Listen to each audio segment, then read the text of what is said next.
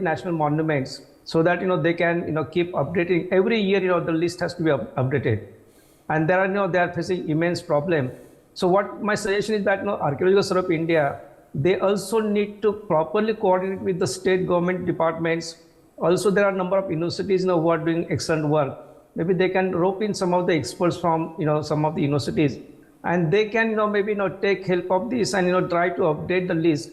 There are numerous monuments. Let me tell you, I have traveled all over the country, and from northeast to Gujarat and from Kanyakumari to Kashmir, Ladakh, there are so many important monuments. They should be declared as the national monuments, but unfortunately, because of these issues, they have not been identified, and no efforts have been made. Unfortunately, the ASI is busy with handling the legal cases. There are so many encroachment, and they are busy with that. But at the same time, if they can take help of the other experts, from other maybe disciplines or maybe from other organization, I'm sure that they will be able to identify this. And Sanjeev Sanyal has rightly raised the issue that what is the criteria that we use for identifying the monument as a nationally important or even World Heritage monuments. I think that needs to be defined properly. And there should be a proper, we should make efforts to write, maybe a brief history of each and every, monument that we identify. So that needs to be done. And secondly, that it is not that only we take care of the monuments of certain period.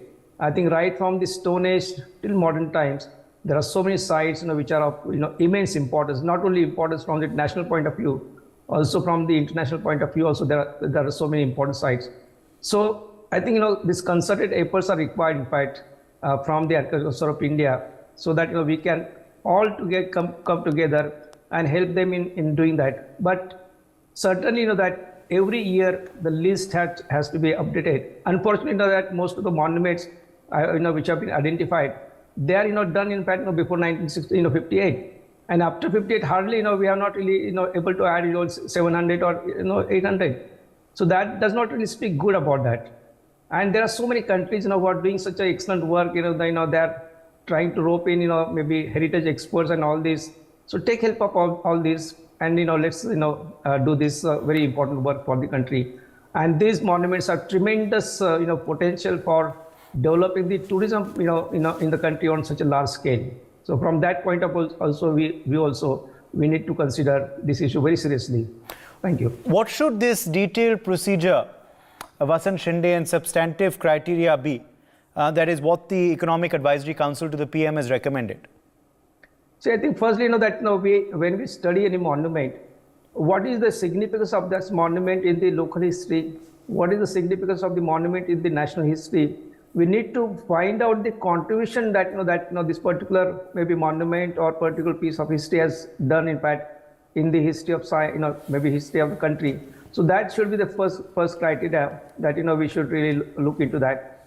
Secondly, maybe do we really see any kind of maybe different aspect that is going to reveal by this particular monument or particular archaeological site? So that also needs to be considered. And overall, what is the status of the monument, whether we are able to protect it as it is, or whether there is a need of some kind of renovation. So these are these different aspects that needs to be considered. And then only perhaps and this, as I said, that stakeholders, the state government also is important here. The scholars working in the field, they are also important. Archaeological Survey of India, of course, that is the main organization. So they need to really rope in all these scholars from different fields, and then only they will be able to do that. On their own, they face a lot of difficulties. I know that, and perhaps if they follow this inclusive approach, perhaps that will be possible for them to identify them.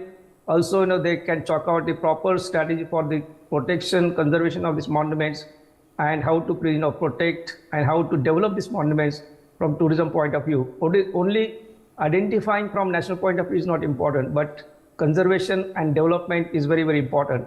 And then only perhaps that they will be able to attract people, and that it will be able to attract the tourists from within country and outside country also. Thank you. Yes. There are many questions also being asked, Ravi Bhatt, as to why British era cemeteries and graves are still on this list? That's one. And secondly, why 60% of the list reportedly is just in 5 states? Well, see, that's, I said you have said it very well, and I was about to mention this. The worst thing is that when ASI was established way back in 1861 by the Major General Alexander Cunningham, right? Now, still after that, the kind of, the approach, he had the approach, there is hardly any basic change in that even after 1861 and now till this day. That's the mindset is still the same, number one. And that is the reason, as you said, that is in the 5 states, it is basically confined. It has not got number one.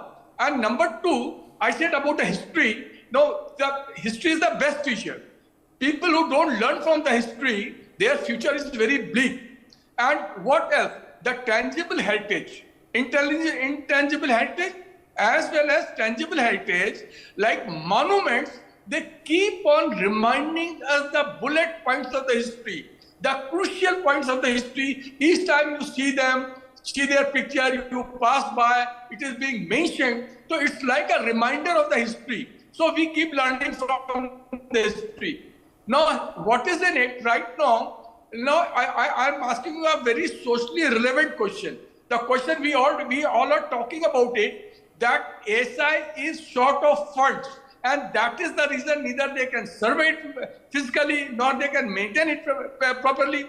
Now the question is, from where to come fund? India is a poor country. A politician or a prime minister or administrator had to see, we need hospitals, we need schools, we need food, we need technology. So when it comes to allotting the money for the monuments, that becomes the last priority. But that is not a disappointing, that stage.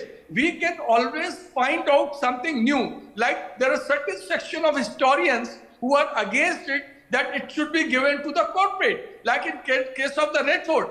But my experience is, if ASI, because they have a short of funds and staff, if they can work as a watchdog on the monuments, and the monuments can be given to those corporates who can maintain it properly under the supervision of the ASI by spending their money. So what is there? The number one, there won't be any paucity of funds, there won't be any paucity of manpower, and the work of the ASI will be limited. I give an example here.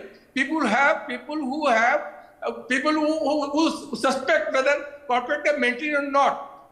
In Lucknow, there was an observatory on the lines of Greenwich Observatory, London. That was a copy of it, and that is you'll find in the center of the Lucknow. That koti is still known as Tare Wali Koti, and that was given to State Bank of India. Earlier it was given to Imperial Bank of India. Later on it had become the State Bank of India. And believe me, they maintained it so well, exceptionally well. Right now, that I challenge it. You'll find hardly such a properly maintained, the monuments in India, which has not been under the protection of the ASI. Even better than ASI it has been done. So that is one example of the State Bank of India. So you can choose, you can have a very strict rules and regulation. You can scrutinize which corporates can do it and what is their past, what is their track record. You can give it to them, so that will generate a lot of money, number one. Number two, SI will work as a watchdog. If anything, any corporate deviates from anything, they can immediately check it. Number three, these monuments itself, when they start generating lot of money, a part of it can be taken by the ASI, and ASI in that case, when ASI has the enough fund, not looking at the government only, who is always short of funds. They have other priorities also. Let's accept one fact, which we are shy of accepting. So those funds SI can spend in identifying more monuments, more archaeological sites, and as our other panelists have very rightly pointed out, the cemeteries, British cemeteries, which we have unnecessarily included, they are important. but there are more important things which be included in the list of SI rather than all the big Yes. cemeteries. So, No over doubt. to you. No doubt. Madhav Nalapat, last word to you. Closing comment. Look, first of all, I quite agree with Dr. Bhatt that yes, we need to find sponsors, and I believe that there will be willing sponsors to come forward for a large number of these monuments. There's no question about that. And, even together with the ASI, you'll have public opinion. In these days of the camera smartphone, it's very easy to get evidence of neglect of an important monument. And it's very easy to get praise if you do a good job, and the State Bank of India needs to be congratulated from what I'm hearing. Again, you have experts like Dr. Shinde here, and I think it's important that we understand that this is an instrument of national regeneration. Take, for example, that part of territory which is now Pakistan. There are so many forgotten monuments in Pakistan that basically show the linkage with the rest of India. Yes. If they had been, the British were not interested. They did not want to show that linkage. They wanted to keep India divided, fragmented, so they tried to analyze the differences between us. And I'm sure in their approach to monuments also, it was essentially a question of analyzing differences. But the reality is, as Dr. Shinde in particular can attest, that in some parts of India where there has been some unrest and all that in the past, the fact is there are so many monuments that speak to the age-old contacts that these such territories had with the rest of India. Okay. So it's one way of showing the oneness of India. And I think it's important for us to work and discover these kind of monuments and discover monuments that show the unity of India and its culture, not only here, but I'm happy to say we're doing it in Southeast Asia. Yes. I believe we should do it in other locations as well. My thanks to all of our guests for joining us. We certainly hope that this will lead to action being taken on this front. We've run completely out of time. It's time for a very short break. My thanks to our viewers for being with us as well.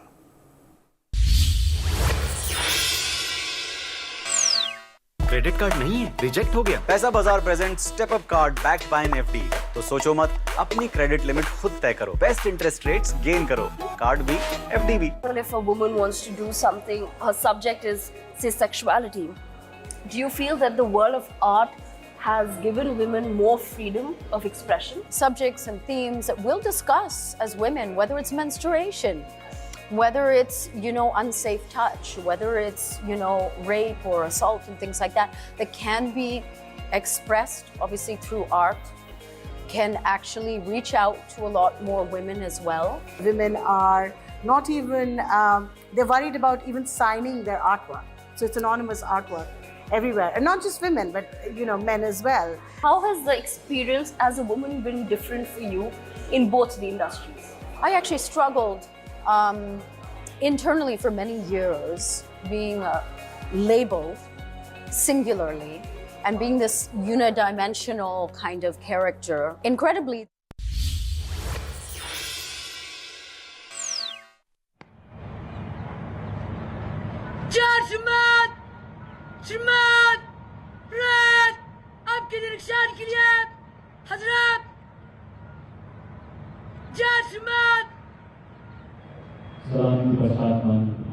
And now Prime Minister Narendra Modi ji, along with Lieutenant General Gurbir Pal Singh, Director General NCC, moving to inspect the parade.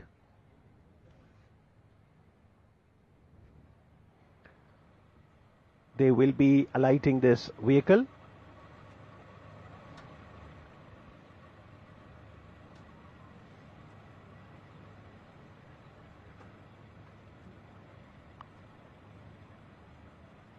Prime Minister, along with Director General NCC and the parade commander, now on the vehicle as it starts to move first towards the southern end, where an extra stand has been created to increase the seating capacity so that more people can attend the Prime Minister's NCC rally.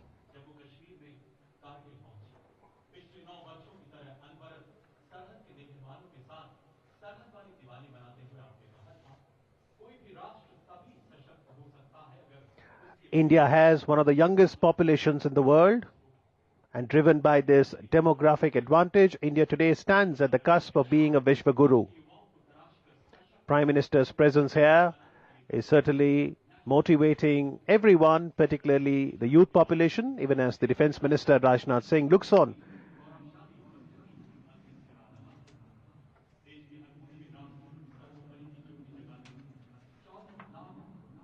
There are nearly 14 lakh NCC cadets, which makes the National Cadet Corps the largest uniformed youth organization of the world. The audience capturing the photographs for posterity, enjoying the winter chill of the capital city of Delhi. This is the Karyappa Parade Ground situated in the Delhi Kent, New Delhi, as we see the service chiefs.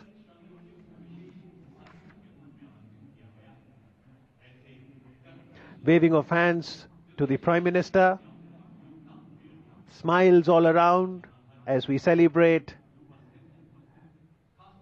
and commemorate the entry of National Cadet Corps into the 75th year of its formation. That makes today's event real special.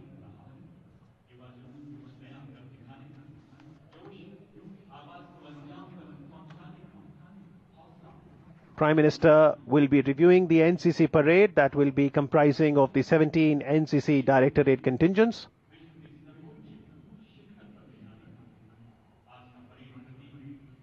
The audience wants a closer view of the Prime Minister, capturing the moment in their mobile phones. वीरता और विश्वास के भाव का प्रतीक NCC के युवा cadet. NCC के 4 wings वहां पर लाइंड अप हैं। आर्मी विंग, नेवी, एयरफोर्स और girls wing.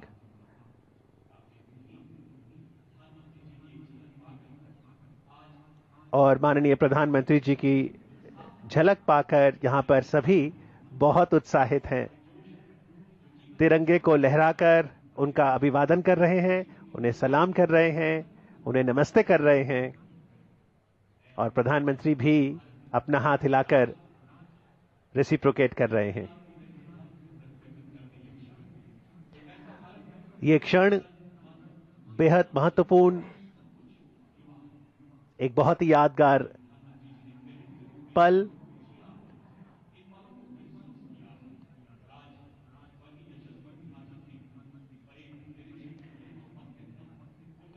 Today, the audience is going to witness the flagging in of the NCC Unity Flame Run.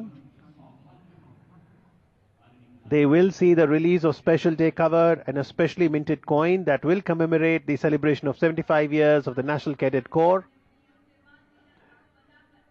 Once a cadet, always a cadet is what Prime Minister had said once.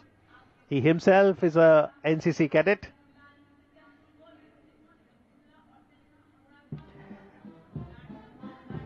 प्रधानमंत्री ने एक भारत श्रेष्ठ भारत का आह्वान किया है और आज का जो कार्यक्रम आपके समक्ष होगा उसमें एनसीसी के कैडेट्स द्वारा इसी थीम पर एक सांस्कृतिक कार्यक्रम का आयोजन भी होगा और फिर प्राइज डिस्ट्रीब्यूशन सेरेमनी, जिसके बाद यहां पर उपस्थित ऑडियंस को माननीय प्रधानमंत्री नरेंद्र मोदी जी संबोधित भी करेंगे, लेकिन फिलहाल वो एनसीसी परेड का निरीक्षण करते हुए।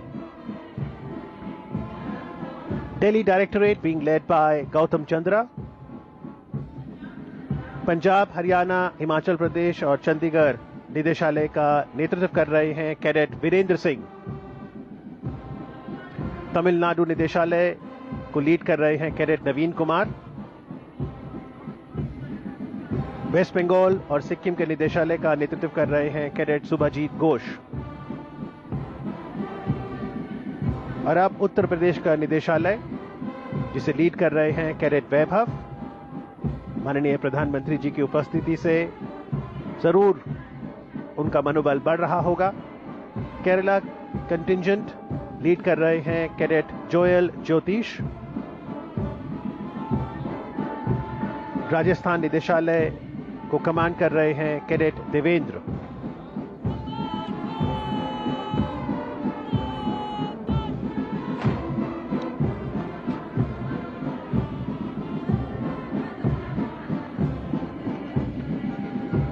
और अब गार्ड ऑफ ऑनर के आर्मी विंग का दस्ता, जिसे लीड कर रहे हैं cadet Aditya. Guard of honour के नौसेना विंग का दस्ता, उसे कमान कर रहे हैं कैडेट ऋषि सिंह। और उसके बाद गार्ड ऑफ ऑनर के वायुसेना विंग के दस्ते का नेतृत्व कर रहे हैं cadet Vipul Vaishnav. Guard of honour का जो चौथा दस्ता है वो छात्रा विंग का है और उसे लीड कर रही हैं कैडेट साक्षी सिंह। ओडिशा निदेशालय का नेतृत्व कर रहे हैं कैडेट चौधरी पात्रा। जम्मू कश्मीर और लद्दाख निदेशालय की बात करें तो उसे कमान कर रहे हैं कैडेट अभिषेक शर्मा। और पीछे जो आप म्यूजिकल बैंड देख रहे हैं, जो कि मधुर स्वर लहरियां इस शाम में गुंजा रहे हैं, this is the musical band for today's parade, which is a combined NCC band.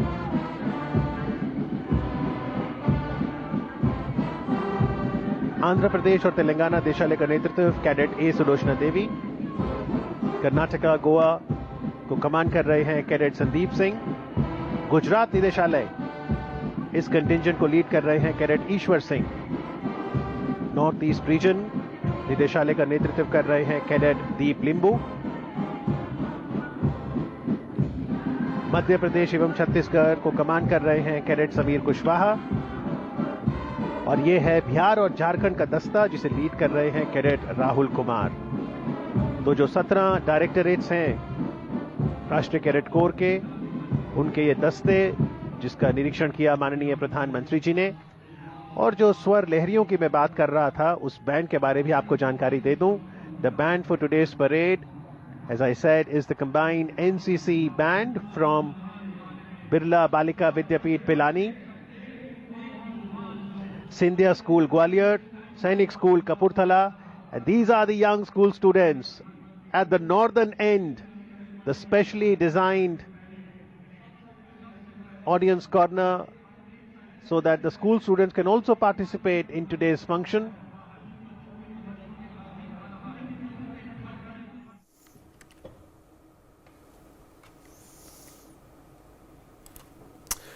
All right, Prime Minister Narendra Modi is at the annual NCC rally being held at the Kadiyappa Parade Ground in Delhi. The National Cadet Corps is celebrating the 75th year of its inception this year. During the event, Prime Minister Modi is also going to release a special day cover and a commemorative and a specially minted coin of rupees 75 denomination, marking the 75th successful year of the NCC.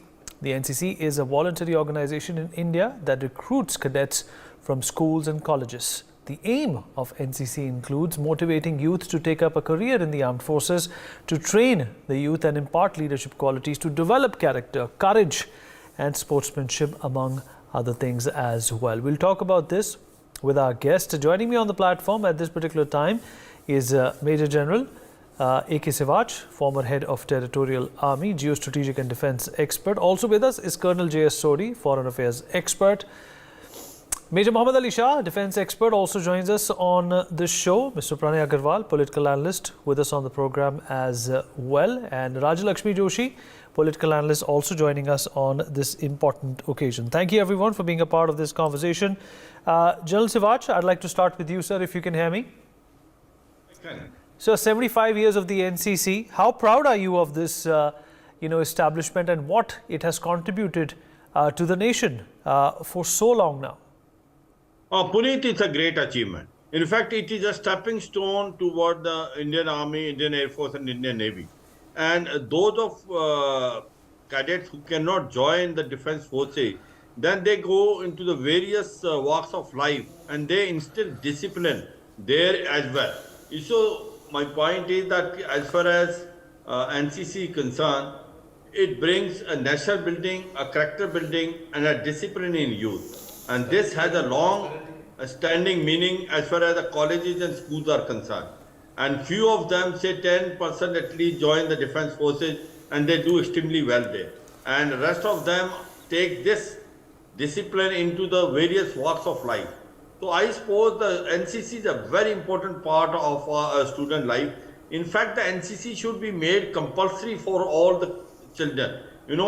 Because what we find today in youth are that they are not able to understand the discipline of life, and they lack that. And to bring that, I suppose NCC is one of the organizations which has contributed tremendously. And if we make it compulsory in school and colleges, it will go in a long way to ensure that our youth is going toward a correct direction.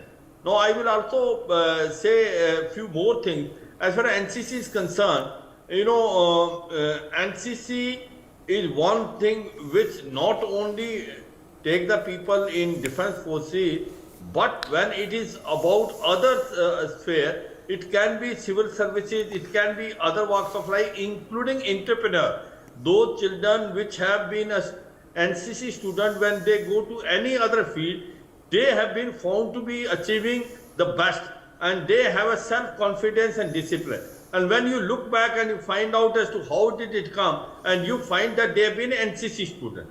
So that is a great of achievement, one can say. And those who join defense forces, they also do extremely well because they are better trained than others students, especially those who are coming through OTA. My own son is in special forces and he came through NCC entry. And we found out that in OTA, he was a step ahead of others because he was already trained in NCC. So it was becoming very easy for him, and hence he joined special forces and he is doing extremely well. So I feel, Puneet, NCC is a very important part of a student life.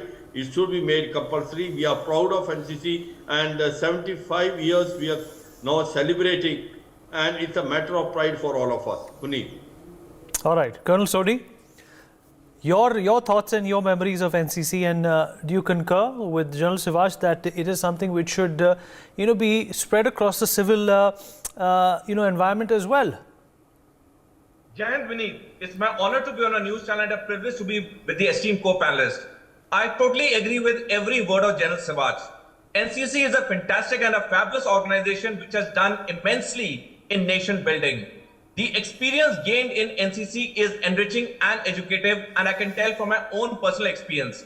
When I was a student of class 3rd and 4th in St. Edmund, Shillong, where my father was posted in the 1970s, I was part of NCC, and as a young child, I learned a lot during my 2 years with NCC.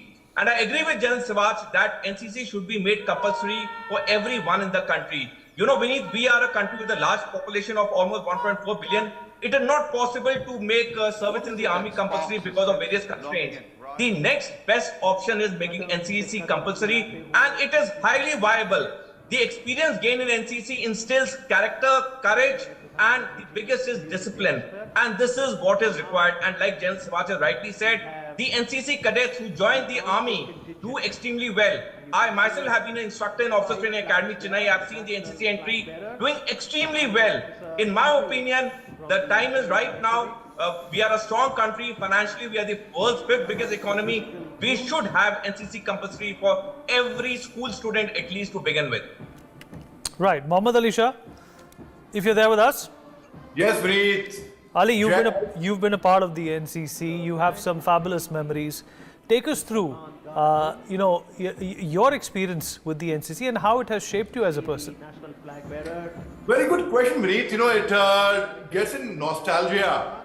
I was a cadet in the NCC in my college, in Ferguson College, Pune, in the army wing, and immediately after that, when I went to the Officers Training Academy, when I had the privilege of being trained under Colonel J. Sodhi. He was my instructor, my immediate company commander. So because I had done NCC, we didn't have any trouble in academy for our training. It's called the memories I have of NCC is, and I think it's phenomenal. I think every citizen in the country, we talk about Agniveer. I say NCC should be made compulsory actually. At least NCC, some countries have military training compulsory, military service compulsory, tour of duty compulsory, right? At least NCC should be made compulsory for everyone. And the camps we have in NCC, like the BLC, that's the Basic Leadership Camp, the ATC Camp, Annual Training Camp, RDC, Republic Day Parade Camp. So these camps teach you a lot. And the esprit de corps, even people who do not join the army after NCC, when they go out in the corporate world or civil world, the feeling of pride and discipline Even today, I connect with a person who's at NCC, someone in the civil life. He says, sir, I have very high regard for the army. You have been a major in the army, I have done NCC. And we immediately hug each other. Straight away, that is the connect you make instantly. Because you've gone through the same grind, the same grooming, the same ragda patti, the same front roll, the same march pass, the same uniform. And it really got us all together. So the memories I have of NCC, in fact, just 2 days back, we had a Republic Day parade.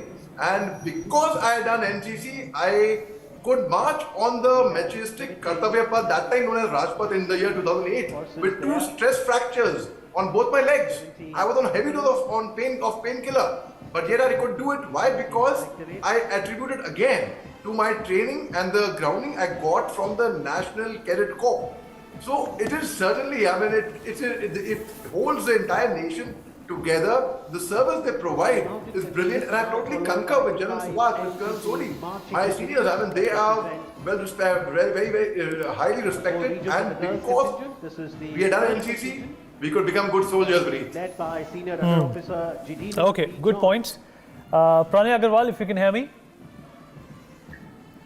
Yes, Vineet, I can hear you. All right, Pranay, the toss-up is between, making sure that discipline and, the characterization which is instilled in individuals when they go through the NCC is somehow simulated in the civilian society as well. Now, that's been a thought which has met with a lot of hot and cold reactions. Where do you stand on that? Yes, so Vineet, the way I look at it, I would say that with due respect, I will have to express my disagreement with my very respected panelists. NCC cannot be and should not be made compulsory for every student. I say this with the qualification that perhaps it can be made compulsory for each and every educational institution, but not for all the students. As you rightly asked, it is important to, help inculcate discipline, unity, etc. In the wider civilian population as well. But please appreciate the basic nature of NCC. It is, after all, one of the largest voluntary organizations in the country. So its voluntary nature must be protected, because not every student may desire to invest his or her time. Correct. Right? And this is while acknowledging that certainly joining the NCC helps in, developing, it helps in nation building and community service, even personality development. It does help in inculcating amongst its cadre qualities like leadership, courage, discipline, confidence, qualities committed to the development of the nation. Having said that, I would suggest that NCC can be made compulsory for schools and colleges, but not for all students. Secondly, Vineet, I would say that, in their growing up years, children do need leaders, icons whom they can look up to, and that is how PM Modi is fashioning himself with these reach out to the students. He is a national leader, of course, and he attempts to articulate the aspirations and concerns of the youth. So as a national leader, he frequently, not just through the NCC message, he does it through Pariksha Pe Charcha, he does it through, he's trying to say the new education policy 2020, which tried to revamp the education system so that we emerge as a Vishwa Guru. So PM Modi, in his earlier address to the youth, he has encouraged them to be inquisitive, not get bogged down by exams, so many things, how to deal with examination stress or even, social media distractions. Lastly, Vineet, I would say that, Modi, the Prime Minister, is also a very astute political animal. So NCD cadets of today are voters in the not so distant future. So Prime Minister thinks medium and long term. And, in one of his earlier addresses, he had very rightly pointed out that NCC is not about uniform. It is about unity. So the NCC emphasis on unity and nationalism is quite in sync with the BJP's political project of instilling nationalism, what its critics may call hyper-nationalism. So keeping collectivity and country before the self, NCC, I would say in that sense, will definitely help the BJP shift Indian polity towards the right. Absolutely. Well said, Pranay. And Rajalakshmi, the agenda, the focus, the positioning is absolutely right here. It's the youth that will run India of tomorrow. It's the youth that will enjoy the infrastructure which is being planned. It's the youth which is going to be called upon in the future to defend the nation. Yes, definitely, Vineet. Very good evening to you. And the PM has already addressed the NCC cadets and and some other youth also in the past few days. He has been constantly doing that, and he not only inspires the youth, he also seeks inspiration from all of them. He has said it that he gets even more motivated and inspired by speaking with them, and he has this lovely connect with whoever he speaks with, and he has been motivating in a very inspiring way all the students and also the NCC cadets. And he has rightly said to them that they are the second line of defense if and whenever the country is faced with a situation of war, etc. So I think that NCC is a very important part, and also very okay. I forgot to salute the contributions, the invaluable contributions of my co-panelists who have served in the army, and also they have taken extreme pains, and they have also been a part of the NCC, and then further they have gone on to serve the armed forces. And also I would like to mention Mr. Pranay. He was talking about how NCC can be an important part or a compulsory curriculum of the school and college, but at the same time there is this part of NSS also. So, a large section of the students, they go in for NSS, which is the social services. So that also, actually NCC and NSS, I think they go hand in hand. But of course, I always feel that NCC gives everybody an opportunity to maybe equip themselves or prepare themselves if and when there is ever a situation of war. And the motto is unity and discipline, which is something very important that all of us need. And I think that is something invaluable that a student can learn right from the schooling days. So that, I think, there are very important matters of discipline that the youth need to imbibe, and they have to have this mindset and this mentality, and they have to understand the kind of sacrifices and the training that armed forces go through in order to be able to defend our integrity of the nation and defend our borders. So that is something that the youth can take, and they can imbibe at a very early stage. So that is why I think NCC is a very important aspect, and very rightly the Prime Minister is giving so much importance, and he has addressed them just a few days ago, 3 days back, and also now again today he is making it such an important part of his schedule on the 75th year of its inception. So I think that this is a very right and a very positive step we need, and the youth is obviously a very important part of nation building. So they are the leaders of the future. So if I think this is the right time to be putting into them the right values and this sense of nationalism, that they need to be defending our country come what may, and take pride and take our country ahead. So I think this is a very positive step we need. Absolutely. And General Siwach, the Prime Minister giving it the kind of attention that we're getting to see today and in the past as well is only, indicating towards one message that, this is the way forward. It's a voluntary organization, but it needs volunteers. To witness something real special. Absolutely correct. No doubt. It is a volunteer organization, but it makes your character, and therefore we should increase the base. It brings national integration. Remember now that not only the Indian students are here, there are students from at least about 20 to 30 countries. The foreign students have also come. So see the exposure the students are getting, not only national, international. So national integration is the theme of the NCC. Students from all the states of the country come. That also make a tremendous impact. This is the first place where we start understanding what is national integration. The second very important thing which is done by the defense forces are those who are joining the Indian Army through the NCC, they are excused the written test. So it is a large incentive for those who possibly may not be, as far as the academics concerned, may not excel, but they are otherwise an all-round cadet, and they get that sort of a privilege to join OTA without appearing in written test. Now, such type of things can be also given in other sphere of life, wherever it is feasible and possible. You will find it more discipline coming in those organizations, and it will be helpful for the nation building in future. The another thing which is very close to this is the territorial army. You know, I was heading the territorial army for 2.5 years. I realized it that it is not only the cadet, it is as a person who is actively employed in civil life,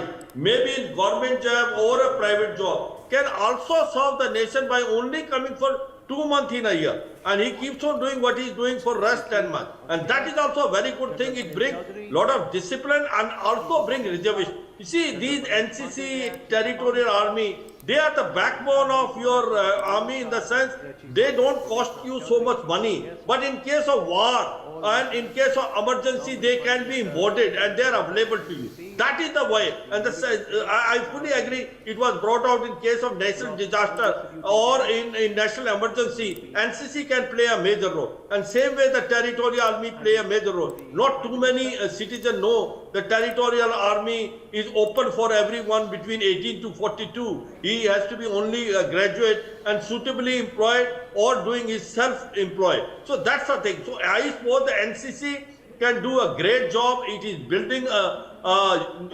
integration. It is also building the character of the student. Its base should be enlarged as far as possible. And this is one thing which can see in future the students going in the right direction. Our biggest worry today is, as our population is increasing, our youth population is also increasing. We have to give the direction to their activity, and NCC plays a major role. So make it, may not be compulsory, make it in such a way that it attracts the maximum youth. Because the more the youth join, the more national building will be made. We need. Colonel Sodhi, it's also important to understand that if you have an establishment which is rendering so much contribution to the nation, there has to be a way of expanding its correctness and its reach. Definitely, Vineet, the extent of its expansion is being increased with each passing day. Earlier, we had a brigadier heading the NCC directly in the army headquarters, then came a major general, today it's a lieutenant general. And the number of NCC directorates have increased state-wise. More and more reach is being done to include more schools and colleges. So it is an ongoing process, and it's a very positive step which is being taken to increase the reach of NCC. One more point I would like to tell you, that NCC also teaches you the rigors of life. Beneath, life isn't always a bed of roses. Life has its own ups and downs. Somebody who's been part of NCC understands the rigors of life, because when he undergoes the camps, when he stays with the people in dormitories, he learns cohesion and cooperation. And this exactly helps him stand in good state, whether in the army as a career or in the civil life. I would like to tell you, when I was the company commander of Flora Company Officers Academy, Chennai, and Major Muhammad Ali Shah joined as a young gentleman cadet. Right from day one, he was a motivated and a cheerful gentleman cadet. And it used to be my pleasure to see him, because while some of the cadets who had just joined would be feeling the rigors of training in the academy, Muhammad Ali Shah was always, smiling and always volunteering to do the task which I would give the company. So the career and a stint in the NCC helps everyone stand in good state, be it in the armed forces career or in the civil life. And these, like I told you, it is being expanded, and with each passing day, more and more colleges and schools are being included in the force of the NCC. It's beautifully crafted. Okay. Well, let's also, in fact, go and dip into the visuals that we are getting, and also listen to some of the commentary that we're hearing. The coin truly embodies the spirit of the NCC in steel.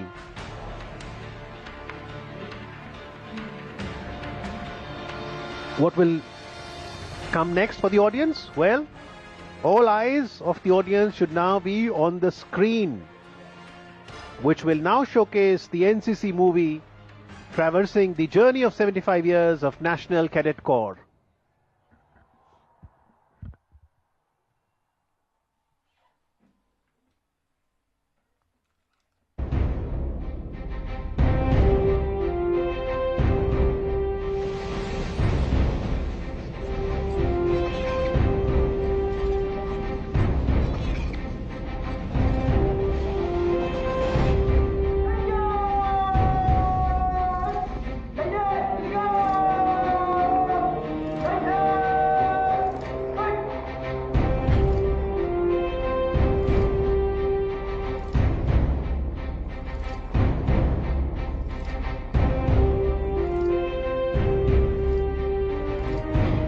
साहस, ये सहिष्णुता, ये युवा शक्ति, ये देशभक्ति, ये आपदा में कर्तव्य, ये मुश्किल वक्त में नेतृत्व, ये सेना की राह पर, ये सेवा की राह पर, ये आजाद भारत का बल कल, ये वायु, जल और थल,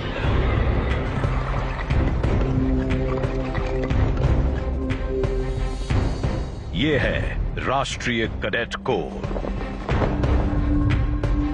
1947 में हमारे देश को आजादी तो मिल गई थी, लेकिन एकता पर बड़ा खतरा मंडरा रहा था।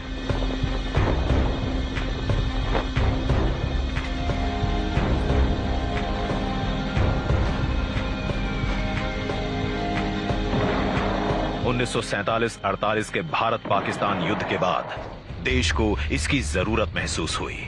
वैसे इसकी जड़ें आजादी से पहले की हैं। ये गर्व की बात है कि नेताजी सुभाष चंद्र बोस इसकी मातृ संस्था यूनिवर्सिटी ट्रेनिंग कोर से जुड़े हुए थे। पर एनसीसी का जन्म हुआ 15 जुलाई 1948 के दिन।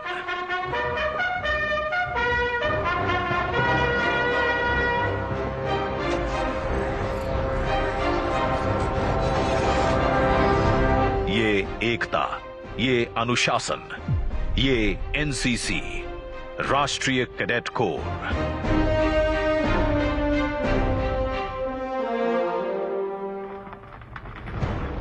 एनसीसी एक मिशन है। एनसीसी ये सिर्फ यूनिफॉर्म और यूनिफॉर्मिटी नहीं है, यह सच्चे अर्थ में यूनिटी है। स्थापना होते ही एनसीसी देश के कोने कोने से जुड़े कैडेट्स को फायरिंग, प्राथमिक उपचार, संचार जैसे सैनिक प्रशिक्षण प्रदान करने में जुट गई।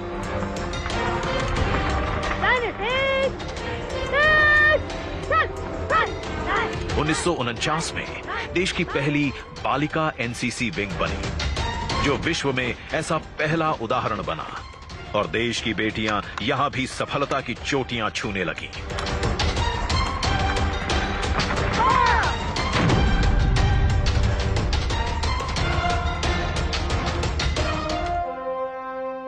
उन्नीस 1950 में एनसीसी के एयर विंग और 1952 में एनसीसी के नेवल विंग ने आकार लिया, और आज भारत की युवा शक्ति का प्रतीक एनसीसी खड़ी है दुनिया के सबसे बड़े युवा अनुशासित संगठन के रूप में। कैडेट्स में अनुशासन और समूह भावना जगाने एवं उनका मनोबल बढ़ाने। All right, we're dipping into a short break. More news and updates will continue on the other side.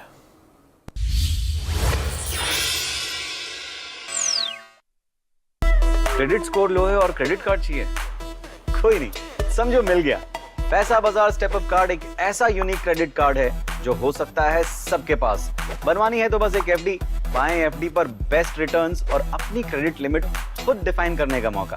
पैसा बाजार स्टेप अप कार्ड होगा सबके पास। If a woman wants to do something, her subject is, say, sexuality. Do you feel that the world of art has given women more freedom of expression? Subjects and themes that we'll discuss as women, whether it's menstruation, whether it's, unsafe touch, whether it's, rape or assault and things like that can be expressed, obviously, through art, can actually reach out to a lot more women as well. Women are not even, they're worried about even signing their artwork. So it's anonymous artwork everywhere. And not just women, but, men as well. How has the experience as a woman been different for you in both the industries? I actually struggled internally for many years, being labeled singularly and being this unidimensional kind of character. Incredibly, because it wasn't necessarily conscious, but subconsciously I started planting the seeds of perhaps the direction where I wanted to go. Two women who are watching this show who actually want to be a part of the, the artistic world. Yes, I would say to women across the world, shape your own representations. Don't let someone else tell your story for you. You write your story, you tell it. About your voice and what you want to put out into the world. What we women want at these times on NewsX, co-powered by Goldie Kitchen King masala, Goldie मसाले, जहां जाए रिश्ते बनाए.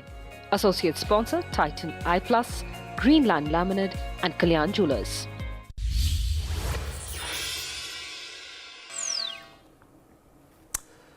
Welcome back. You're watching NewsX. My name is Vineet Malhotra. Two Indian Air Force fighter jets, a Sukhoi Su-30 and a Mirage 2000, crashed during a training exercise earlier today.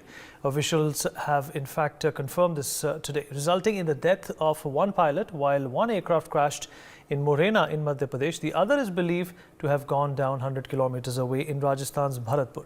The Sukhoi had two pilots, while the Mirage had one pilot. Defense sources said that both the aircrafts were used on the front lines by the Indian Air Force, and the two pilots on the Sukhoi managed to eject and were taken to the hospital in a helicopter. Both the fighter jets had taken off from the Gwalior Air Force base, which has squadrons of both the Russian-designed Sukhoi and the French Mirage 2000. An IAF court of inquiry has been launched to establish whether there was a mid-air collision or not.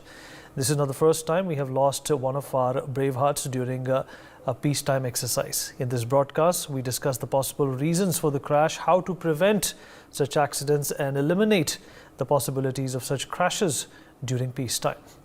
Joining us to talk more about this at this particular time is Wing Commander, retired Praful Bakshi, former Chief Spokesperson of the Indian Air Force, Ministry of Defence, Major General G.G. Dwivedi, Global and Strategic Affairs expert and Defence expert, also joins us on the show.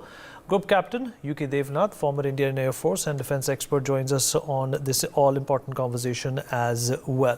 Thank you, gentlemen, for being a part of this conversation. This is turning out to be something that we continue to talk about, and something we have talked about in the past as well. Major General Shashi Asthana is also with us on this show, and I would also like to introduce Major General Rajan Kochar, Senior Defence Expert, onto the program as well. General Dwivedi, what's the first thing that came to your mind when you heard this news? We've been down this road multiple times.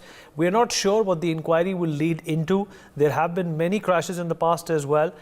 They are suspecting that this could be a mid-air collision as well. But if it was a mid-air collision, perhaps those two pilots ejecting would not have been necessarily the outcome of this crash. In your opinion, what's going on over here? Well, Vineet, first and foremost, it's a very sad and tragic news, and our heartfelt condolences to the brave hearts, near and dear ones whom they have lost. And we also lost a very brave pilot and I would say a warrior. Now, having said that, now at this stage it's very difficult to conjecture as to what could be the cause, because there are a number of causes that can be listed. First and foremost, it's a routine training flight, and both the aircraft take off together. So obviously there is some mission that they have to perform, and this is training is very important because a pilot has to log in about 150 hours in a year to be skilled up in his mission and in his performance. Now in this, as I was hearing and also from my own experience, possible reasons could be: one is the human error, which could have led to the collision. Second could be the air traffic control. There could be some error at that end. Thirdly, there could be also, like these areas, bird hits also very common, can't be ruled out. So, and more importantly, these aircraft are frontline aircraft. Mirage, 4th generation, proven aircraft in Kargil, part of Balakot strike, and also Sukhoi is a backbone of our fighter fleet, again 4.5 generation. So we can't blame it that these machines are old or they have been overworked. So to my mind, I think that it could be one of the three possible reasons as I stated, but it's too early to conjecture, and we'll have to wait and watch once the inquiry is done and the facts are brought out. But all I can say is that it's a sad news, losing pilot, losing the machines. It's a very sort of damaging, and also to some extent, I think this puts a caution, and we need to take care and ensure that in case there have been error, this must be obviated. Vineet. Right, absolutely. Commander Bakshi, if you can hear me, sir. Commander Bakshi, do you think this is a case of an outdated aircraft environment or do you think that we should wait for the probe and then perhaps figure out what went wrong here? Because every time an airplane crashes, a fighter jet crashes, the finger of suspicion usually points to outdated technology. Thank you. Yes, Vineet. I've heard your point, very valid. I'm very sad on this day. I'm an official aircraft accident investigator, so I'll tell you from the point of view of investigation. Vineet, what happens is that these two aircraft, the Mirage and the Sukhoi, they were taking part in the exercise. They took off from the same base. Even if they take off from the different bases, they were part of the same mission exercise.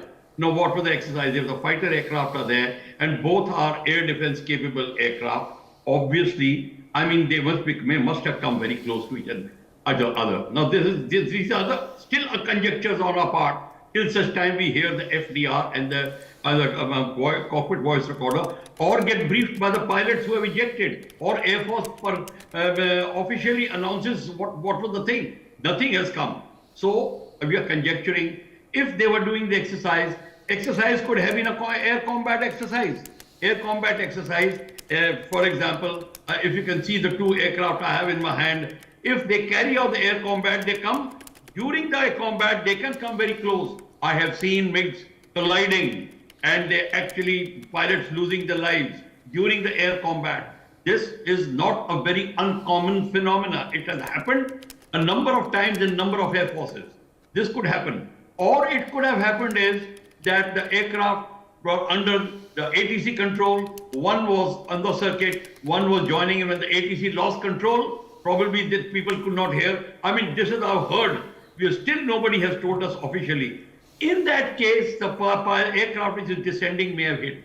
Or it could have been, probably they must have flown through the flock of migratory birds, because in winters, if you know, the Siberian geese come in this area. Bharatpur is very close, and so is Gwalior. They have great lake points, etc., big water points, and the migratory birds come there, which I've seen. We know exactly. So probably if they have flown through that while rejoining or something, again it has happened. Now this phenomena is called dissimilar air combat, when the different types of aircraft are in combat. So this aspect, a lot of things are washed out by the pilot. They know each other's performance, but while they collide, that has to be ascertained that they were carrying out exercise like the one versus one, or probably even if the group air combat, the aircraft may have come close. We have seen 4 aircraft combat, even more combat, the number of aircraft in a combat where they come very close to each other and near air miss takes place. This has happened. So everything has to be ascertained. And let me tell you one thing, from the crash site, the aircraft accident investigator will collect the evidence from there. Let me tell you one thing, we don't believe in the villagers giving their witnesses. Every villager will say, I saw the fire in the air and the aircraft was waggling wings, carrying all those things. We go for the things which we find out, the way the turbine blades twist, the way the aircraft has hit the ground. You can make out from the spread of the wreckage that which aircraft hit in which way, so we can make out. Aircraft probably crashed separately, so they must have hit each other. Probably one aircraft must have crashed a distance away and other aircraft crashed out there. Unfortunately, Vineet, these details are not coming. If these details come, we will have no problem in telling. Pilots are available, FDR, cockpit voice recorder is available. The ATC can tell you exactly what was happening if they have not lost control. And one thing I'll tell you more, if the aircraft are under radar control of the fighter controller, when the fighter controller controls the fighters, then one becomes an attacker and one is the interceptor.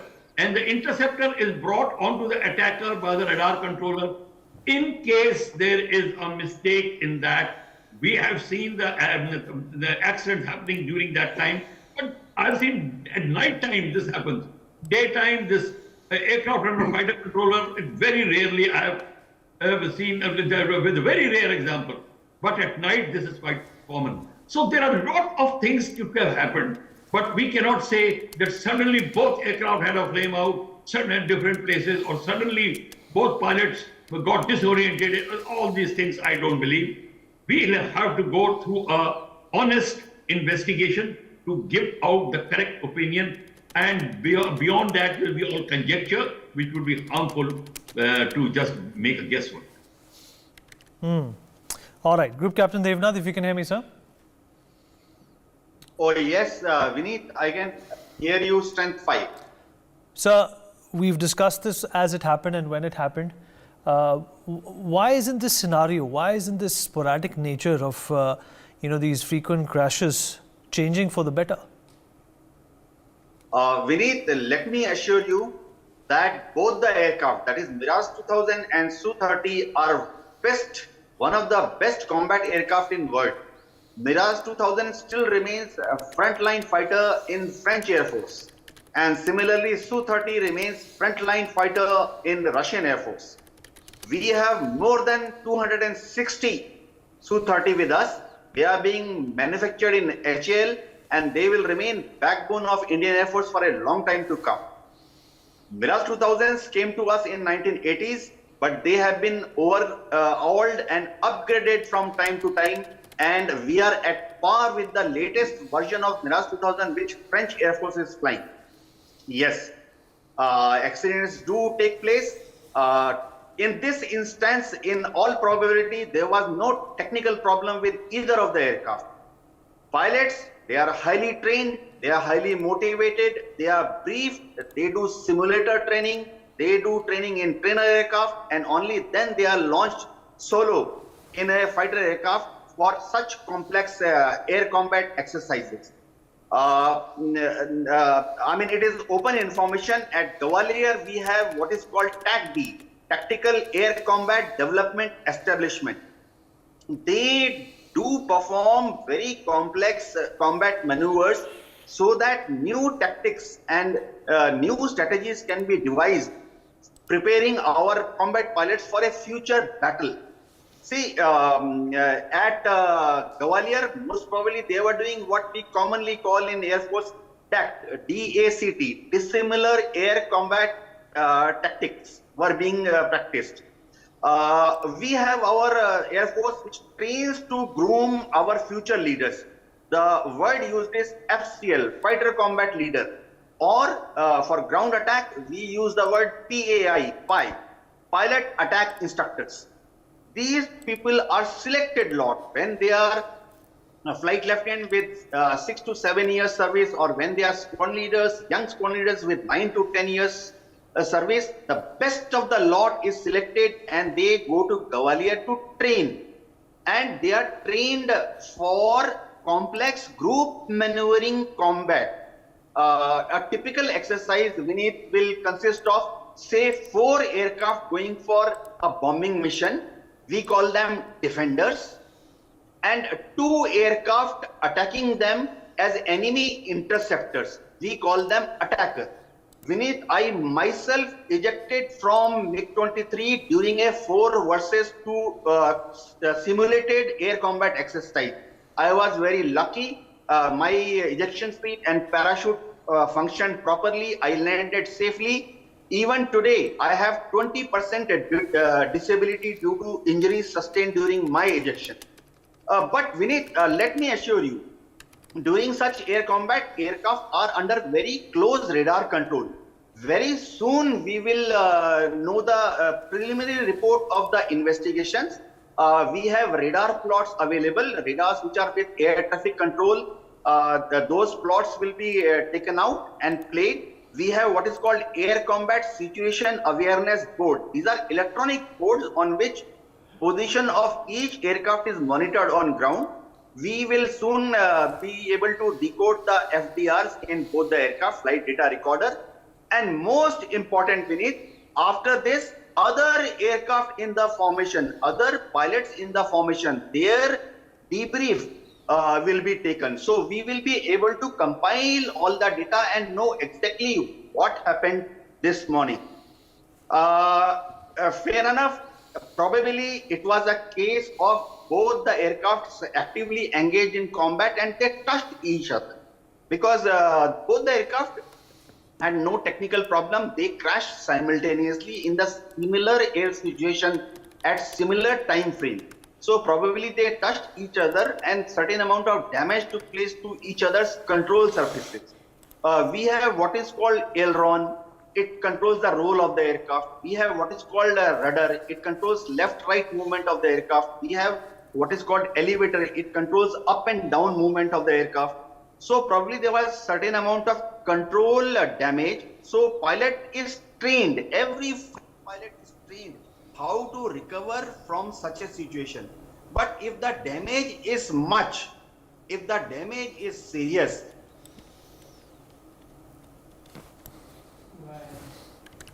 Okay, all right. There seems to be a problem with your connection. General Asthana, if I can come to you, sir. Yeah. Right. So another tragedy to speak of. Another drawing board to go back to. Do you think there is, a possibility and a plausibility that in the future, this aging and old fleet is not going to be responsible in peacetime for the deaths of our pilots? Firstly, my sympathies to the family and to the air warrior whom we have lost. And these are accidents. These are the training accidents. Both the aircrafts were in the training exercise. Both the aircrafts are frontline aircraft, so therefore the angle of they being outdated is not there because both have been are the upgraded versions. So I don't think this accident has got anything to do with the aging fleet. Yes, we have the aging fleet, and these some of these aircrafts are also supposed to be phased out somewhere around 2030. Still, there is a long way to go. So these are battle-ready combat aircraft. So I don't think that is the angle. What actually happened, the Air Force officers have explained very well. I will just like to add that accidents in training do happen in all professional air forces. What comes out is that if you are a professional air force, then you investigate it sincerely, find out the mistakes, revise your SOPs if required, and come out with a stronger zeal and enthusiasm and as a better air force. So I'm sure Indian Air Force is a professional force and will come out much stronger after every accident. You learn from every accident too, in addition to learning from all other methodologies. As far as the Air Force, shall I say, inventory is concerned, there is a lot to be worked on. There is no doubt about it. That the number of air assets we have is far less than the requirement, and it does impact on many issues. And therefore, even if you lose 2 aircrafts, it does pinch the inventory because there are not very many. Like this Mirage 2000, I think we've got only 3 squadrons or something like that. So therefore, this is a crucial, costly loss, even in terms of equipment. But as I say, and as everybody has mentioned, accidents are accidents. Certainly something would have gone wrong. And what that something is, it's inappropriate for us to speculate because a professional probe will be able to give out as to what exactly went wrong and how we can stop this happening subsequently in further training exercises and refine our exercises. There is no exercise. If you have to make exercise realistic, there is nothing which is foolproof. There is a degree of risk involved, and that goes for all exercises. Even in the Republic Day parade, we have lost some air warriors in the helicopter crashes, in the rehearsals, 2 of them. 2 fighters also. Yeah, 2 fighters also. So it does happen, and it's not only Indian Air Force. All the air forces, they go through a similar kind of accident. I mean, accident is something like you are driving the best of the cars, but then it does meet an accident. So that's part of the game, and I think as professionals, we carry out. In fact, Air Force has a very nice drill. If their aircraft, if any squadrons, its aircraft meets an accident or goes down, then the whole squadron flies to give a better confidence to everybody else.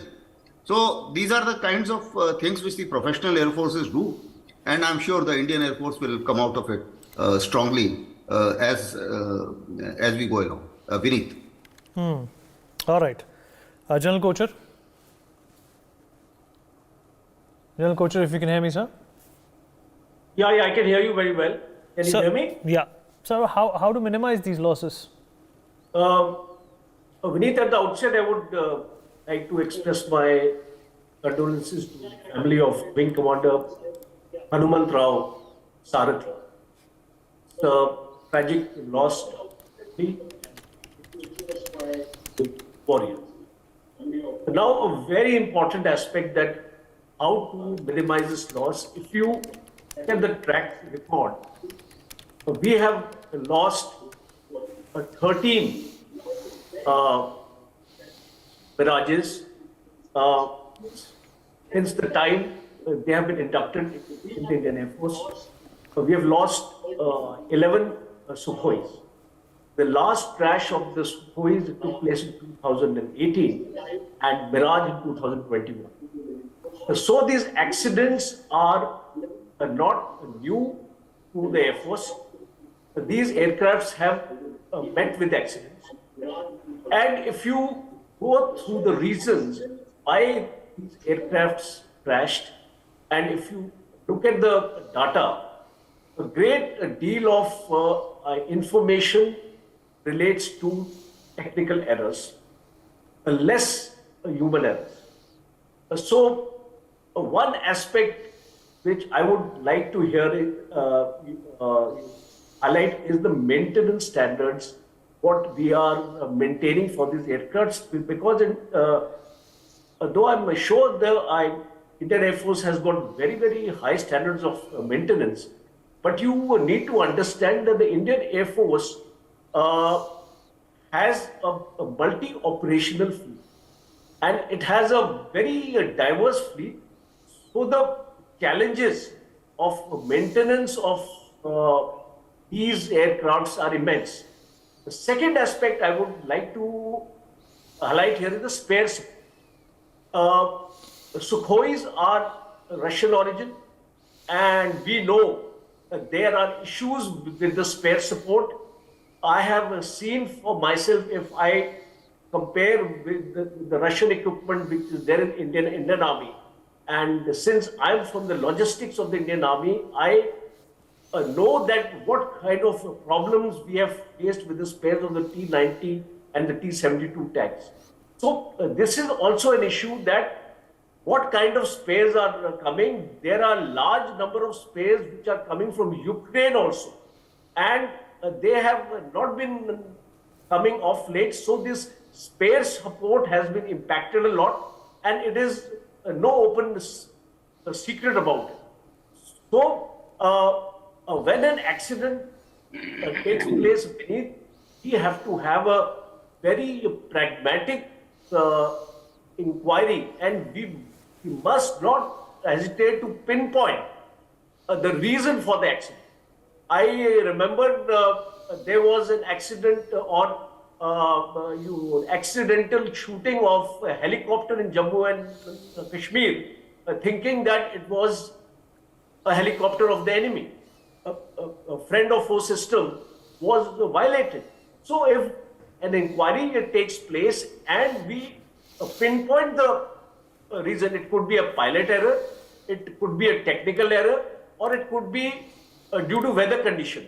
Whatever the reason, we need to be extremely ruthless in identifying these reasons, because unless we identify the reasons for these accidents beneath, in times to come, we will not be able to reduce our losses, as rightly said by General Asthana, that we already have a very deficiency of aircraft in the Indian Air Force. We are looking at 41 to 42 squadrons. We are almost about 9 to 10 squadrons short. And losing two aircrafts like this, it's a big blow to the country. And look at the cost involved. Each aircraft is almost more than 150 crores. So that is the amount of cost which actually gets incurred in the loss of an aircraft. So, I mean, I don't, I'm not criticizing a force. I'm just trying to bring out the factors where we actually need to actually go into a kind of an internal assessment and pinpointing these issues, and then, as General Asthana has said, need to amend the SOPs if required. Absolutely, sir. Absolutely, sir. Appreciate all of you joining us and giving your unique perspective on how this problem needs to be eliminated at the soonest if we want to get to the next level in terms of our air deterrence. We take a short break here. Be right back.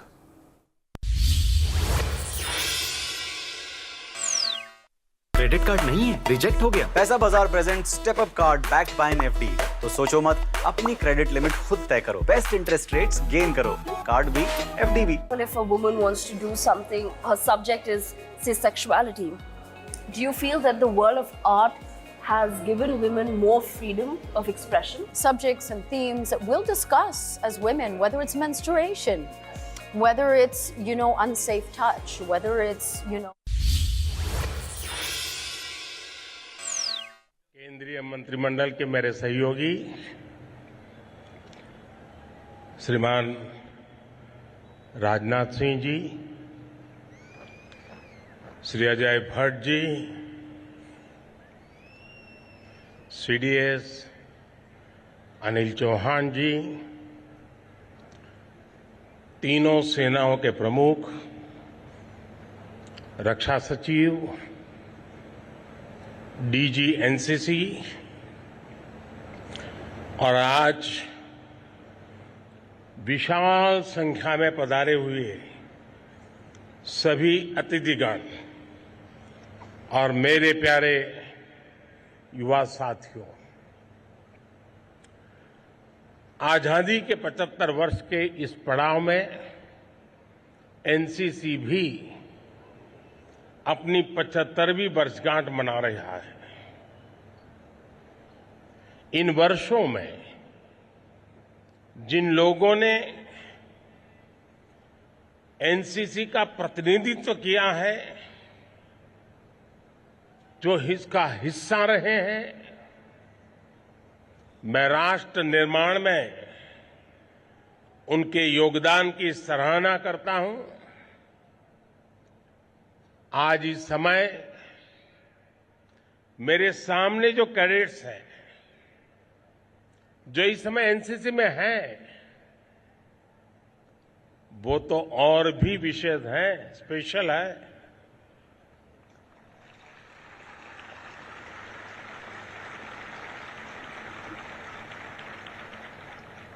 आज जिस प्रकार से कार्यक्रम की रचना हुई है, सिर्फ समय नहीं बदला है, स्वरूप भी बदला है। पहले की तुलना में दर्शक भी बहुत बड़ी मात्रा में है और कार्यक्रम की रचना भी विविधताओं से भरी हुई, लेकिन एक भारत श्रेष्ठ भारत के मूल मंत्र को गुंजता हुआ हिंदुस्तान के कोने कोने में ले जाने वाला ये समारोह हमेशा हमेशा याद रहेगा। और इसलिए मैं एनसीसी की पूरी टीम को, उनके सभी अधिकारी और व्यवस्थापक सबको हृदय से बहुत बहुत बधाई देता हूं।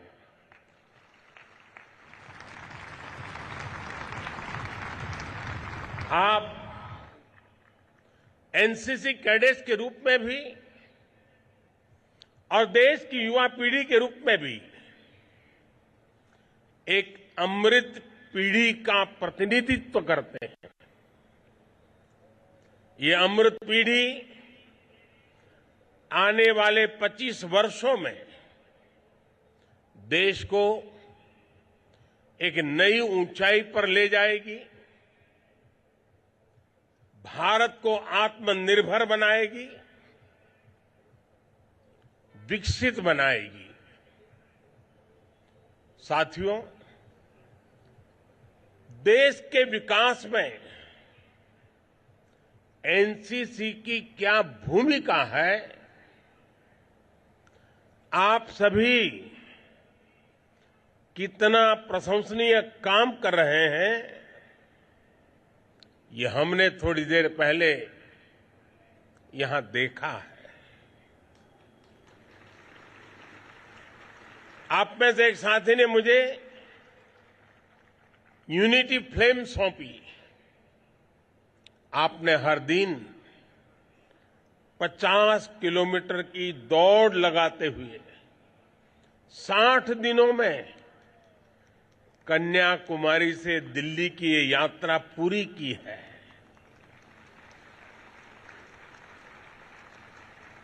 एकता की इस लौ से एक भारत श्रेष्ठ भारत की भावना सशक्त हो, इसके लिए बहुत से साथी इस दौड़ में शामिल हुए। आपने वाकई बहुत प्रशंसनीय काम किया है, प्रेरक काम किया है। यहां आकर्षक सांस्कृतिक कार्यक्रम का आयोजन भी किया गया। भारत की सांस्कृतिक विविधता आपके कौशल और कर्मठता के इस प्रदर्शन में, और इसके लिए भी मैं आपको जितनी बधाई दूं उतनी कम है।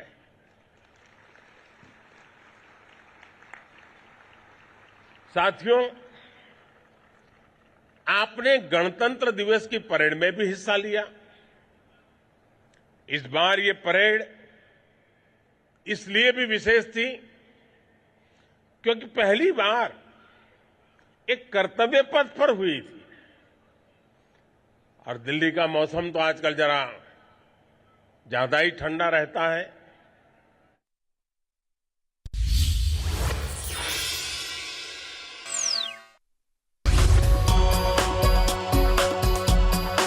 Amidst biased news and lopsided views, NewsX amplifies the Janta's voice, where your views shape the news. You can cast your vote on the day's burning issues. You can even participate in NewsX polls and surveys. You can gauge the nation's pulse in real time. NewsX presents Statistically Speaking on Mondays, Wednesdays and Fridays, 7:30 p.m. Indian Standard Time, only on NewsX. News, not noise.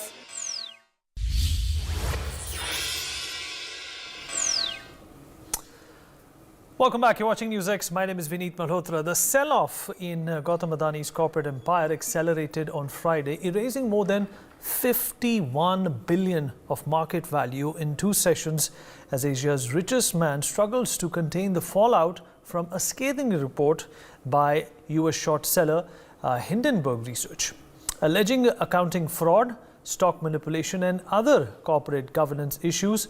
The report left a meteoric impact on both Adani's personal wealth as well as those of shareholders. As we discuss the Hindenburg Research report and its fallout, there are some big questions that come to one's mind. One was this report timed to torpedo the Adani FPO. 2, are we suggesting that foreign think tanks are more trustworthy and reliable and intelligent than the SEBI and the RBI? 3, just a coincidence that the Sensex sank just days before the union budget was to be announced? And 4, is there a motivated attempt to tarnish India's corporate governance and image? To talk more about this, we are joined by a few people who understand this realm. Sonam Srivastav, founder of Right Research, SEBI registered investment advisor, joins us on the program. Ram Kalyan Meduri, founder of Jama Wealth, SEBI registered investment advisor, is also joining us on the program. Ankit Jain, he's a market expert, also with us on the program. Dr. S.K. Datta, political analyst, is also with us on the program. last but by no means the least, Mr. Gautam Mukherjee, senior journalist, also joining us on the program. And we will also have Mr. Ajay Dua, senior economist, joining us on the show as well. Dr. Datta, I'd like to begin with you. Do you think this is a concerted effort, a motivated, a deliberate ploy to basically tarnish an image of a person who's been doing exceptionally well when it comes to, corporate ambition as well as corporate structuring? And all of a sudden, the timing of it couldn't have been worse when all of this comes crashing down for Mr. Gautam Adani. Do you think this is motivated? This is some sort of a plan to malign India's reputation? Yes, definitely. And this is not only in relation to this case. In the past also, we have seen that several Western agencies and the so-called think tank houses in West, they have deliberately done vitiated reports and vitiated studies based without any substantial facts and without any plethora of evidences, just to tarnish the image of India, to tarnish the image of the industries and the corporate houses in India, and also to tarnish the image of the government of India. And the timing is most suspicious, as you see, because day after tomorrow is the budget, and tomorrow is the economic survey, which will be released by the Reserve Bank of India, and then it's going to be discussed in the parliament, and after that comes in the national budget as such.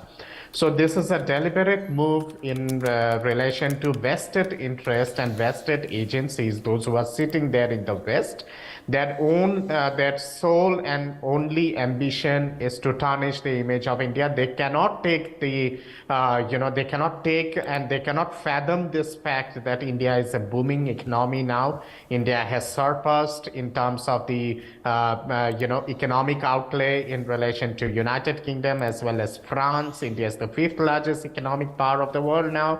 By 2028, we will be the 3rd largest economy of the whole world as such. So those vested interests, those who are sitting there in London or in Washington or in New York, they cannot digest this fact as such, because till the other day, they used to look down upon on us and they used to boo us down as such, and they used to boo down all the Indian industries and the nascent industries out here in this country, saying that they are the Indian economy, the Indian industry, the Indian agriculture, and all economic related items here in India are no match for Western standard and no match for Western countries as such. So it is in that kind of a mindset itself that this is a deliberate attempt to tarnish the ruling political class of our country as well as the industrial class of our country, and to tarnish the image of India as such. And I see a kind of a sequence in this, because just a couple of days back we have this horrible video which was done by BBC tarnishing the image of the Honorable Prime Minister of our country as such, and now comes in this sinister report in relation to Adani. I shall not be surprised if tomorrow they come up with some sinister reports in relation to the Tatas as well as in relation to the Reliance and other big industrial honchos in our country, because they are a major challenge against the so-called Western tycoons as such. And Adani's, the Tatas and the Birlas and the Reliance, they have not only surpassed the strength of big Western companies as such in terms of their total outlay, but in terms of profitability, in terms of profit also as such, and in terms of investment as such. So it is very difficult for them to fathom this fact, and they cannot reconcile with this fact as such. So I brush aside this as completely a kind of a sinister kind of an agenda without an iota of evidence, and it is the sole purpose is to malign the image of India across the global world. All right, Sonam Srivastava, if you can hear me. Sonam? Yes, I can hear you. All right, well, Adani Ports lost around 16% in the stock exchange. Adani Transmission, 20%.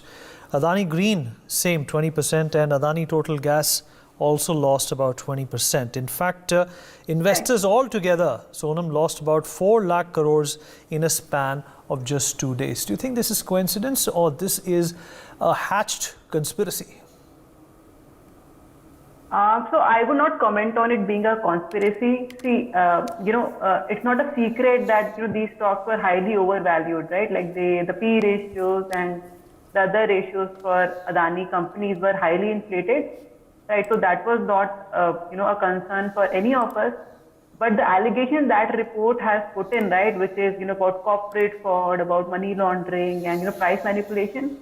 All that definitely is concerning, right? And if they can sort of present those proofs, then I would be concerned. But I totally disagree with them when they call Indian market manipulated, or they call the Indian entrepreneurs sort of struggling to survive and struggling with all this manipulation. I don't think that's the reality of India. But if a particular group has done anything, then I would let SEBI come up and answer that, right? But obviously, Adani Group had become too big to fail, and this impact that they are seeing will affect the greater market as a whole. Gautam, if you're there with us. Yes. Gautam, what do you make of this? Analysts have been raising questions about the timing of this entire report which was released, and it coincided with India's largest ever FPO, and sometimes you're just not allowed to believe in coincidences. Yes, well, it has affected the FPO. The managers are extending the number of days now. It does seem very motivated because the Adani Group's debt, which has been cited, is about 10% of the business profile. They have borrowed about 30 billion, and the group is valued at about 220 billion. Now, of course, you knock 48 billion or 51 billion off in one day, it does make a dent. But I'm pretty sure that Adani will recover, and the FPO will also be subscribed, maybe not as thunderously as it might have been. Sir? Mr. Dua, if you can hear me, sir. Is in America, and that'll fix them because their laws work quickly. All right. Try. Gautam, there seems to be a problem with your connection, Gautam. Gautam, there seems to be a problem with your connection. You're freezing on and off. Mr. Dua, if I can come to you, sir. Yes, please. All right. Well, Hindenburg has said that there has been alleged stock manipulation as well as accounting frauds at the Adani Group, and that is the reason why this report was necessary. And they also went on to say that if you talk about the fundamentals of any company, the valuations for Adani are to begin with sky high. Yes, I must confess I haven't read the report, but what's been reported is along the lines which you just mentioned. I'm not inclined to believe that all that has been said in that report is without a motivation or is entirely correct. They say that they put across 88 questions to the Adani Group which went unanswered, to which there is a reply today.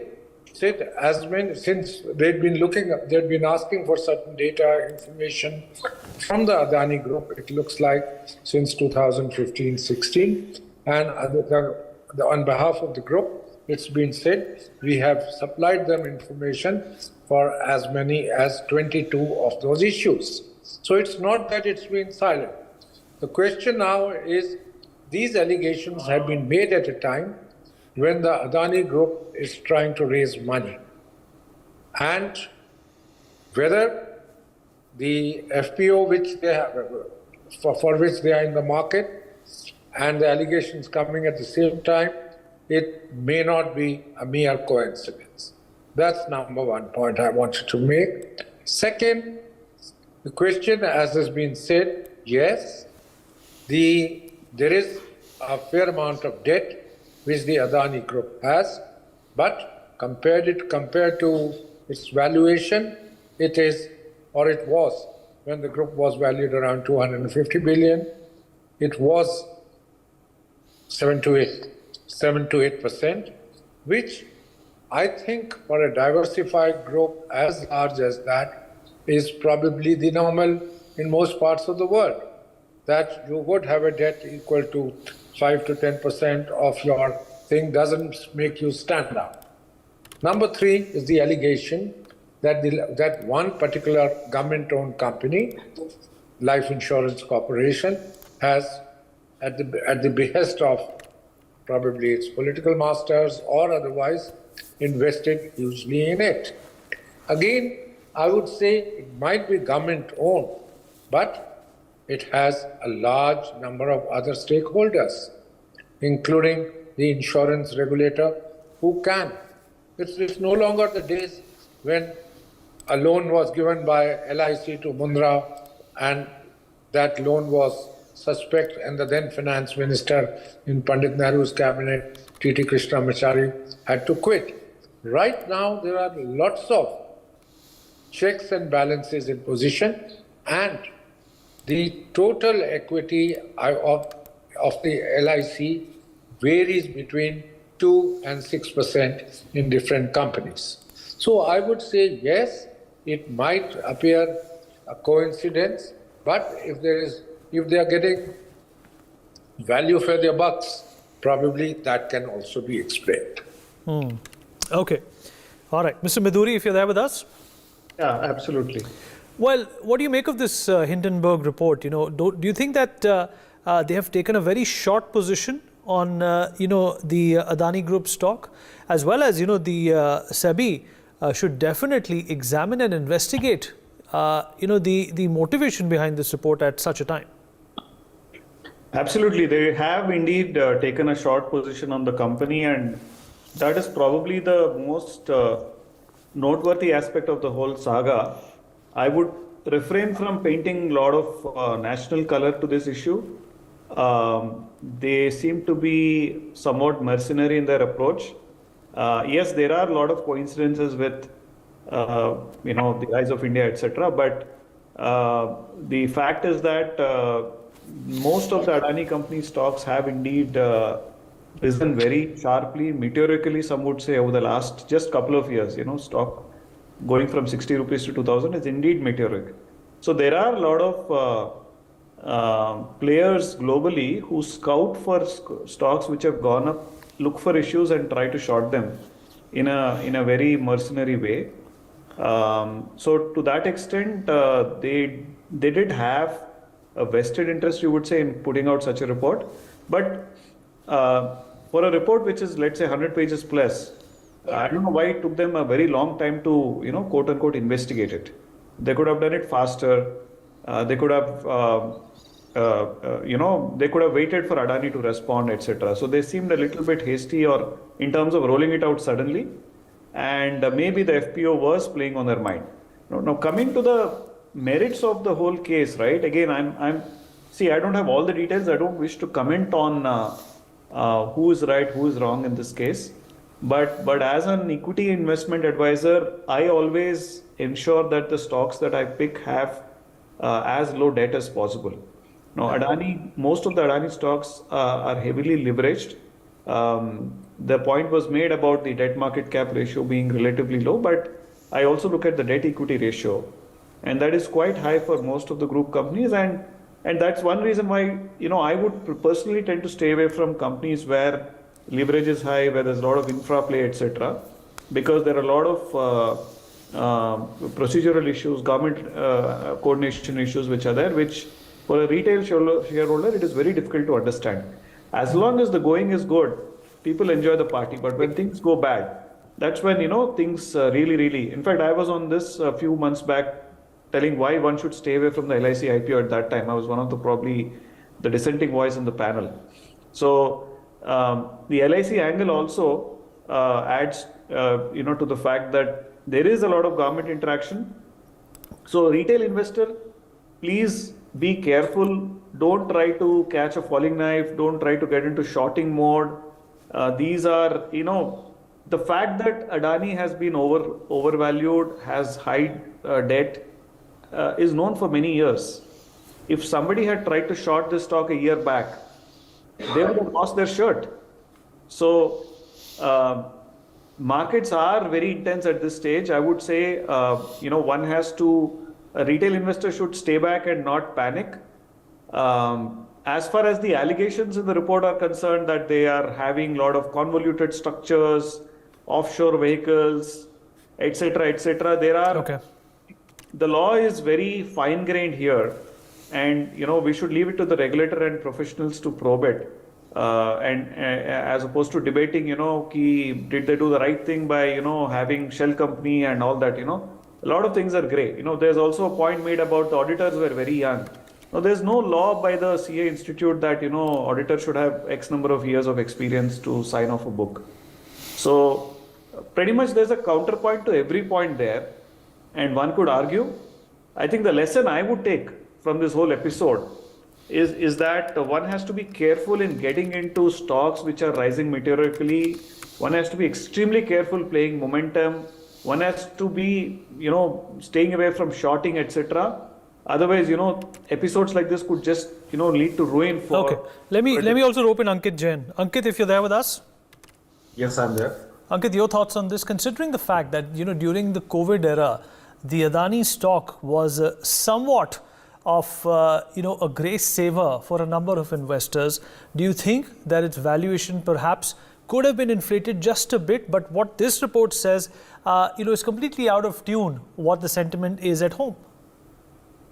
I agree. Let me go back and look at the background of what Hindenburg is. Hindenburg, this is a very not old company. They just started some 5-6 years ago, and that is their job. They identify the companies whom they feel are overvalued, and then they first sell these stocks, do a short selling, and then they come up with the report so that they can do an advantage of it. They have not done it once, they have done it multiple times. Definitely the timing of it is impacting much more to Adani at this moment because the FPO is there. One of our panelists was talking about LIC. And now to be clarified that it's not even LIC, even the ADI, Abu Dhabi Investment Authority, which puts large investments all over the world, they have invested to the FPO as well. So we have to look at from a big ticket. Adani has grown in last 6 years in their valuation crazily. Everybody knows it, and there have been multiple questions on that. But you look at their global ratings. Their global ratings is better than India. Their sovereign ratings is far better. If you look at their debts, more than half of their debts have been taken out not from the Indian banks. They have been taken from the global bond market. So I'm sure even the global banks, global investment bankers, global governments are studying those much more in deep. Definitely every now and then there's a question being raised because there's sharp increase and their closeness to the political arena. But I strongly believe the regulator has been doing their job for quite a while, and there has been nothing substantial which has been founded over the years against Adani. So there is no question of asking this. Definitely, markets believe that their future income is going to be much more stronger, and that's the reason the valuations are coming much higher. But I do not see the loss of 30% of what has happened in the last 3 days. Is it justified in any sense? Dr. Datta, in fact, the Adani Group has declared that they will be taking legal recourse against this Hindenburg report and making sure that this kind of a slide is not shown in the future. But, as discussed, you mentioned the BBC documentary as well. This is a concerted effort. How do you think the government can step in and make sure that this does not damage our stock markets further? The budget is around the corner. It's the G20 presidency year. A lot is going for India. We have to insulate ourselves against these distractions. Yes, absolutely. In fact, our FARA and FEMA regulations are strong enough, and these are very, very strong regulations. Together with that, I think SEBI is competent enough to take care of all these kind of hiccups which might be created because of such a kind of a morbid kind of a report which has been published at a time which is very crucial, because we leaving aside Adani's stake or whether how far it is true, how far it is not true. Leaving that aside, the timing of the report is very, very sensitive, and it has been done in a very calculated way because we do have the G20 presidentship now. There is a lot of things, lot of activities which are happening here in India under G20, under the presidentship of the Honorable Prime Minister. Together with that, the budget is coming up. The last, since COVID, It is India which has done very well in comparison to other economies as such, whether in terms of GDP growth rate or whether in terms of performance in the different sectors as such, or in terms of inflow of FDI and FII as such. There has been some minute hiccups here and there, but this has been temporary as such. In comparison, when I compare it with the Russian economy, or for that matter with the US economy, or the economy of United Kingdom, or the European Union economy, or for that matter, see what's happening in the Chinese economy now. When we compare the Indian economy with all the global economies, I think Indian economy is doing extremely well, and it is going in a super fast way. And that is something which is not being digested by this vested India lobby, which is sitting there in Washington as well as in New York and in London.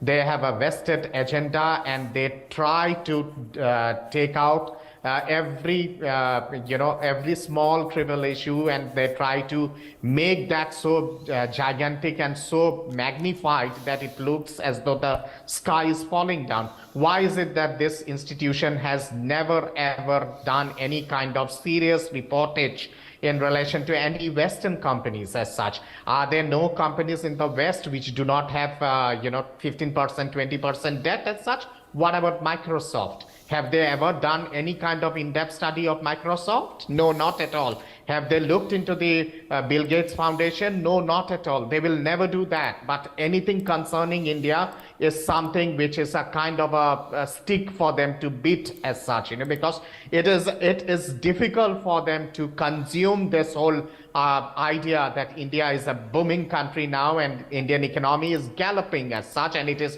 moving in a very super fast way, so fast that it is way ahead of several Western economies now. What is the GDP growth rate of several countries of Europe? The GDP growth rate in Germany is negative. The GDP growth rate in France is negative. In United Kingdom, it is negative, and plethora of other Western economies, it's negative. How much is the GDP growth rate in United States of America, or for that matter in Canada as such, or in Australia, or in New Zealand?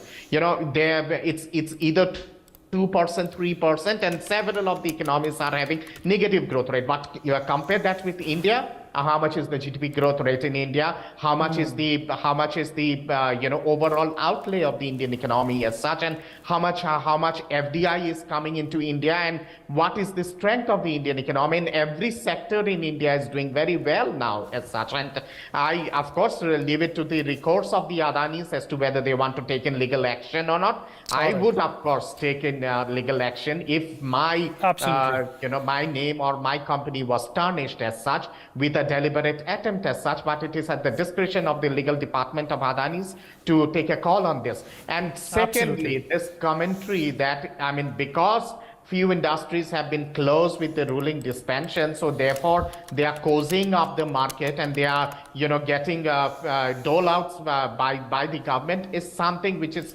too far-fetched an argument as such. Even in the past, many companies have been closed with the government. And is it a criminal offense to be closed with the ruling government or with the ruling dispensation? Which company doesn't want to be closed with the ruling dispensation, whether here in India or whether in USA or in UK or in any other country as such? And is that a kind of a crime as such, the way this report has tried to indicate as such, So Absolutely. it is a very, very politically vitiated kind of a report with an agenda to tarnish the image of India under the G20 also. I completely agree with you. It is a politically targeted, vitiated agenda which we've become accustomed to, and obviously we have also become accustomed to combating it, downplaying it, and completely negating it. We've run out of time. Thank you everyone for being a part of this insightful conversation.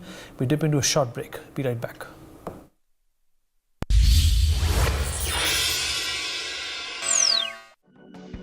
Associate sponsor policybazaar.com। Credit score low है और credit card चाहिए? कोई नहीं, समझो मिल गया। पैसा बाजार step up card एक ऐसा यूनिक क्रेडिट कार्ड है जो हो सकता है सबके पास। बनवानी है तो बस एक एफडी, पाएं एफडी पर बेस्ट रिटर्न्स और अपनी क्रेडिट लिमिट खुद डिफाइन करने का मौका। पैसा बाजार स्टेप अप कार्ड होगा सबके पास। Copowered by Goldie Kitchen King masala. Goldie मसाले, जहां जाए रिश्ते बनाए। Associate sponsor India's trusted eye care destination, anti fingerprint laminates by Green Lamp, हर गुस्ताखी साफ। और ऑफर पे ऑफर सिर्फ कल्याण ज्वेलर्स में।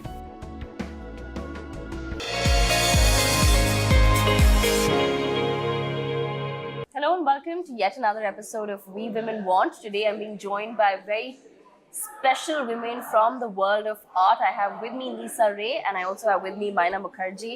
Thank you so much, Lisa, and thank you so much, Maina, for joining us on We Women Want. Thank you. It's brilliant to be here. Yeah, and it's a pleasure, Devika. Thank you for inviting. So, Maina, our viewers can't really see, but they can see a glimpse behind me of what's really going on around us. If you can tell us a little bit more about the idea and, what were you thinking when you wanted to come up with this particular exhibition? So the name of the exhibition, Devika, is called One Story Is Not Enough. And I think all of us can relate to that because we live in a world that is constantly trying to stereotype or trying to put us into boxes or, trying to find a narrative that is homogeneous in a certain kind of way. And the idea behind the show is to look at this world that is very interconnected at the moment, but runs the risk of this very same homogenization and wants to kind of cull out a place to talk about diversity because that's really what makes culture rich, are these diverse pantheon of voices. And this is a show that talks about so many different things. It talks about different countries that are talking about the same issue. For example, the hijab right now, we have artists from Iran. We have other artists who are sort of talking about identity and the right to women's bodies. And so it's many different perspectives. And the idea is to really embrace the complexity of the culture world right now. Wow. So, Lisa, what made you want to be a part of this endeavor?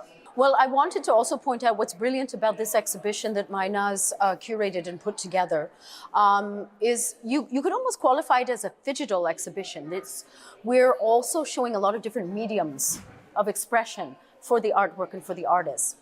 And I think that is very exciting. The intersection of art and innovation or technology or however you want to define it is really representing the leap forward to the next evolution of art and expression. And, I myself am not a very, let's put it this way, tech-forward person. And yet I've gone and I've co-founded a digital arts platform called the Upside Space. And the reason why I believe at this intersection is because the current disruptive tech that we're seeing, when it marries really mindfully with artistic expression, is actually, first of all, solves a lot of pre-existing flaws and cracks within the traditional art system. And at the same time, opens up this incredible field of possibility that is so excited that I can speak on and on and on about it.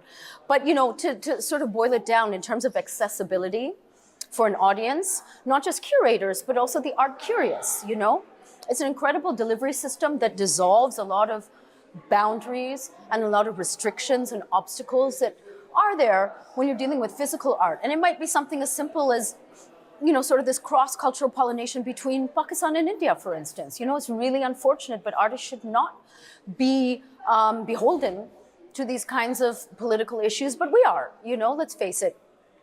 In a place like Sri Lanka, for instance, which has been seeing a lot of turmoil, both politically and economically, if an artist has a digital practice, I'm not saying in lieu of a studio practice, but alongside with a studio practice. If you have a digital practice that can help you access a global audience or, have that global visibility, you can actually sustain yourself economically and not be beholden to local circumstances and turmoil. So there's so many reasons why I think that this disruptive tech, whatever you might call it, blockchain art, crypto art or NFT art or digital art, however you want to define it, I'm not concerned with how you define it, is, I think, going to be a tipping point, particularly for artists from South Asia. Wow, that's amazing, yeah. So that's, I think, what we both believe in, and that's what both myself and Maina have connected with. So it's wonderful to be able to actually come together and I think put our voices together when we speak about this really critical intersection that we're at right now. Lisa, interestingly, she pointed out that the digital space, she also wasn't, very tech savvy. So you had to do your research and you had to read up. Exactly. And a lot of other women also face that barrier, especially when it comes to tech. Tech is supposed to be a domain or a field, unfortunately, for men. So how has the entry of women into the digital art space been? This is a tough one to answer, but I'm actually a tech optimist, but I also have been trained in technology. I went to a very tech-heavy school called Carnegie Mellon and did a master's in information systems and finance, and I consulted on technology strategy for financial companies, and nothing's changed in the past, I think, 20 years since I left that world and I sort of moved to culture. It was then and it is now heavily skewed. It is a very male-dominated industry, but honestly, what isn't, right?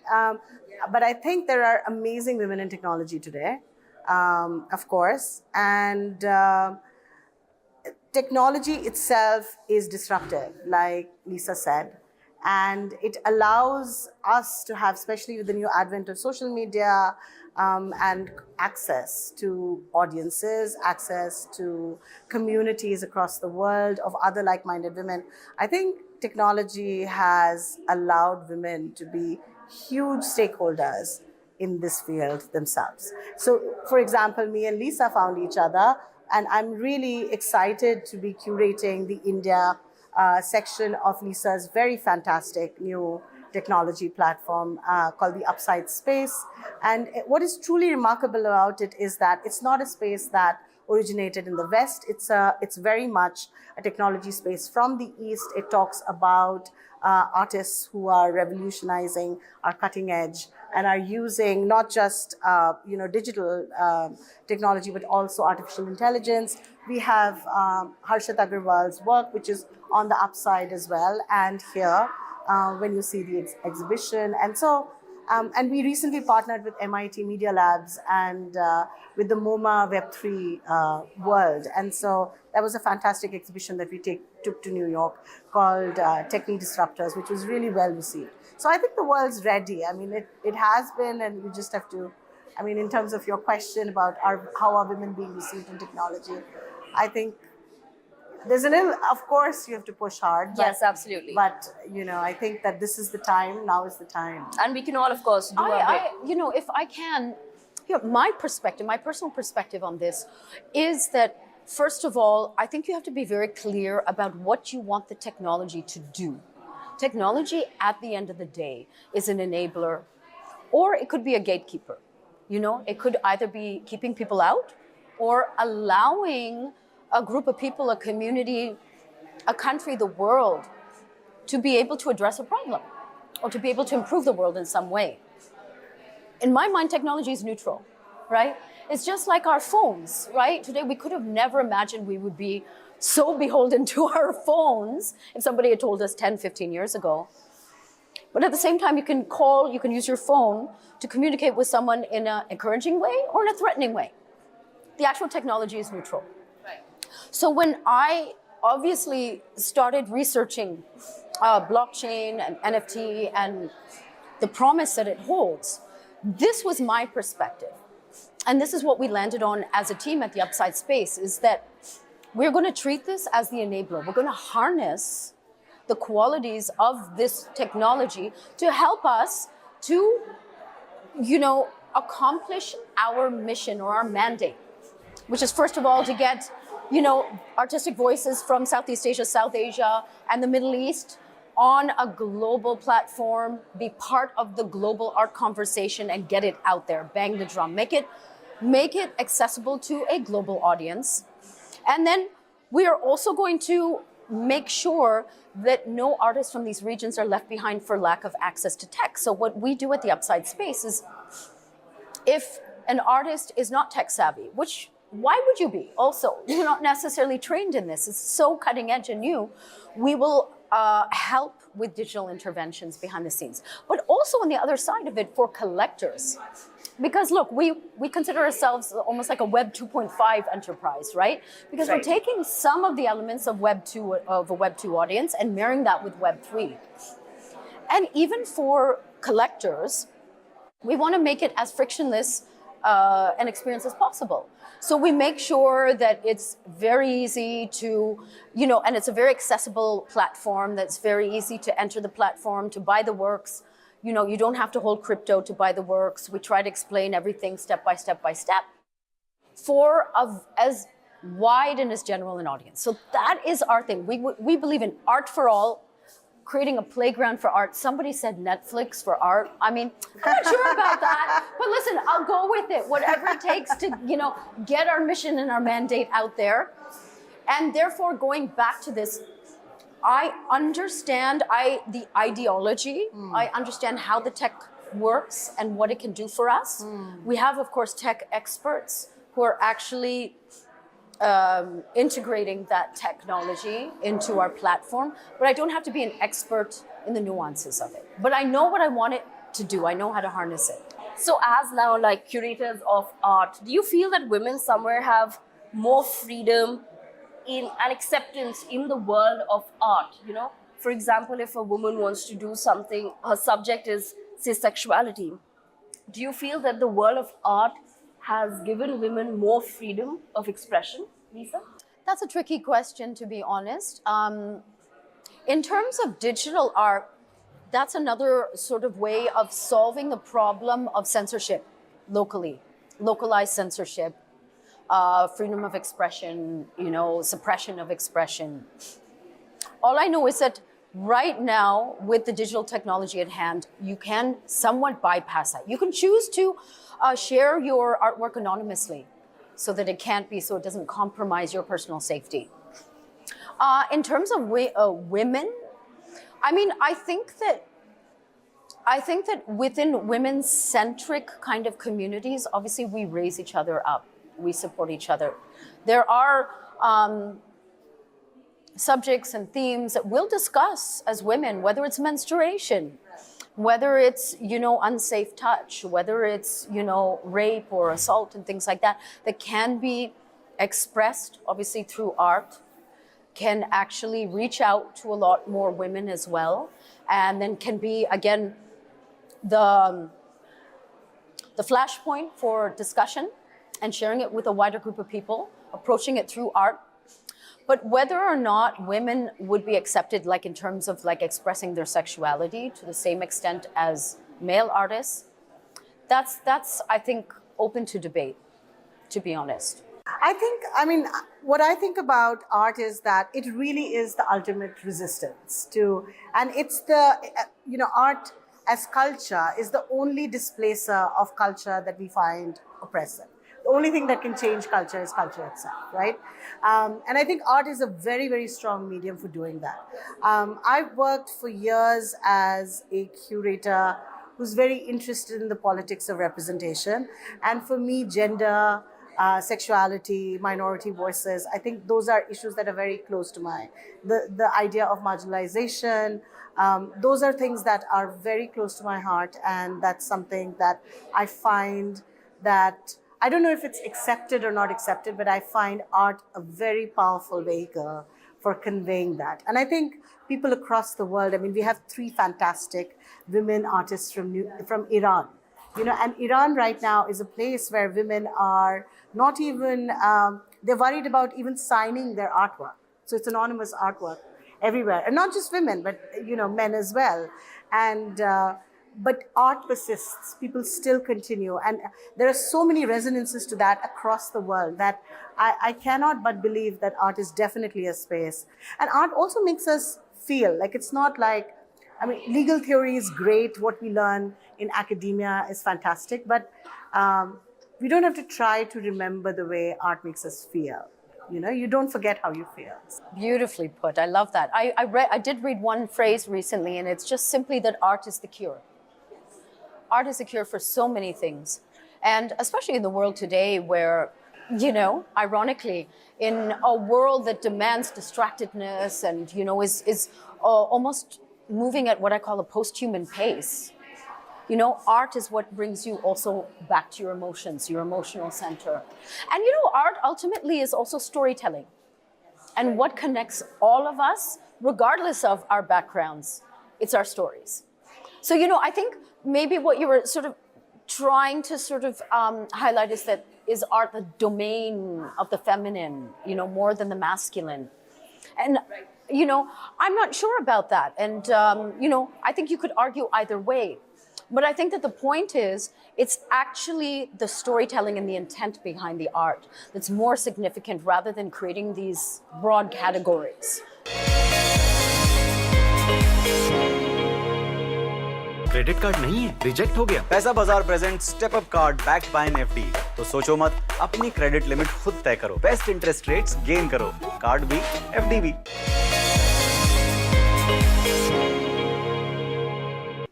Welcome back to our second segment of We Women Want. We're with Lisa Ray and Maina Mukherjee. Lisa and Maina, of course, we've discussed this difference between the East and the West and how it's important for us as a community to come forward and showcase our art to the world, because we can't wait for somebody else to come and do that for us. And you've taken the right step in that direction. So congratulations to the both of you. But at the same time, when we talk about different art forms, even from India or artists from India, if I were to ask someone on the street, so if I were to ask a college student or someone who's an art collector in India, who's your favorite Indian artist? Not many would have female names that really come to their mind. So as now, art curators of this in the 21st century, what's your vision, Lisa? How do you want to highlight the work of women so that next time somebody asks you, who is your favorite artist from India right now? The moment they have it at the tip of their tongue. Yes, a woman strikes you. I can name several Indian artists that I can, but you're absolutely right. Great opportunity to start shaping the narrative, right? As far as I see it, again, what I like about what we're doing at the Upside Space is because it's curator-led, we can actually design each exhibition and each showing thematically. So we have a lot of plans to, and in fact, the majority of our curators are female right now, if you look from all of these regions. And so we can dedicate particular exhibitions to female artists. We have something upcoming with something called the Fearless Collective. I don't know if you've heard of them. It's Shiloh Suleiman, who's a great young artist. And she started this movement where female artists go into zones of the world where women don't feel safe from whatever point of view. And they do public interventions. They paint these huge murals. They've gone into Afghanistan. They've gone into certain parts of India, Sri Lanka, Beirut, Pakistan, various parts of the world. And so what we're going to do is actually put together an exhibition where digital images of the next few street interventions are going to be sold on our platform. Also, what's really poignant about this is street art at the end of the day, even though we take pictures of it, is ephemeral. It's not going to last. Whereas these digital images on the blockchain are not just going to help to actually fund these street art interventions, but they will actually be a lasting legacy of that vision for the Fearless Collective. So as an example, I would love to be able to give over the platform to more and more and more female artists. And look, and this is what we have to do. We're moving into a century and into an era where I feel like the community and the collective is also very, very strong. And that's another signature of Web3 kind of values. Married with Web2, you have a strong intent. You have to actually drum up a lot of collective support, and that's possible again in the digital world today. So it's marrying those two mindfully as well. But Lisa, on the same topic of women, I just want to understand from you, you're a person who has an interest in art, so you've come into this space, but you're also, a model, an actor, so you've been a part of that industry. Long time behind me. Yes, absolutely. But how has the experience as a woman been different for you in both the industries? That's a really tough one. I really almost can't compare.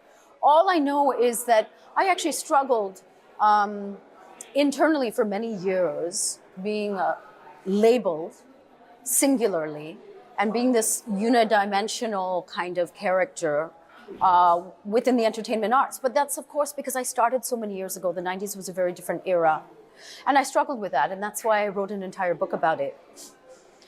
At the same time, I do think that coming to India in the 90s, fact is, I bought my first piece of art with my modeling paycheck. That's what enabled me to start actually indulging my interest in art. I went to one of Harsh Goenka's art camps in Bombay and bought a Suhas Roy. And I still have that painting, and I've traveled with it all over the world. And so I started planting the seeds. Incredibly, because it wasn't necessarily conscious, but subconsciously I started planting the seeds of perhaps the direction where I wanted to go once I was ready. Once I was ready to, I think, own my voice and be able to step in the direction of my dreams and not necessarily be told or manipulated by the world that you should be happy about these opportunities. You should be happy as an actress, blah, blah, blah, blah, because I was very ill-suited to be an actress, to be honest. Not to say that, look, I also don't want to throw shade on that because it gave me a lot over the years. But, I started collecting art as a direct result of being, earning my own money at a young age. And I started chronicling my journey in my journals, and, that led to my writing career, of course. Both now are working in parallel, and it's a new adventure. I don't necessarily see... I don't see things in a very binary way. I see things more in, in a very organic way. And at the same time, I'm very grateful for this opportunity that has fallen into my lap with the Upside Space, because my co-founder is also a woman, Aisha Khan, and she's based in Singapore, and she's the one who approached me with this concept. Well, that's lovely. And the reason why I'm asking that question, Maina, is because, of course, Lisa's seen both the worlds. So, but as a person who, you were in tech, so you already did sort of break the glass ceiling in terms of being a woman who went into tech and then, the digital space, then you became a curator. What was your experience like switching jobs, like, switching industries? Did you ever face any sort of, say, sexism? Oh my God. I don't think there's a woman alive right now in the world, not just in India, who hasn't faced sexism of some sort. But I do want to say that I left, I was working on Wall Street actually, and I started a feminist dance theater company. So I came back to tech after many years. I started a dance theater company. Then I started an organization called Engendered, which is a cultural production house, but also is an arts and human rights organization. So I've had many, many different segues into the cultural world, and all of them have somehow led me to this point where, my training and through all of it, I've been a techno-optimist, like they say.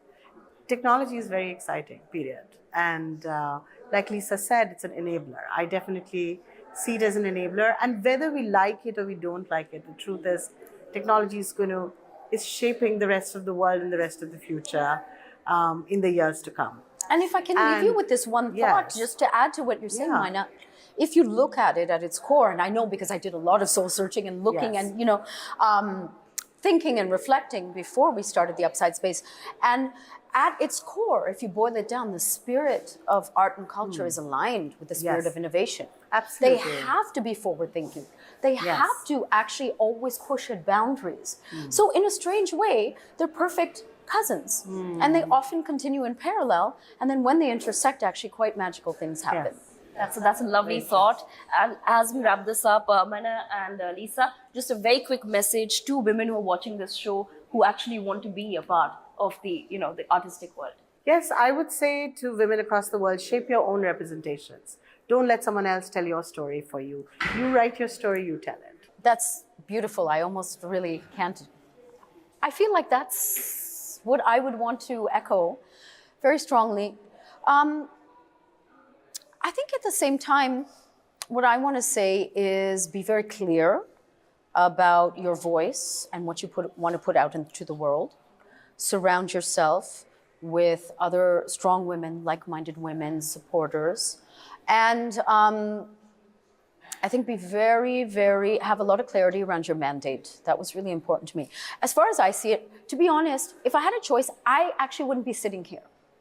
I love this idea of being the enabler, the founder, the person behind the artist. That's what I've always wanted to do with my life. And at the same time, because I have built a reputation, I said, well, you know what? Now let me subvert that, right? Let me subvert that reputation that I have and use it to do something that is aligned with what I believe in. As opposed to all those years where I was being used to sell a product. Now, I don't mind. I'll use myself in that sense, in service of a truth and a mission that I strongly believe in. Well, thank you so much for this incredible conversation. Thank you so much, Maina, and thank you so much, Lisa. With that, we wrap up this segment of We Women Want.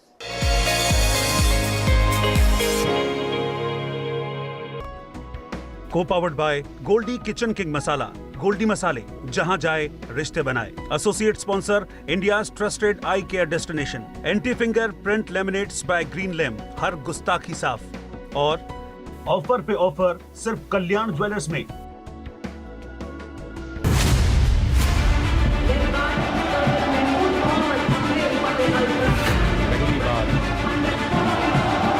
कर्तव्य पथ पर दुनिया की प्राचीनतम युद्ध सेना सेना का मार्चिंग और band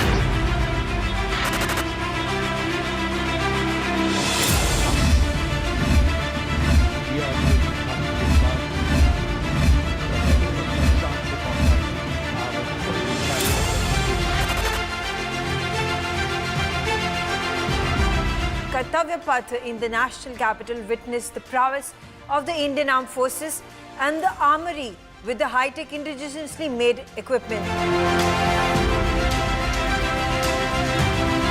The real historic game changer is going to be becoming the defense export hub. If you take the Rafales, for example, we have spent 60,000 crores. Lakshayani Velayadan, nominated to the Cochin Legislative Council, she was the first and the only Dalit woman to be elected to the Constituent Assembly in 1946.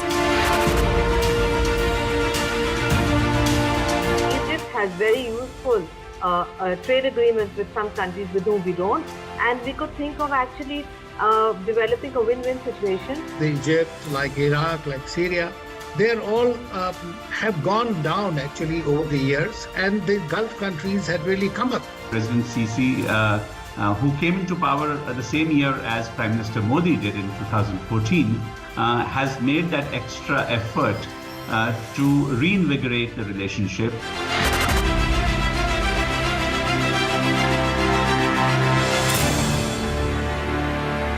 If a woman wants to do something, her subject is, say, sexuality.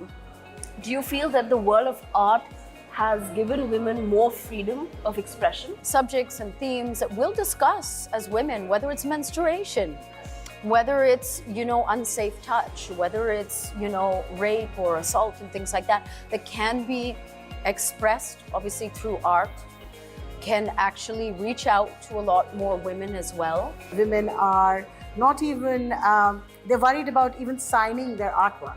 So it's anonymous artwork everywhere. And not just women, but, men as well. How has the experience as a woman been different for you in both the industries? I actually struggled internally for many years being labeled singularly and being this unidimensional kind of character. Incredibly, because it wasn't necessarily conscious, but subconsciously I started planting the seeds of perhaps the direction where I wanted to go. Two women who are watching this show who actually want to be a part of the, the artistic world. Yes, I would say to women across the world, shape your own representations. Don't let someone else tell your story for you. You write your story, you tell it. About your voice and what you want to put out into the world. What We Women Want at these times on NewsX. Co-powered by Goldie Kitchen King Masala. Goldie Masale, jahan jaye, rishte banaye. Associate sponsor, Titan Eye Plus, Greenland Laminate and Kalyan Jewelers. Amidst biased news and lopsided views, NewsX amplifies the Janta's voice, where your views shape the news. You can cast your vote on the day's burning issues. You can even participate in NewsX polls and surveys. You can gauge the nation's pulse in real time. NewsX presents statistically speaking, on Mondays, Wednesdays and Fridays, 7:30 p.m. Indian Standard Time, only on NewsX. News, not noise.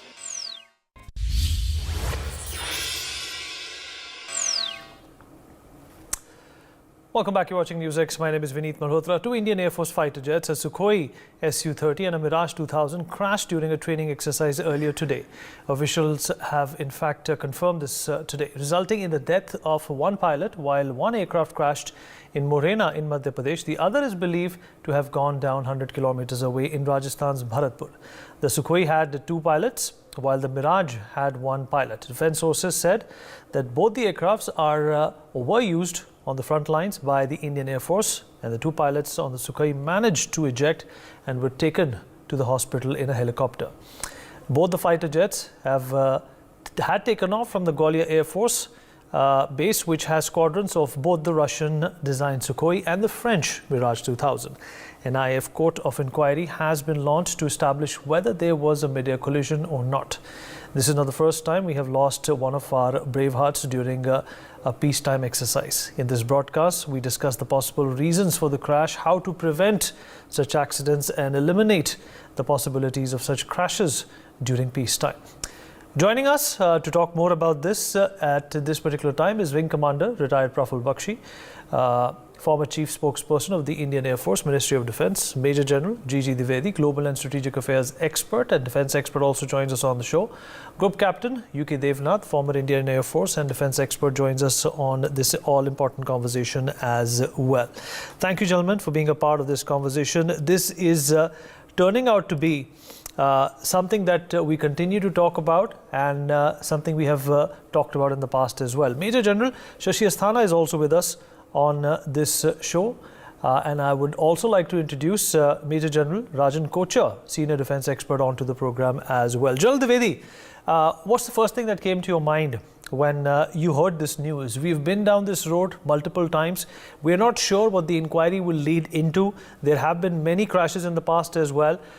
They are suspecting that this could be a mid-air collision as well. But if it was a mid-air collision, perhaps those two pilots ejecting would not have been necessarily the outcome of this crash. In your opinion, what's going on over here? Well, Vineet, first and foremost, it's a very sad and tragic news, and our heartfelt condolences to the brave hearts, near and dear ones whom they have lost. And we also lost a very brave pilot and I would say a warrior. Now, having said that, now at this stage it's very difficult to conjecture as to what could be the cause, because there are a number of causes that can be listed. First and foremost, it's a routine training flight, and both the aircraft take off together. So obviously there's some mission that they have to perform, and this is training is very important, because a pilot has to log in about 150 hours in a year to be skilled up in his mission and in his performance. Now in this, as I was hearing and also from my own experience, possible reasons could be: one is the human error, which could have led to the collision. Second could be the air traffic control. There could be some error at that end. Thirdly, there could be also, like these areas, bird hits also very common, can't be ruled out.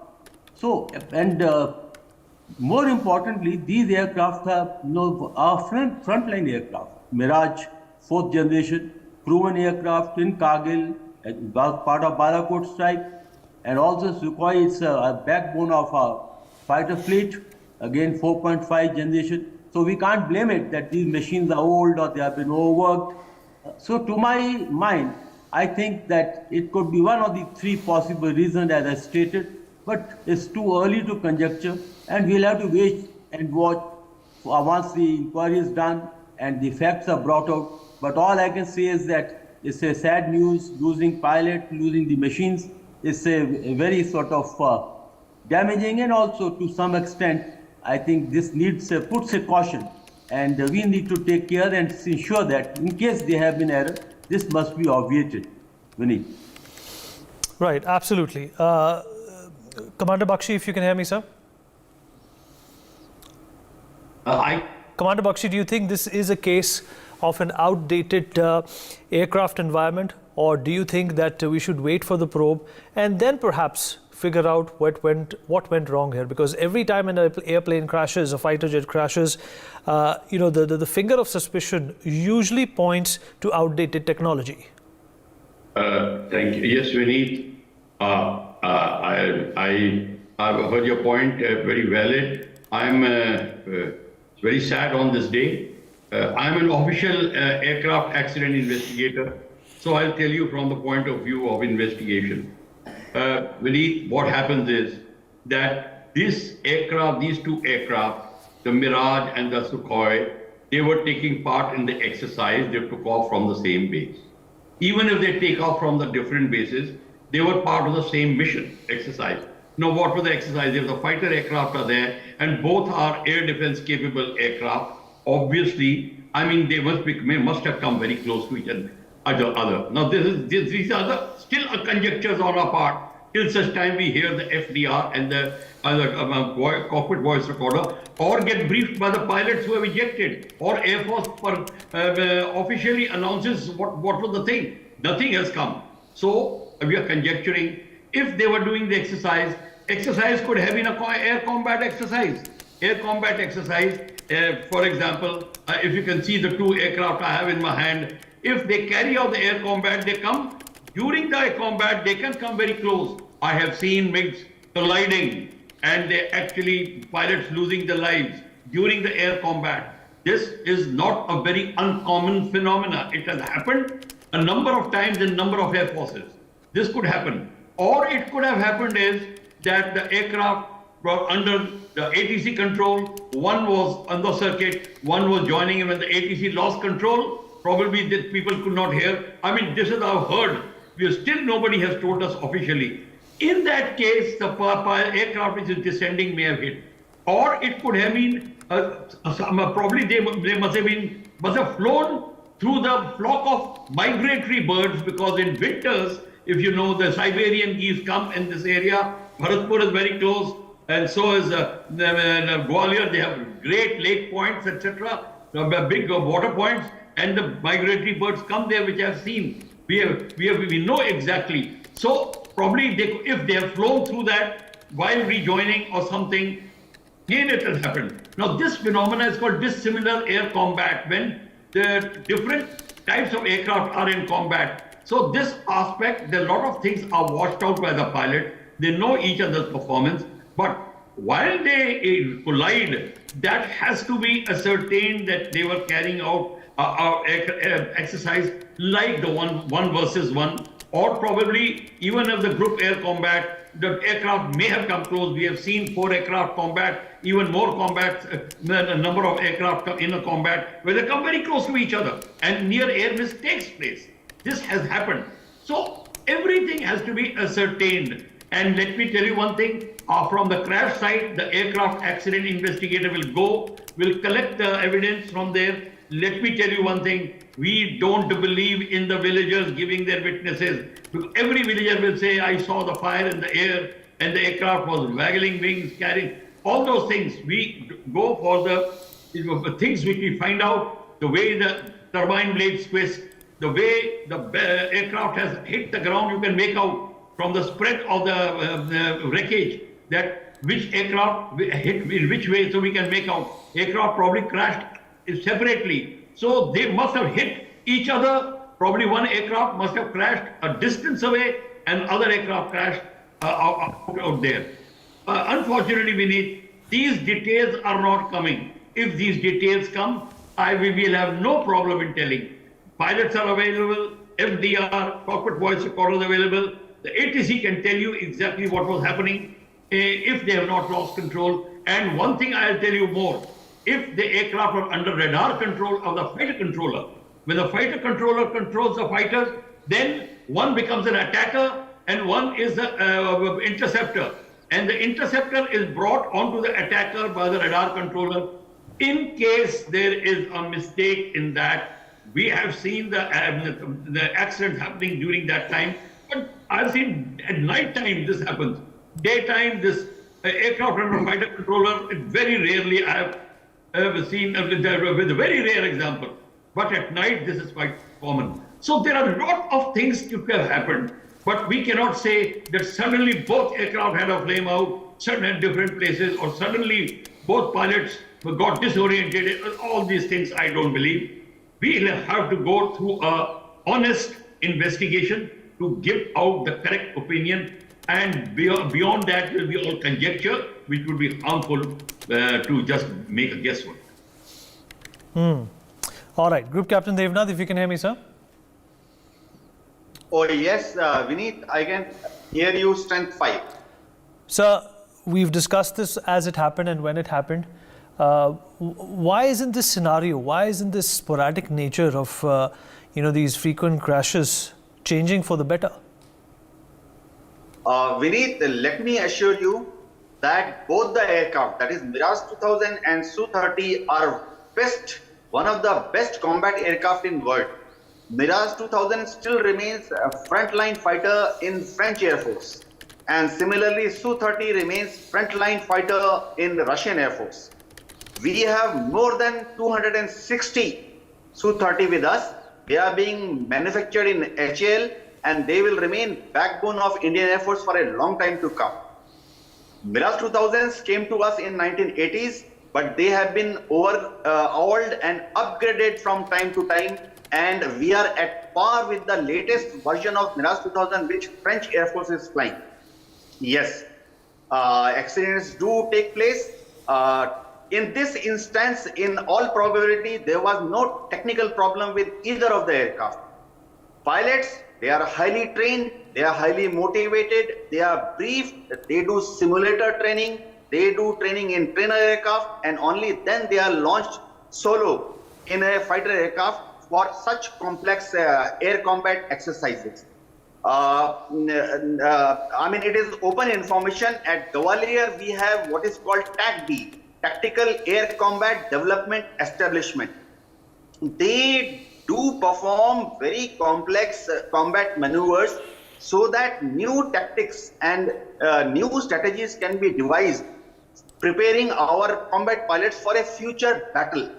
See, at Gwalior, most probably they were doing what we commonly call in Air Force DACT, D-A-C-T, dissimilar air combat tactics were being practiced. We have our Air Force which trains to groom our future leaders. The word used is FCL, Fighter Combat Leader, or for ground attack, we use the word PAI, Pilot Attack Instructors. These people are selected lot when they are a flight lieutenant with 6 to 7 years service, or when they are squadron leaders, young squadron leaders with 9 to 10 years service. The best of the lot is selected and they go to Gwalior to train. And they are trained for complex group maneuvering combat. A typical exercise, Vineet, will consist of say 4 aircraft going for a bombing mission. We call them defenders, and 2 aircraft attacking them as enemy interceptors. We call them attacker. Vineet, I myself ejected from MiG-23 during a 4 versus 2 simulated air combat exercise. I was very lucky. My ejection speed and parachute functioned properly. I landed safely. Even today, I have 20% disability due to injuries sustained during my ejection. But Vineet, let me assure you, during such air combat, aircraft are under very close radar control. Very soon, we will know the preliminary report of the investigations. We have radar plots available, radars which are with air traffic control. Those plots will be taken out and played. We have what is called Air Combat Situation Awareness Board. These are electronic boards on which position of each aircraft is monitored on ground. We will soon be able to decode the FDRs in both the aircraft, flight data recorder. And most important, Vineet, after this, other aircraft in the formation, other pilots in the formation, their debrief will be taken. So we will be able to compile all the data and know exactly what happened this morning. Fair enough, probably it was a case of both the aircrafts actively engaged in combat and they touched each other. Because both the aircraft had no technical problem, they crashed simultaneously in the similar air situation at similar time frame.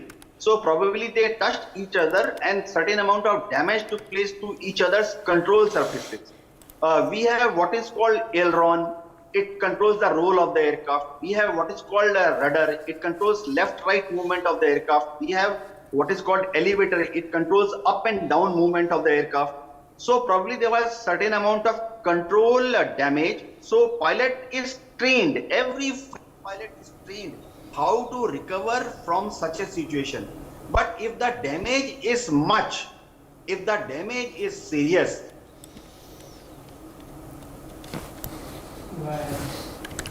Okay, all right. There seems to be a problem with your connection. General Asthana, if I can come to you, sir.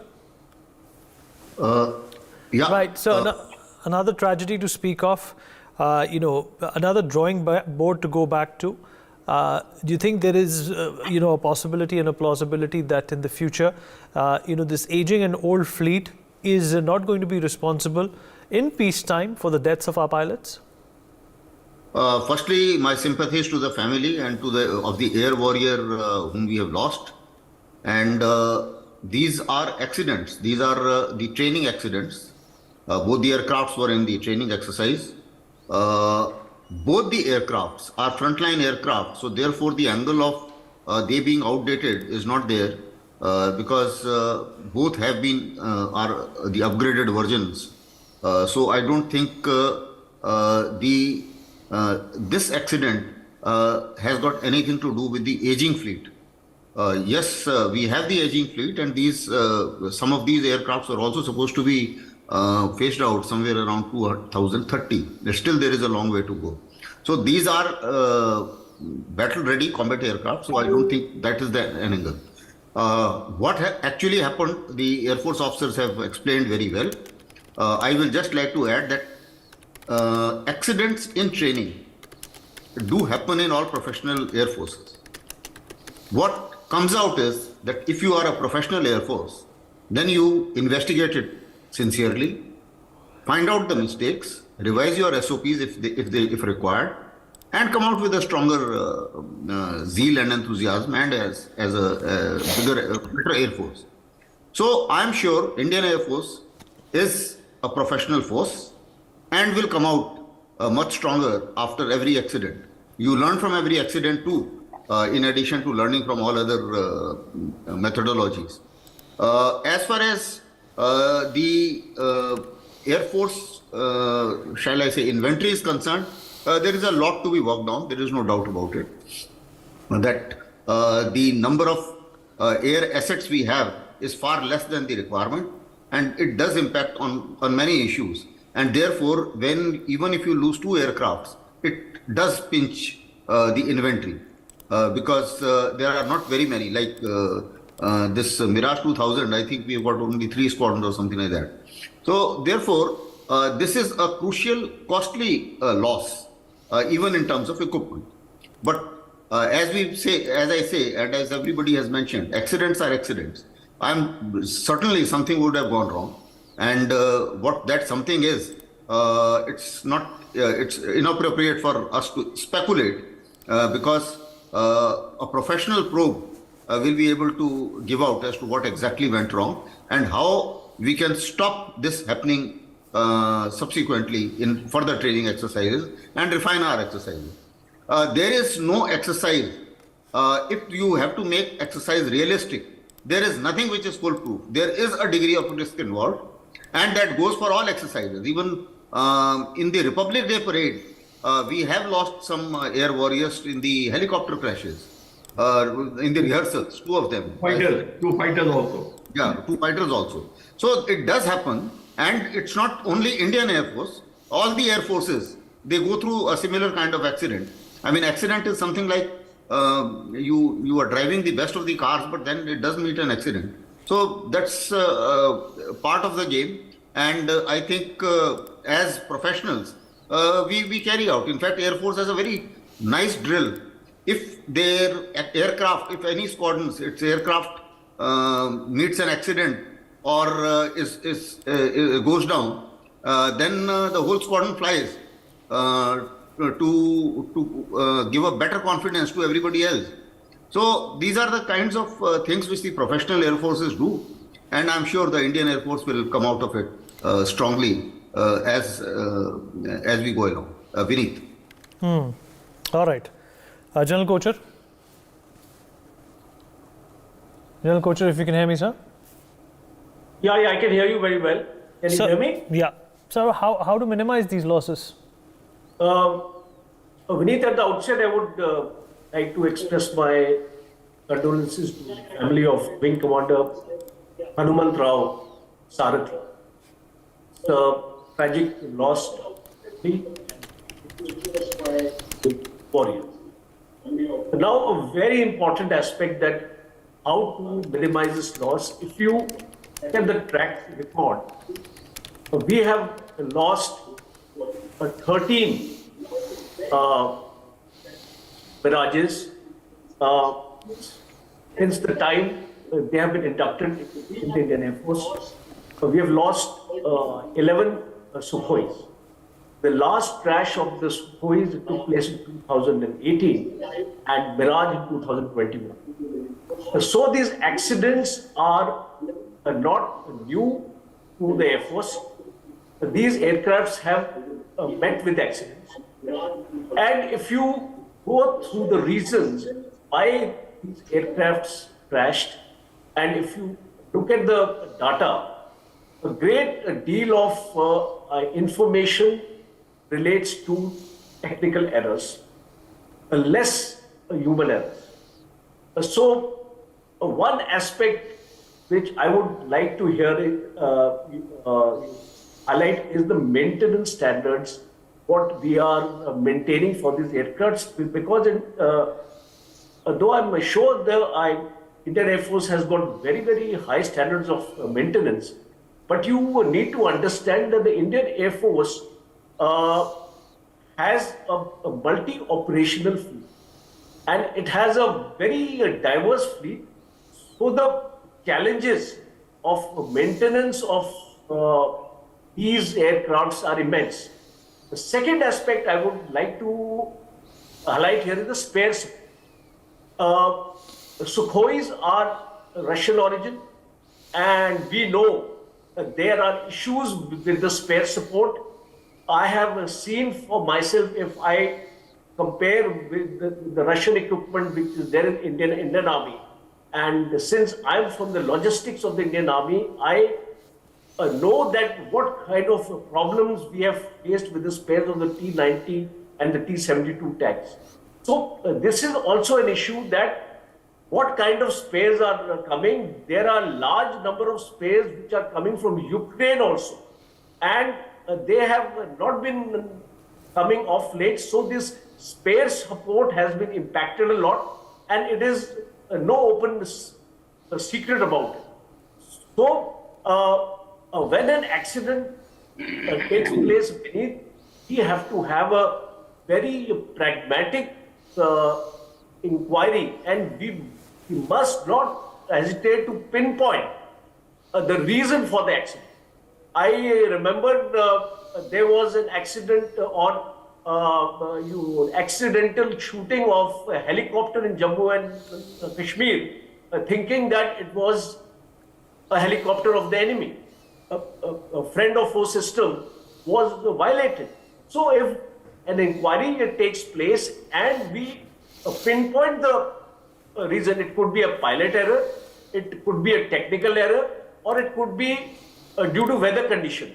So whatever the reason we need to be extremely ruthless in identifying these reasons, because unless we identify the reasons for these accidents beneath, in times to come, we will not be able to reduce our losses, as rightly said by General Asthana, that we already have a very deficiency of aircraft in the Indian Air Force. We are looking at 41 to 42 squadrons. We are almost about 9 to 10 squadrons short. And losing two aircrafts like this, it's a big blow to the country. And look at the cost involved. Each aircraft is almost more than 150 crores. So that is the amount of cost which actually gets incurred in the loss of an aircraft. So, I mean, I don't, I'm not criticizing a force. I'm just trying to bring out the factors where we actually need to actually go into a kind of an internal assessment and pinpointing these issues, and then, as General Asthana has said, need to amend the SOPs if required. Absolutely, sir. Absolutely, sir. Appreciate all of you joining us and giving your unique perspective on how this problem needs to be eliminated at the soonest if we want to get to the next level in terms of our air debt rates. We take a short break here. Be right back.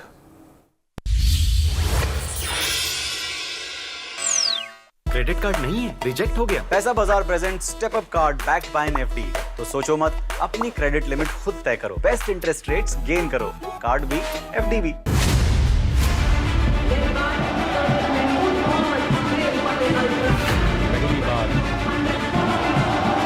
कर्तव्य पथ पर दुनिया की प्राचीनतम नियमित सेना सेना का मार्चिंग और band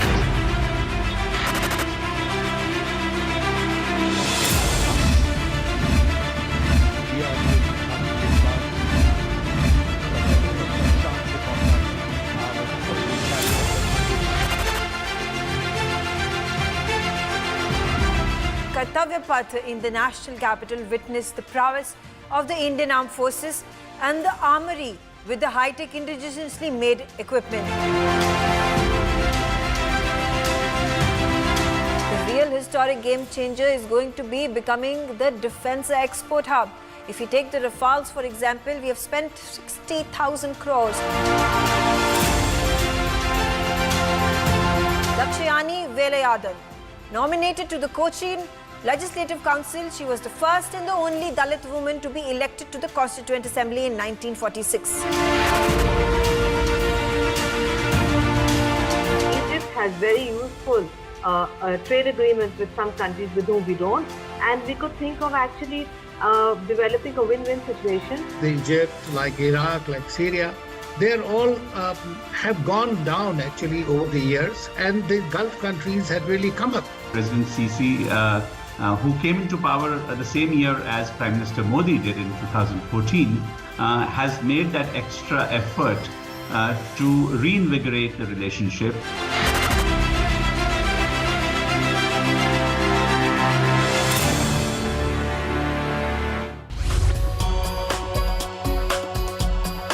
Amidst biased news and lopsided views, NewsX amplifies the Janta's voice, where your views shape the news. You can cast your vote on the day's burning issues. You can even participate in NewsX polls and surveys.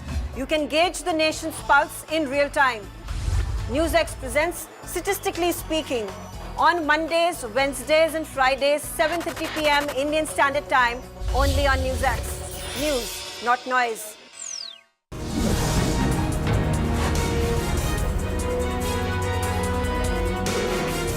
Hello and welcome to Cover Story. Today we are in conversation with Dr. Jitendra Singh. He's the Minister of State in the Prime Minister's office. He's also the Minister for Personnel, Public Grievances, Science and Technology, Atomic Energy, and apart from that, he's also a doctor himself. Congratulations and welcome to this conversation. Dr. Singh, before, I would really like to use this occasion to talk to you a lot about, there's a lot being asked about the way the Modi government does its governance. Unka governance with a difference hai, citizen-centric governance. And you are on ground and implementing a lot of his schemes. But before that, I would like to focus also on your home state, because you're also a two-time MP from Jammu. There is also talk of elections in the Union Territory. What is happening in Jammu Kashmir? No, I think in the last few years, if you would have noticed, the level of terrorism, level of violence has come down remarkably, and the active lifespan of any average terrorist is also come down very drastically. Today you hear of a new name in the world of terrorism, and within 2-3 days you find that it's been liquidated, unlike earlier times when they would make a Robin Hood out of this.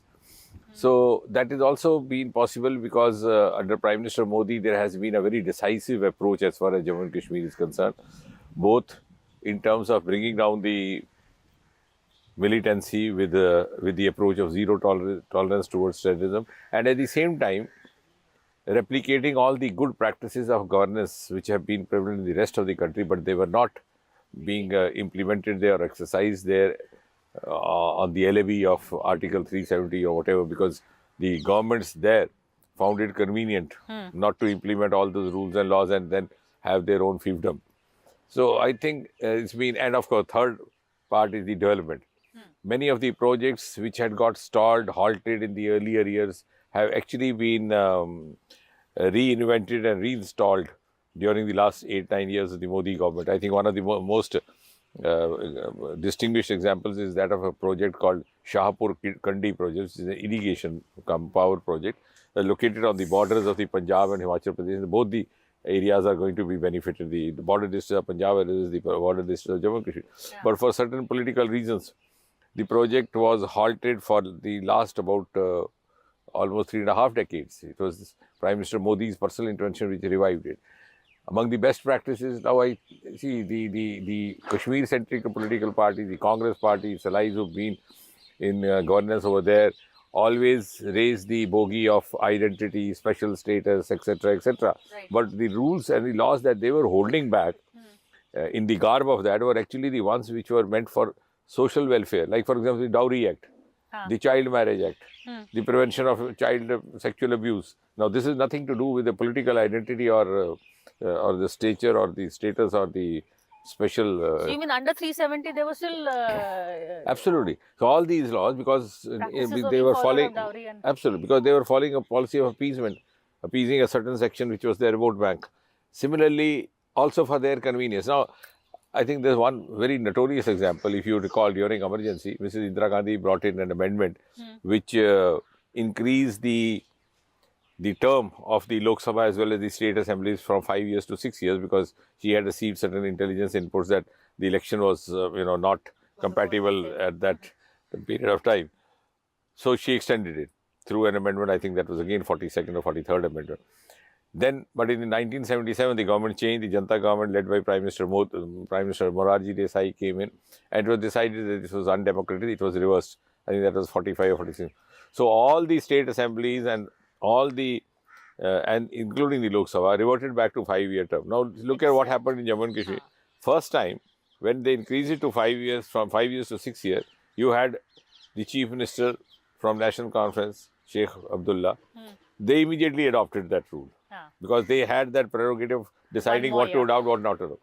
But it got reversed. They took the LEB of 370 and it allowed it to continue until the territory turns into a union territory and Article 370 gets abrogated on the 5th, 6th August 2019. The term of Jammu Kashmir Assembly, ironically, continued to be 6 years. So you see, this was almost a misuse or abuse of Article 370 for their own vested interests. But around 6 years, your government is not holding elections only. No, that is for reasons that because of earlier there was COVID, then there is security situation, because Jammu Kashmir is a sensitive territory. So I think at an appropriate time they'll take a call. Will it be this year? Because there is now the delimitation has also happened. I can't be saying that. It's out of turn for me to actually give an opinion on that, because the prerogative lies with the Election Commission of India, and of course the security agencies decide about the security part. But as far as the Bharatiya Janata Party is concerned, of which I happen to be a Karyakarta, we are always ready for any election for that matter, whether it be the local body or the Lok Sabha or the Assembly, and that applies across the country. But it's interesting the examples you gave of 370, because we only know about the broader things, the right to own land or whatever, but these little... See, now even for Pakistan refugees, they were deprived of their citizenship rights, voting rights. Now, the interesting fact, which I'm sure the history will sometimes try to ponder about, is that 2 persons from this refugee clan went on to become prime ministers. Dr. Manmohan Singh, he belonged to Jhelum district of Pakistan. Dr. I.K. Gujral also came from Pakistan. And sometimes I wonder, if they had chosen to settle down in Jammu Kashmir, destiny would have deprived them of the opportunity to become prime minister, because they were not even granted citizenship rights for several long decades. Nowadays, even if you go and settle abroad in a Western country, and after a couple of years, you get a green card or something like that. So this was done very by a design to hold on to a small voter section, which would keep, repeating them again and again so that they could perpetuate their dynasty rule from generation to generation. Speaking of one of the dynasties, Omar Abdullah recently, he joined Rahul Gandhi's Bharat Jodo. I'll come to that in a bit. But he says that Kashmir mein aaj bhi jamhuriyat ki bhi kami hai. And he pointed out that, this government talks about, internationally you reach out to Muslim countries. But when it comes to Kashmir or Muslims within India, you don't even have an MP. No, see, I would not make a very personal comment because but talking of the issue per se, I think today we live in an evidence-based era. So we have to support what we say with a certain amount of evidence and substance. The evidence is otherwise. For example, for 65 years, Jammu Kashmir did not have district development councils. Now, who would answer that? And all these half a century or so, the government was run by National Conference Congress. Why, when the rest of the country you had district development, it was only under Prime Minister Modi that in 2019-20 we got first ever district. People had never heard. And on the contrary, these Kashmir-centric political parties were raising slogans like autonomy, like self-rule. Now, what is self-rule? If to my understanding, the self-rule is a rule which emanates from the bottom, from the grassroots, rule of the self. So here, the self-rule meant the rule of the dynasty, but not allowing rule of the local bodies to happen. Correct. Similarly, in Panchayati Act, we have 73 and 74th Amendment. Ironically, again, the amendment was brought by the Congress government at the center. Mr. Rajiv Gandhi was the Prime Minister. Shankar Iyer. Yes. And that, in a way, it's an enabling amendment. It allows the central grant to go straight to the local body budget. It was not implemented in Jammu and Kashmir on the levy of 370. If had that been allowed, it would have led to the empowerment of the block development councils, the sarpanchis, the panchayats. So these governments had deprived the empowerment of the grassroots, even the grassroots, panchayat elections were not happening for years together. Corporation elections stalled for over a decade. So I don't know who's talking of democracy. But a little, before I go into politics, you're also from Jammu, you're a doctor, endocrinologist, but you joined the BJP, I think in 2012 and fought your first election in... No, I joined earlier. I fought my first election in 2014, yeah. So what made you, turn towards the BJP? No, it's just like that. I had been associated with them right from the beginning. In fact, the larger, the ideology family, they were actually, in a way, my guardians also when I was in the college in Chennai. So I was an active participant in most of their programs. Even if you see the Vidyarthi Parishad offices here, they have photographs of me in the early 90s when Mr. Kedarnath Sani was there. From the... So, no, I was associated with all these programs, Bharat Vikas Parishad, etc. But I was not actually into a political wing or an active politics. And then when I was asked to take over as an office bearer in the party, then I had to put in my papers from the government job. And I continued my practice. Okay, no, it's interesting that, I mean, that was the time when nobody resigned from a government job to join BJP, at least in my area, because for years together, nobody... Which year was this? This is around 2008-9, later. But you see, those days nobody ever visualized the BJP government happening at the center. BJP happening at Jammu and Kashmir out of question. So even those who retired from the government service chose to join Congress or some of the local regional parties like National Congress. Never at all. Even after retirement, people didn't look at BJP. So, in fact, you asked me a question at this time when, everything is going good. That time, people would laugh at me. Some of them thought there's something gone wrong with him. So, that's one thing. What made you, look towards because I was from the valley, from the state of Jammu. But I had been with them moving on for a long time. So, when they said I had to take up this one, I said, now it's been all my life, following a particular path, and I wouldn't have been comfortable elsewhere. Not in the Congress. But this Bharat Jodo Yatra, now Rahul Gandhi is going to culminate it in, it's in 2-3 days. He's right now also in the Srinagar side. He was in your constituency area also, Banial ke baad. So, what do you make of the Bharat Jodo Yatra? No, I think I wrote that in a piece which was recently published in one of the national days, much discussed about the Congress party, also held a press conference. See, the Congress party has actually, if you see from the historic perspective, I also said once in Parliament, history will one day decide who was right on Kashmir, Nehru or Mukherjee. And I think now the time has come, history has delivered its judgment. Because Congress party has actually missed the opportunity in Kashmir. It had opportunity to integrate Kashmir, Jammu and Kashmir in the manner the other states were being integrated. But I think it didn't happen also partly because Prime Minister Nehru decided to take over Jammu Kashmir in his own hands and did not allow his own Home Minister Sardar Patel to handle the other the state of Jammu and Kashmir the manner he was handling the other princely states, 560 odd, and then maybe allowing this 370, which was a transitory provision. In fact, when in one of the discussions in the Constituent Assembly, Dr. Sama Prasad Mukherjee pleaded to Pandit Nehru to have a second thought on 370, and Pandit ji said कि Dr. Mukherjee, don't get worried, ये घिसते घिसते घिस जाएगा. I mean, this will vanish in the course of time. And there was in the bracket it was written temporary provision, but the temporary provision was again allowed to continue permanently because they found themselves getting more and more beneficiary of that small vote bank that they had nurtured. So all these things, they missed the opportunity to allow or to enable a complete integration of Jammu and Kashmir, which has happened only after Prime Minister Modi took over, because it required tremendous amount of courage and courage of conviction. So now, doing all these things would not undo that missed opportunity. It would rather be adding to, one of another misdoing. Secondly, even if you see from the point of view the yatra per se, let me not get into the ideology part of it. Whenever BJP tried to take out a yatra to Kashmir, it was stalled, it was halted, it was oppressed. I'll give you three main examples. In 1953, Dr. Sama Prasad Mukherjee wanted to enter Jammu and Kashmir. He was arrested right at the border, put under arrest. He died under mysterious circumstances, in spite of the fact that he had intimated Sheikh Abdullah in writing that I am coming, I am the Member of Parliament from South Calcutta, so whatever courtesy to be extended or whatever. And he also inquired beforehand if he was going to be arrested. He was arrested by deceit, I would say, because, that time the Supreme Court of India jurisdiction had not extended to Jammu and Kashmir. So there is a bridge where half of which falls in the Punjab territory, half of it Jammu and Kashmir. So once he crossed that half of it, he was arrested on the other side.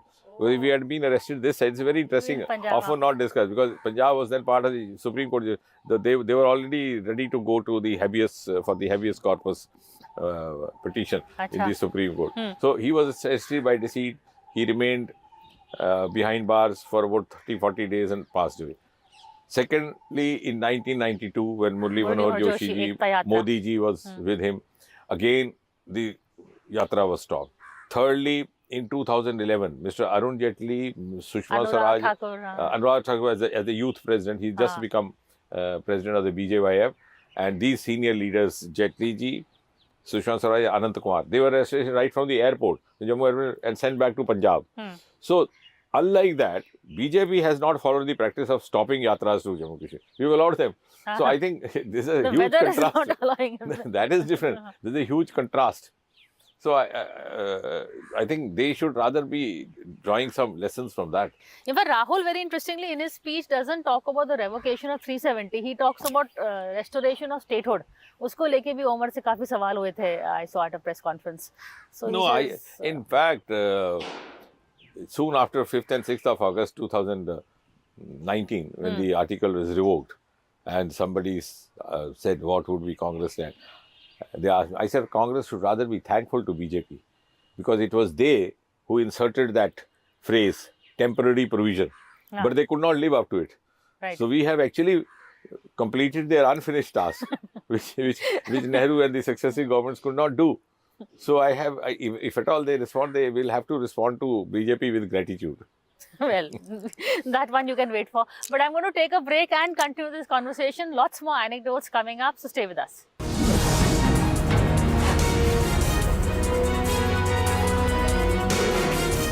Credit card नहीं है, reject हो गया। Paisabazaar present step up card backed by an FD. तो सोचो मत, अपनी credit limit खुद तय करो, बेस्ट इंटरेस्ट रेट्स गेन करो, कार्ड भी एफडी भी।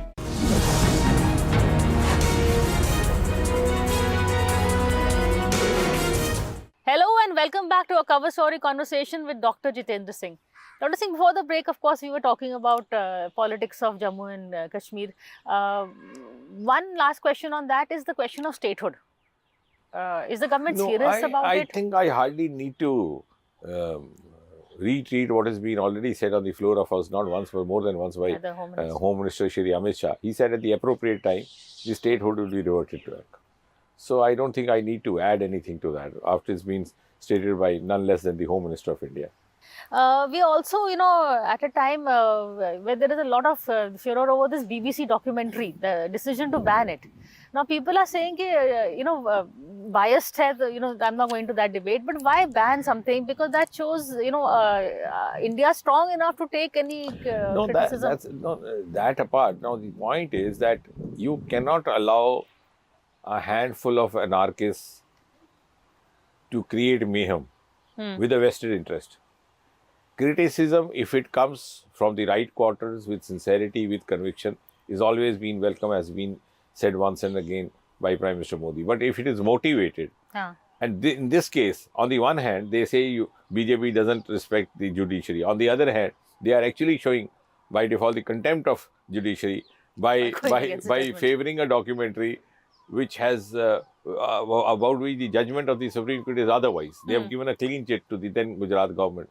So I think they have many answers to many questions to answer, and the people who are actually supporting it are the ones who are not doing so with a very clean background record. If you see their past record, they have always been anti-Modi, anti-government, and anti-Modi to the extent of becoming anti-India. So I think they are very hardcore sadists there. So the reason here is entirely different. So you don't think ignoring it, because the minute you ban it, sab jaake dekhte hain. Aaj you know how it is today. You will get a copy of the movie whether you see it on social media or on WhatsApp. So why giving them the attention? Just ignore it. No, I think no, absolutely. The public has ignored it. See, here we have a head of the government who's been the head of the government for the longest period of time, first as Chief Minister, now as Prime Minister for the almost 22 years. And besides that, today, I add to that, he's also the longest serving head of government, one of the longest serving head of government the world over. You see, you have seen so many presidents changing in USA, so many Prime Ministers changing in UK in short span of time.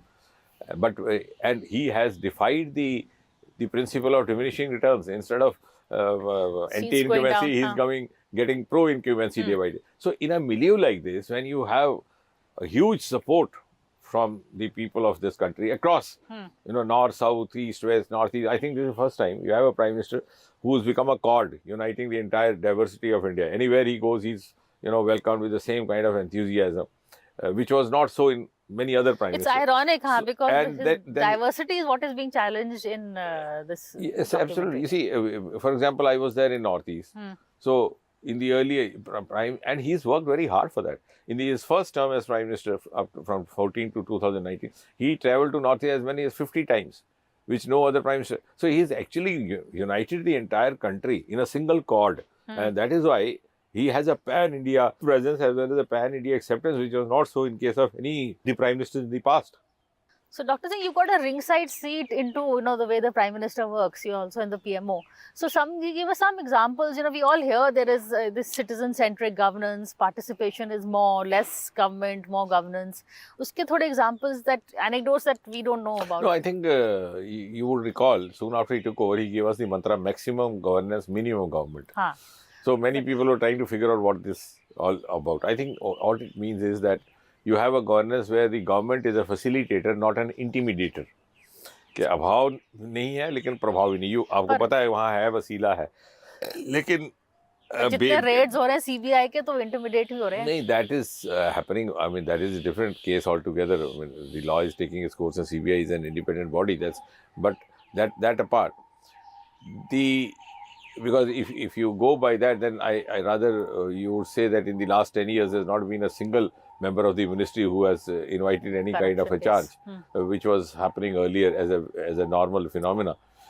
But I think what is the hallmark of Prime Minister Modi's style is that he has the courage and conviction to take path-breaking decisions wherever required, A. He has the courage and conviction to break the taboos of the past. Like, for example, soon after he came in, within 3 months, that dubious rule which had persisted since British Empire of getting the certificates tested by the government officers, gazetted officer, was done away with. Then, when I say taboos, also space, for all these years, the Space Department, the ISRO, was working behind a wheel of secrecy. Now it's been opened up, which the media described fancifully as unlocking of space. We have private public participation there, private startups. Within just 3 years, we have more than 110 startups in ISRO itself, drawn from all parts of the country. This has all been happening because he has the capacity to go beyond status quo. And that also after doing due diligence, due study, because he's a consistent thinker, and he also gets into the micro, research of every subject. If you go to him with a presentation, you would, I'm sure, come back with 2 or 3 added suggestions to what you had prepared for. So that way he gave a governance model in Gujarat. And I think the hallmark of this governance model of Prime Minister Modi, or the Modi model, as you say, is that it's a sustainable model of governance. Nowadays, when we talk of sustainable goals, it's a sustainable model. It's sustained for 22 years and it holds the promise of sustaining in future as well. Second, as I said, it defies the principle of diminishing returns. Any model it's rather becoming more and more, widely accepted. And third, it becomes stronger with every challenge. As Chief Minister, when he was faced with the challenge of the earthquake, as Prime Minister with the challenge of pandemic, that's because he's so focused. And that kind of sincerity, commitment has also enabled him to earn the trust of the people. See, it's not easy to earn the trust. There's a lot much of hard work, sacrifice gone beyond. So, whenever he says something, the people of this country across, whether it's north, south, north, east, they feel that Modi ji ne ye kaha hai, to ye mumkin bhi hai aur isme hamara koi bhala bhi hai. So, that is, I think, a great asset. He's a great asset for India. No, that I agree, because a lot of, he is the only person, they say, unki niyat theek hai. You may not agree with demonetization, you don't agree with a lot of his policies, but you don't question his niyat. Not only niyat, I would also add, Priyaji, he is also open to inputs. He's a great listener, unlike many of us. He has the capacity to, maybe our response time falls short. But he can, if he finds there's something meaningful being told to him, sometimes he would, if your appointment is 15 minutes, it might last 1 hour. So he takes, of course, the final inference drawn by him is in his own, which of course is very well done. He's very well worked out with a lot of homework. But he is open to take the inputs from all quarters. So that is also something remarkable about him. So a lot of people say that, you are saying that he consults everybody, but the impression that we on the outside get is that it's a very one-man central decision maker, and all of you... I don't think he has the capacity to carry the team with him. Of course, he being first among equals, as is known in the Westminster model of democracy, he ultimately enjoys the prerogative of taking a decision, which of course he is doing with a huge lot of objectivity, not with any personal bias or malice. But before that, he always is open to receive inputs, which he's been doing. What would you say is the, one of his most successful game change? I know you'll say most are, but most successful is it the Jan Dhan account, Digital India, the reaching out to the poor? I think what is not, of course, you rightly said, besides the merits of these individual schemes, the undertone of these individual schemes is something which is not discussed about. I'll tell you what I'm trying to mention. Through these schemes, he has tried to change the political culture and the work culture of this country. Like, for example, when the Ujjwala was rolled out, the gas cylinders had to be given to the housewives. List was drawn by the administration of the collectors, of the needy, of the poor, of those who required.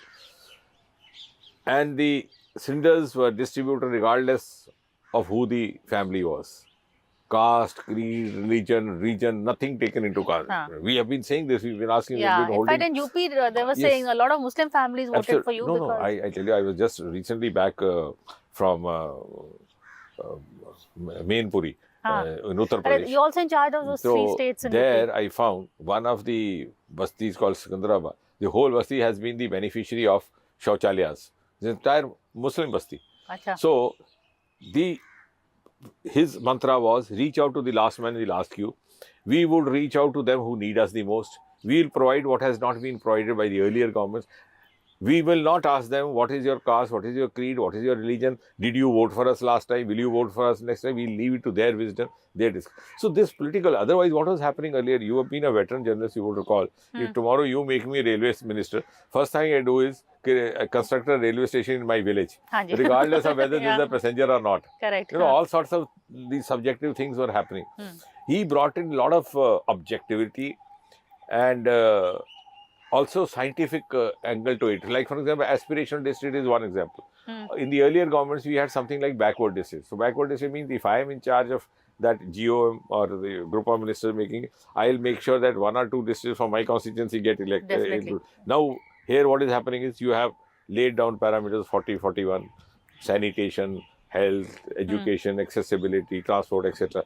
Depending on that, which district stands where, vis-a-vis the first district in that parameter in the state, vis-a-vis first district in that parameter in the countrywide mapping. You have a dashboard time to time, it tells you which is down, which is up. So no subjectivity at all. So I think he has introduced a different kind of a culture, which is, and technology has been used to bring in transparency and objectivity, which was not happening. And now with the Modi era, you know, having made its footprint, I'm sure whichever the other parties also will have to follow this culture, because now the grassroots participation of the citizen is being realized only after Prime Minister Modi has come in. So that kind of new political culture, which is based more on the people, or which is more people centric and not vote centric, is something which will be which the other parties also will be compelled to emulate if they have to survive. Okay, last question, we're out of time, is this has been called as one of the most powerful PMOs since Indira Gandhi. And now comparisons with Indira Gandhi hoti hain zyada rather than with Vajpayee, who was another BJP Prime Minister. How do you react to these comparisons? No, I think if the word is being used as strong PMO from a negative sense, then I would not appreciate. But yes, it's a decisive PMO. Okay. It's a decisive PMO. It takes decisions with due diligence. And all these decisions, whether it's Article 370, whether it's Ram Janmabhoomi, you know about Ram Janmabhoomi, the popular slang, the popular satire about for BJP, which the Congress always held out, कि अब ये manifesto लिखेंगे, इसमें लिखेंगे मंदिर जरूर बनाएंगे, तारीख नहीं बताएंगे. So that kind of satire. For 370 also they would say, अरे हमें तो पता है क्या मैंने. So he has the capacity to take decisions and to execute decisions with a timeline. So if that is, then also in the international platform, he has changed the discourse. Now the entire world is looking up to India. Rather, I was saying the other day, I sometimes feel the world is ready to be led by India under Modi. They're looking up to him for cues, clues, whether it's COVID pandemic, whether other issues. So this kind of, and that has given a lot of self-esteem to an Indian, common Indian. Before 2014, you would recall, many of our youth would actually hire their identity. I've seen many of my students going abroad, and then somebody would ask them, are you from India? Where are you from? They would say, I'm from Asia. You wouldn't hesitate saying India, because so much of lowering of the esteem had happened before 2014. But I thought Dr. Manmohan Singh was a well-renowned, at least, I thought he was better known outside than within India. No, that apart. I'm not talking of individual. Of course, he has his own. But as a country, India has gained esteem across the world now. Under Modi. So, under Modi. And that has been possible because of a very decisive, resolute approach happening. But it's not arrogance. It's not also autocratic. Like, for example, if it would not be fair to compare with Mrs. Indira Gandhi, because she has that dubious record of having got the emergency paper signed in the middle of night from the from the Rashtrapati. Yeah. That kind of things don't happen in this regime. So I think this is in a positive way a government which has given India a position of reckoning in the world arena. So strong in Modi's era means decisive. In Indira Gandhi's era, it probably meant arrogance, says Dr. Jitendra Singh. Thank you so much for this conversation. Thank you, Priya. I really hope to do more enjoyed it. interviews. Thank you. Thank you.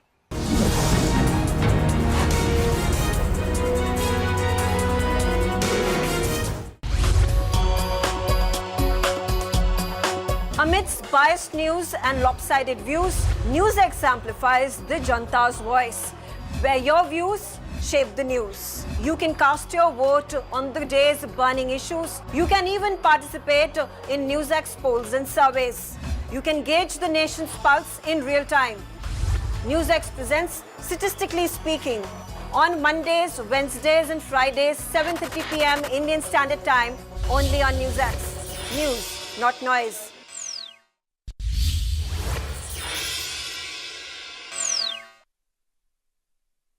Welcome back. You're watching NewsX. My name is Vineet Malhotra. In a few days from now, the Union Finance Minister will present the last full budget ahead of the crucial 2024 Lok Sabha polls. And as the budget comes ahead of the polling season, all eyes are on the Narendra Modi government and its key announcements. With India being the fastest growing economy in the world, the budget isn't just important for Indians, but for those across the world who hope to aspire to be in business with our country. Given the high expectations, what are the key sectors that will be the government's focus this time? Will the middle class finally get the tax relief it's been hoping for a very long time? What will the government announce for India's healthcare sector in this post-COVID era? Will India's startups, fintech and digital sectors get a fillip and a boost? We get some of these expectations forward and speak to those who understand what could happen, what has happened. Joining us on the program at this point in time is Ranjit Mehta, DSG, PhD, Chamber of Commerce. Also joining us on the broadcast is Avneet Singh Marwa, industrialist. Sunil Sanghai, CEO of Nova One Capital, also with us on the program. And last but by no means the least, Dr. Sharat Kohli, senior economist, joins us on the program as well. Gentlemen, thank you so much for being a part of this conversation. It's really important to put into perspective what is going to be the priority that India is going to be focusing on in the next couple of years. Dr. Sharat Kohli, I'd like to begin with you. In your expertise, what do you think is going to be, that prime agenda for the Union Minister, Finance Minister to focus on? Is it going to be industrial development? Is it going to be capital expenditure? Is it going to be about making India a manufacturing hub? Or should it be, all about votes this time around? Because, there are a number of state as well as the Lok Sabha elections in the fray as well. Well, Vineet, a very pertinent question and, a very easy answer to your question is all of this. Whatever you said, which is capital expenditure, industrialization, focus on manufacturing, also ensuring that the budget remains populist because 9 state elections and a big general election in the beginning of 24 when it's not going to be a full-fledged budget on 1st of February 2024. It's going to be vote on account or an interim budget. So I think this is the last opportunity for the government to make a point before the electorate and give something to everyone. So I think it will be a budget for sure, which will have little bit, there was a halwa ceremony, a couple of days ago, Vineet. And, while watching that halwa being made by the Finance Minister, Nirmala Sitharaman, I was thinking that a little bit of this halwa is going to go to every section of the society. Now, to put this in the perspective, I think the biggest focus, Vineet, is going to remain on the capex, which is the infrastructure development. Last year was 7.5 lakh crores. I'm expecting about 9.5 to 9 lakh crores being allocated for capex. Keeping the fiscal deficit in control to about 6.5% will be the next priority. So that's going to be a very tightrope walk, because on one side you will have to ensure that the budget remains populist and there is something for everyone. On the other side, fiscal discipline would be a prime focus. And I think no budget in India, Vineet, can be made by ignoring agriculture. So I'm expecting a substantial allocation like previous budgets on agriculture, whether it is agricultural infrastructure, whether it is food, fertilizers, subsidies, whether it is agricultural marketing. So I think that focus is going to remain. Then PLI is something which I feel has yielded results. The PLI, the production linked incentive schemes in the past for different sectors. So I'm expecting some new sectors to be added to the PLI overall ecosystem. And you will find that these, because the focus is on generating employment and the outcome of PLI has been seen that new investment has come, employment opportunities have been created. So I think the government would like to continue that momentum, would like to maintain that momentum. So PLI scheme, apart from this, Vineet, education, health, skill development, these are the 3 sectors which I feel cannot be missed at all. We've got Corona knocking at our doors via China. Thankfully, it's not here. We have almost gotten over it, if not completely gotten over it. I think health sector would continue to remain focused. Education, without a doubt, and a very important aspect of skill development this time will attract government's attention, because if you want to bring these companies from China, the investors are constantly saying that trained manpower and skilled manpower is a challenge. So I think that will be the focus. And you know, in the first part of my interaction for this program, the last thing I would like to mention is defense sector. I think this is one sector, looking at the geopolitical situation around the world and looking at the mischief which our neighbors keep playing. I think we cannot compromise in increasing the allocation on defense sector. So the defense manufacturing, defense imports, overall allocation to defense cannot be missed out. Besides this, startups, you know, women empowerment, all these things will be there. So there's going to be something for everyone. And for the common man, for the middle class, the most important aspect, you said in your opening remarks that whether there is anything going to happen on the tax front. Well, I think you can expect some kind of a pleasant surprise coming either by way of, rationalizing the taxation system, especially with regard to the new regime. The new regime which did not find takers. It was a kind of a flop movie, where only 5 lakh people opted for the new regime, which was brought in with a lot of pomp and show. But then I think there'll be an attempt to make this new regime more attractive this time. So I think middle class may not be directly expecting anything, but indirectly there's going to be something trickling into your pockets from these sectors as we go forward, Vineet. Absolutely. Great points, Dr. Kohli. Mr. Mehta, if you can hear me, sir. Yes. Well, Mr. Mehta, what do you think the government is going to be focusing on? Is it going to continue its focus and a path on fiscal consolidation? The growth sentiment has augured well for the financial services, the businesses, especially the general insurance sector. But FDI is another area where there have been a lot of demands about, increasing the cap that we have today at 74%. Yes, thank you, Vineet. In fact, Mr. Kohli had made some very, very important points. But apart from that, I think that we need to do the fiscal consolidation, and we hope that the fiscal deficit will be around 6% of the GDP. And then for export promotion, because this is very important that there has to be some critical interventions for export promotion, because we need to increase our export. Then the PLI scheme, I think, needs to be extended to a lot more sectors. And apart from that, because that will give a push to the manufacturing. Then apart from that, I think the new sectors like EV and circular economy needs to be given some, tax benefits. And then if you talk about rural economy, then more money needs to go in the hands of the farmers. We expect that Kisan Nidhi will be extended. And apart from that, we need to increase the subsidy for fertilizers as well. But despite that, one more important point is for the salaried class, because we need to give money in the hands of salaried class. So that's why some tax, rebates for salaried class and women-led enterprises. And for working women, that's what we really expect. And apart from that, Ayushman Bharat scheme needs to be, extended, and more impetus on Ayushman Bharat scheme. And also, one of the important thing is the 15% corporate tax that has been. There's a sunset clause up to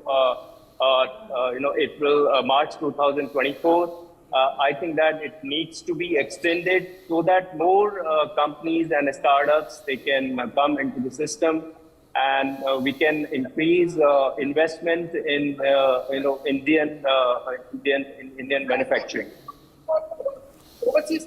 Right, absolutely. Okay. Mr. Sudhir CS, MD and CEO of Indian Money, also joins us on the program.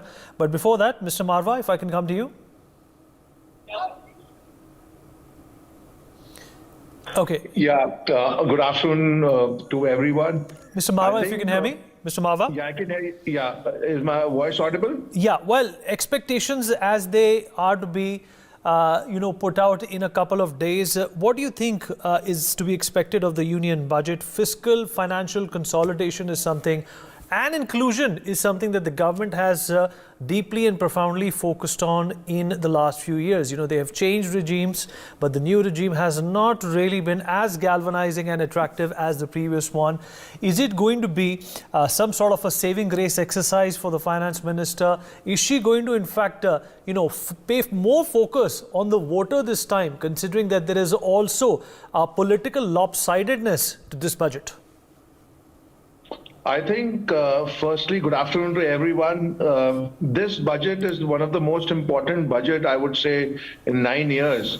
And this has to be because there are a lot of schemes, there are a lot of infrastructure projects, and there's a lot of expectation that industry has it. What 9 years back, nobody was, expecting Atmanirbhar, manufacturing in India, etc., etc. But now the core projects is aligned in next couple of years. So this budget, from industry perspective, I think, firstly, as everyone said, and Dr. Sharad also mentioned, fiscal deficit. I think this is the most important thing for the industry, for the nation. We need to reduce. Year on year, it's increasing. We need to either be we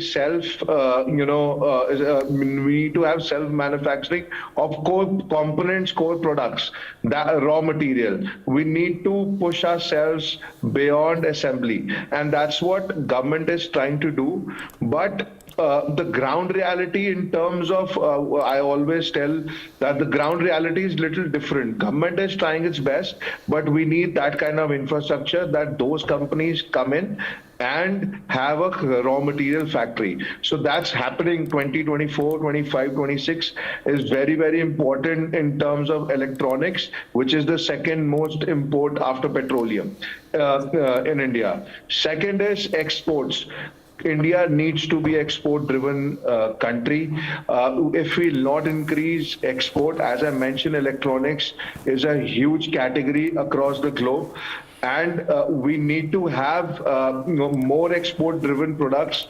And for that, there are about 2 companies which are investing in India. I think by Feb, there will be a good news. PM is inaugurating those facilities itself, and that can be a game changer for the country. Last but not the least, infrastructure projects that needs to have timeline. We have roadways, waterways, and railways. All 3 major projects are happening in 23-24. A big announcement, whether it's Delhi-Mumbai, whether it's freight corridor, or whether it's the waterways of transportation. I think we need this. Logistic plays a very vital role in manufacturing. If these things will be sorted, it will give employment. It will, give boost to the economy. And thirdly, domestic manufacturing, which is very, very important. So the FM needs to give us the timelines of these projects. Apart from that, as everybody is expecting tax reduction in income tax, especially, I don't think that is happening. There'll be no direct benefit that will be there. Indirect benefit might be there in tax, in direct and indirect taxes. But apart from that, I feel that there should be a feel-good budget this time around. Okay, all right. Let's hope for that as well. Mr. Sunil Sangai, if you can hear me. Yeah, I can hear you. Ms. Sunil, what according to you is going to be the focus this time around? Energy, healthcare, pharma, chemicals, technology, manufacturing. Is this going to be the emphasis on the budget? Infrastructure is obviously big on the agenda for this government, and they have in fact also put a lot of impetus on digitization. The last mile connectivity of banks is also something which the government is going to keep in mind. Okay. Vineet, I must say one thing that this is my 40th year watching the budget closely. My first budget where I analyzed it, it was 1983. One big change which we are seeing now, given the transparency, given the availability of the information, you can pretty much predict the big numbers of the budget, which we used to decipher earlier from the detailed budget documents subsequently. So, for example, some of the things which you talked about in terms of the fiscal situation of the country, I think we are more or less clear given the revenue collection numbers and the expenditure numbers which are in the public domain that we should be on track from the fiscal deficit point of view. So 6.3, 6.4 is achievable. That I think will meet the target for the current year. The question is, as you talked about the fiscal discipline for the next year, what should be the projection? In my view, we will feel happy and the bond market will feel good if we see a gliding path, which is what the finance minister had talked about last time, which is to go down to 5.8, 5.9%. This will also give enough money in the hands of the government to really invest in the infrastructure, which they had started last time. 7 lakhs odd crores was invested in the infrastructure, and I think a similar number should be done again this time. In terms of the priority sectors, I think infra is definitely going to be at the top. We may see a little bit of change this time in infra because there's a lot of work has already happened on the road and the port sector and on aviation. I think railway is the sector which has been left out. This time there could be a big focus on the railway side. So this is as far as the sector and the fiscal is concerned. I'll quickly touch upon two other areas. One, purely from the commerce point of view. Commercially, you would see that a lot of projects, they get delayed because of the small dispute. And the other counterparty in most of these disputes happen to be the government. I won't be surprised if there is an extension of the policy which last year government experimented with. Is called Vivad Se Vishwas. This was implemented for income tax. If they were to extend the same policy for all contractual obligation, it's one-time settlement given to any dispute rather than going to the court and taking a lot of time and the projects getting delayed. We just settle that once for all with the government. Something like Vivad Se Vishwas, I think that will be a very good beginning if they make that happen. They did that beginning last year with income tax and the other taxation side, the entire tax. I think if they do this for the rest of the commercial thing, that will be a big area. The last point, purely I'm a capital market player, so I'll just touch upon the capital market side. I think we need to again renew our focus on privatization, not disinvestment, privatization. You saw last time Air India was a big success. It was almost like a miracle that government could manage to privatize Air India. We just celebrated first anniversary of that. We have seen the progress, all of us in India, what happened. Okay. I think that there was a paper, and I'll close on that. There was a paper 2 years ago in the economic survey in 2020, where there was a full chapter on the methodology of privatization was given. I think they need to dust it, pull that paper again, and implement that. There were 2 different methods which were given.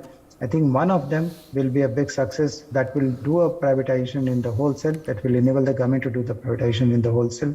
Okay. All right. Big, I think that will be all right. Let me also open Sudhir's here. Sudhir, if you're there with us. Yeah, I'm there. Sudhir, what's going to be the priority? Is the government going to, in fact, make this a populist budget because, a number of elections are around the corner? Or do you think they will continue to focus on the fiscal consolidation and divestment and reduction of subsidies, considering that we are living in a post-pandemic era? In fact, that's my concern too, because it should not happen that we plan from election to election, or we think about how the stock market or capital markets will react to the budget. It is more about fixing the fundamentals of the economy. If you ask me, from my expectation perspective, I really want to see some real progress on the NEP side, National Education Policy, because this has been rolled out. So I think it's been 75 years of independence, and it's high time that we get rid of this British education system, once for all. That's not happening. And whatever is being discussed around NEP so far is only theory. I don't see any structural change because lot needs to be done to make that happen.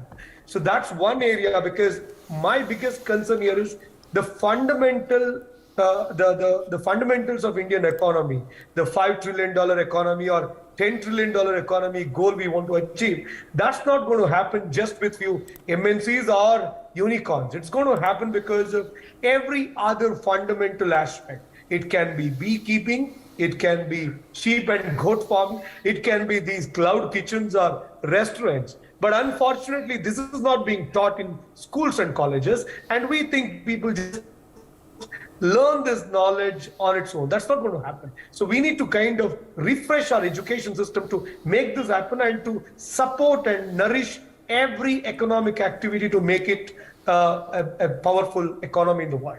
The other area where I see a huge gap is on the farming side. I think the farmers are being currently now, I would say bribed just to support them in election. That should not happen.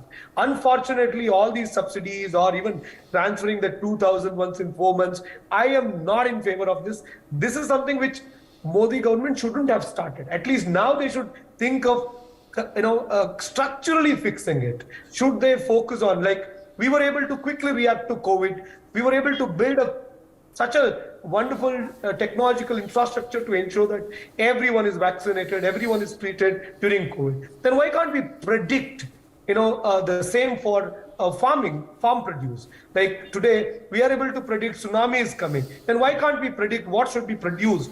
What kind of farming should happen? I think that kind of infrastructure has to be built to support the farming community, that in turn can increase the contribution to GDP from the current 19-20% to, it can go up to even 26-28%.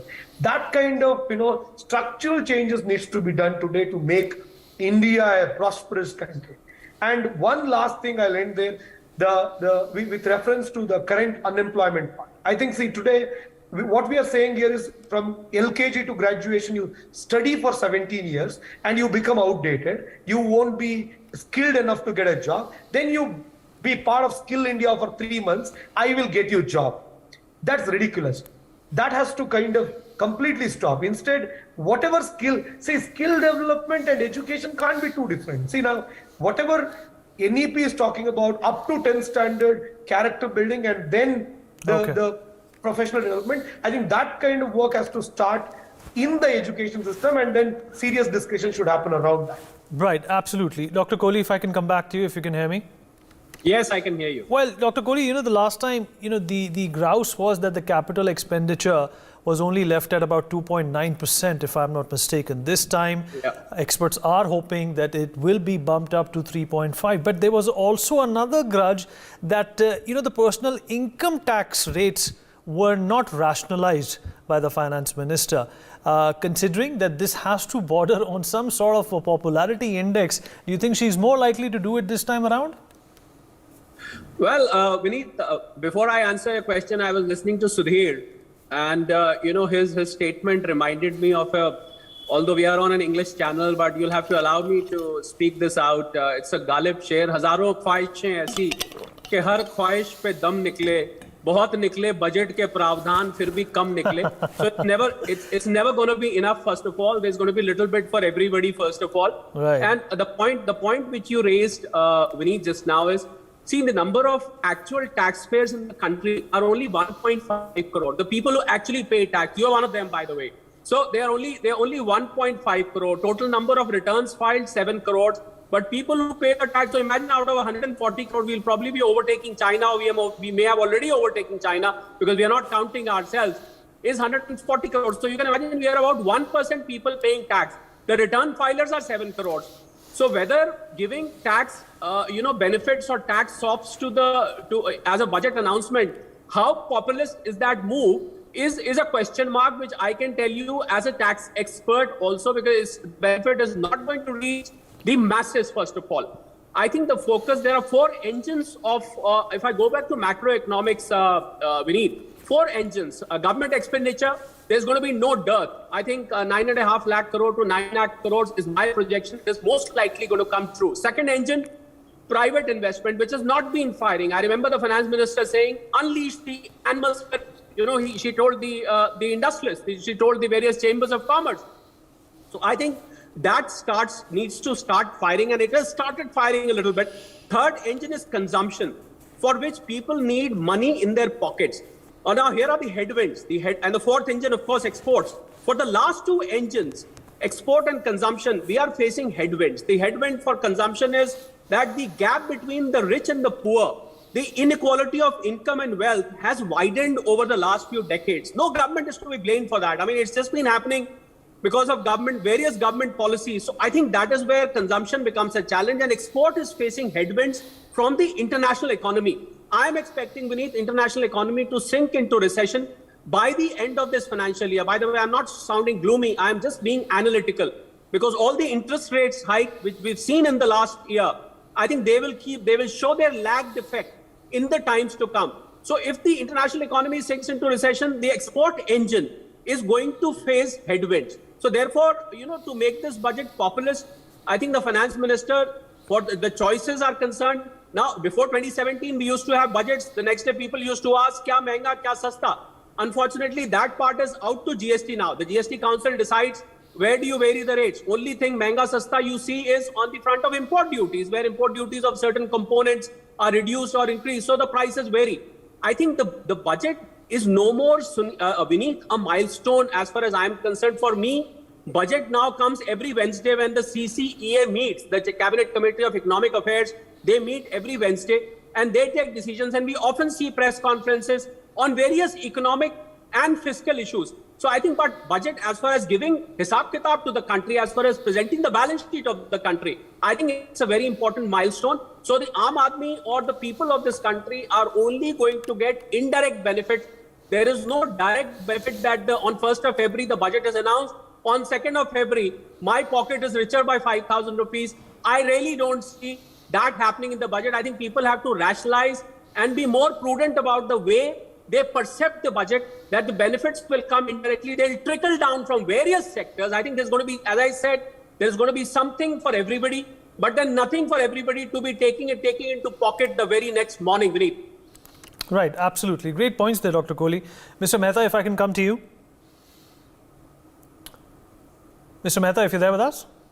Yes, of course. Mr. Mehta, the government has also been very emotional about, propagating and working relentlessly on the ease of doing business. PLI schemes, making labor intensive, opportunities more accessible. Is that also going to be a part of the grand plan that the government has advocated many times in the past, but perhaps has fallen short a couple of steps?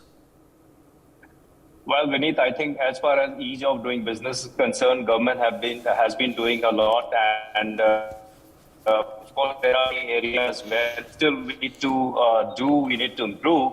But I think 42 position, 63rd position is very good as of today, and our innovation index is also out of 80, it is 40. So I mean we are really working on that. There are a few things that I would like to mention here. One is the green push. We really need to give priority to the greener development. That includes the electric vehicles or circular economy and green hydrogen fuel, because that is going to be a challenge, and we have committed to carbon neutrality by 2047. So all these things are very important. Apart from this, one very important sector, that is real estate sector.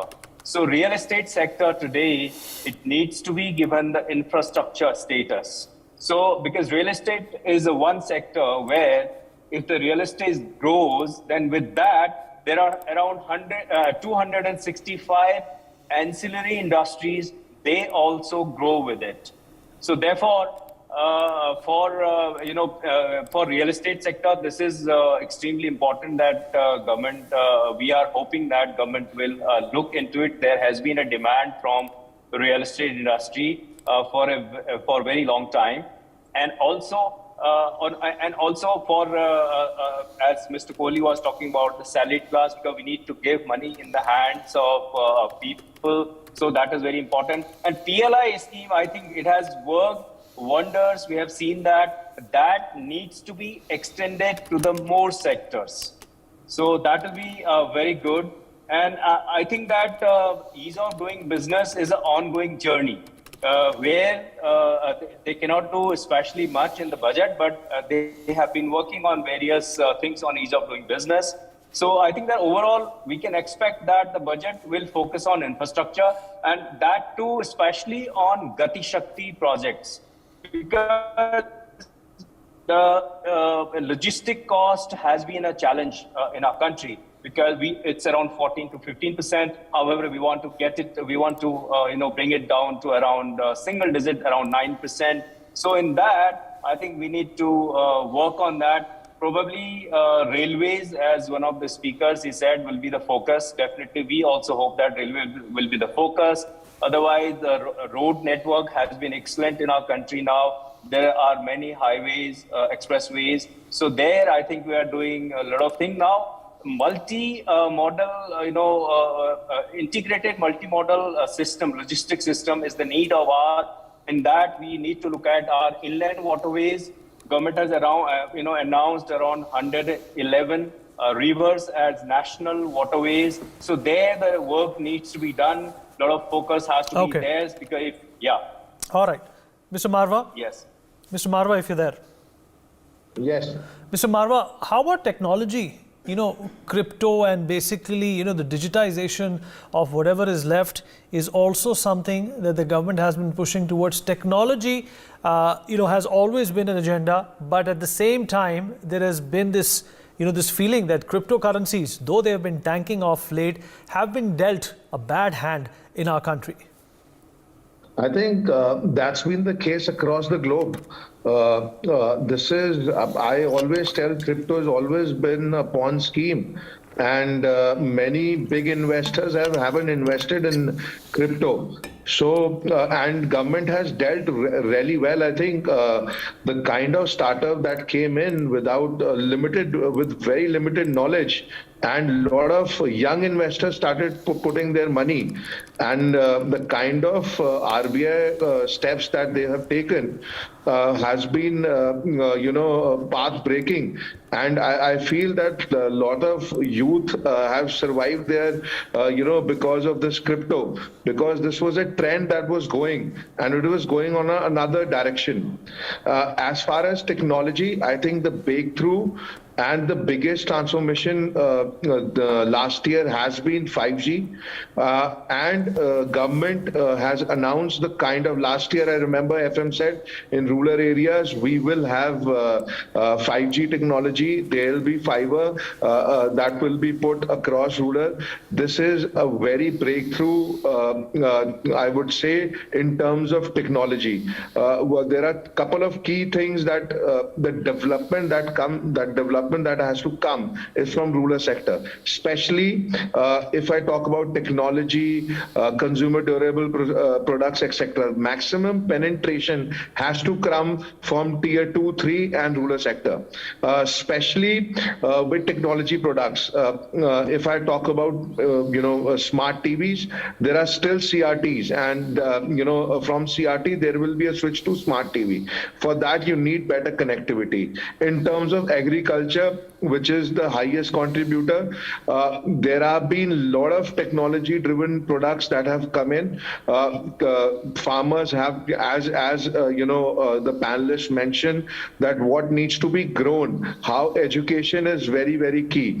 I think now we have satellites which will tell what to grow, what is the weather condition, what will prediction of next 6 months. For all these, we need better connectivity. So government is pretty much focused on it. And in terms of 5G 8, which is very, very important. Right now we have 5G Lite. I think with 8, it's again that will help you in connectivity of smart products. So as world is going into smart homes, where all your devices will be integrated, including your EV. So for that, we need a better connectivity of 5G. I think in next 2 years that will be there. and they need to have a very strict policies in terms of allocation of these tenders of auctions of these 5G, because I think 10 years back the line, everybody knows what happened. And it has given a really big, I would say we were pushed 5 years back at least. So all these things, things need to be considered. And next 3 years will be big because of 5G. All right. Sunil, if you can hear me. Yes. Well, do you think there is added pressure on the government on account of a couple of things? The Russia-Ukraine war had also shaken the budget just a few days after it was announced. And secondly, this added reputation of being the 5th largest economy, is that going to put extra pressure on North Bloc to come up with something which is sustainable as well as impressive? Or do you think they're going to continue to be conservative, knowing that the last couple of years were not as one expected? Vineet, very good thought. I must compliment you for this question. So as far as the war is concerned, in fact, economically, if you see, of course, the export got impacted. But from the oil side, at least we maintained our pricing. So that actually has done good to us. So from the oil perspective, because we started importing oil, which was a bit cheaper, and we could also manage to pay in rupee. So that actually helped us. Your moot point is how is government going to actually react to this? I think there are two dynamics this year. One is this will be probably the last budget before election. Next year is a vote on account, and thereafter the main budget will be July 2024. So there is going to be, to that extent, state election and the center election. So somewhere the political reality will weigh on the mind. Number two, the fiscal discipline. If you see the track record of this government, the first 3-4 years, except during COVID, when they took the liberty, they have been fiscally disciplined. And therefore, I said that I think they would go for the gliding path, and 5.8, 5.9% of the fiscal deficit they would maintain. I don't think they're going to go back again to 6.3, 6.4, because the bond market would react very differently. Given that exports are going to go down, we still have double twin deficit. The currency will come under pressure if the fiscal deficit goes up significantly. So it should be somewhere around 5.8, 5.9 to maintain the bond market. I did want to touch upon the digital point, because you've been repeatedly and very rightly asking that question. So on digitization, and I'll close at that. On digitization, there is a lot has happened, but more and more asset class gets digitized. It becomes easier to deal with. It becomes tradable. So one such asset class is gold. I think somewhere they need to work on digitizing gold. And there's a lot of work has happened in the past. I think somewhere they need to make the last step. And the land and gold, these two asset classes, if they digitize, I think a lot more digital asset will come in the market for trading, and you'll see the volume will go up, and it will also help in terms of ease of doing business, because you should be able to offer your land or your flat or your gold as a security to get the loan for your SME class, and it become that much easier. Right, great points, Sunil. Sudhir, if you're there with us. Sudhir, if you can hear me.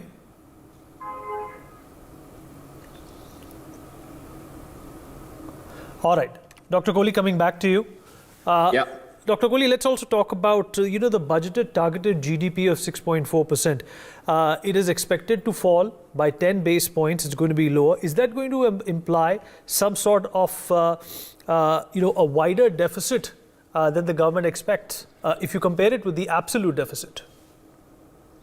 Well, as I said earlier, and as Sunil also said just now, that fiscal discipline has been a priority of this government. I mean, pre-COVID time, we've seen 3.5%, very, very fiscally disciplined budgets, I would say.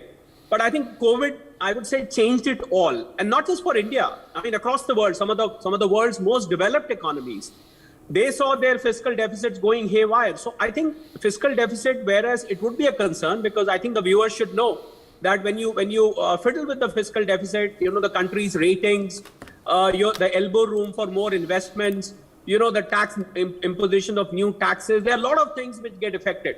But the fact of the matter is that this being the last full-fledged budget, which we keep repeating, I think even if it goes little off the track, I really don't think it should be a matter of big concern, because there are some of the more developed countries than us, fully developed countries, across the world, whose fiscal deficit targets have totally been gone out of track. They have been thrown out of the window, actually. So I think whereas the priority of the government would be to remain fiscally disciplined, but then even if it goes at the cost of development, at the cost of poverty alleviation, at the cost of generating more employment, and at the cost of building a very solid and a very strong infrastructure, I think even if the fiscal deficit has to be compromised a little bit, I really don't think it should be a matter of concern for the government and for the people at large. Maybe the long term, government always has, if it comes back to power, which most likely it is going to, I don't want to make a political statement here, but if it comes back to power in 2024, then the July 24 budget, it will take the corrective action to make sure that the fiscal deficit doesn't go out of hand. Plus, I think we should keep in mind beneath a very important aspect that the geopolitical situation in the current scenario, this is going to have a direct impact on budget making, is so dynamic. Things across the world, the equations are changing so fast. What if in this year we see, some kind of conflict in the Chinese, in the South China Sea? What if we see something happening in the Korean Peninsula? What if something happens in Israel and Tehran front? So I think things are very, very dynamic. And this would be counting on the minds of the budget makers, and they will make sure that provisions are kept for that. And you don't end up cementing everything. You don't need to cement your policies right now because of this dynamic situation.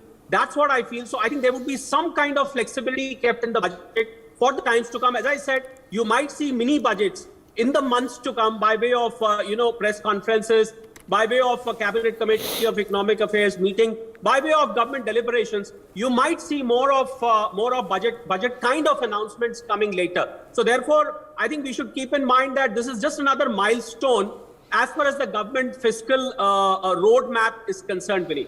Okay, all right. Mr. Marwa, let's talk about the MSME sector as well. It contributes 33% towards the GDP, employs roughly around 120 million people, but yet they've complained of a number of issues predominant, to the GST regime as well as other, benefits that should be availed to them considering the contribution.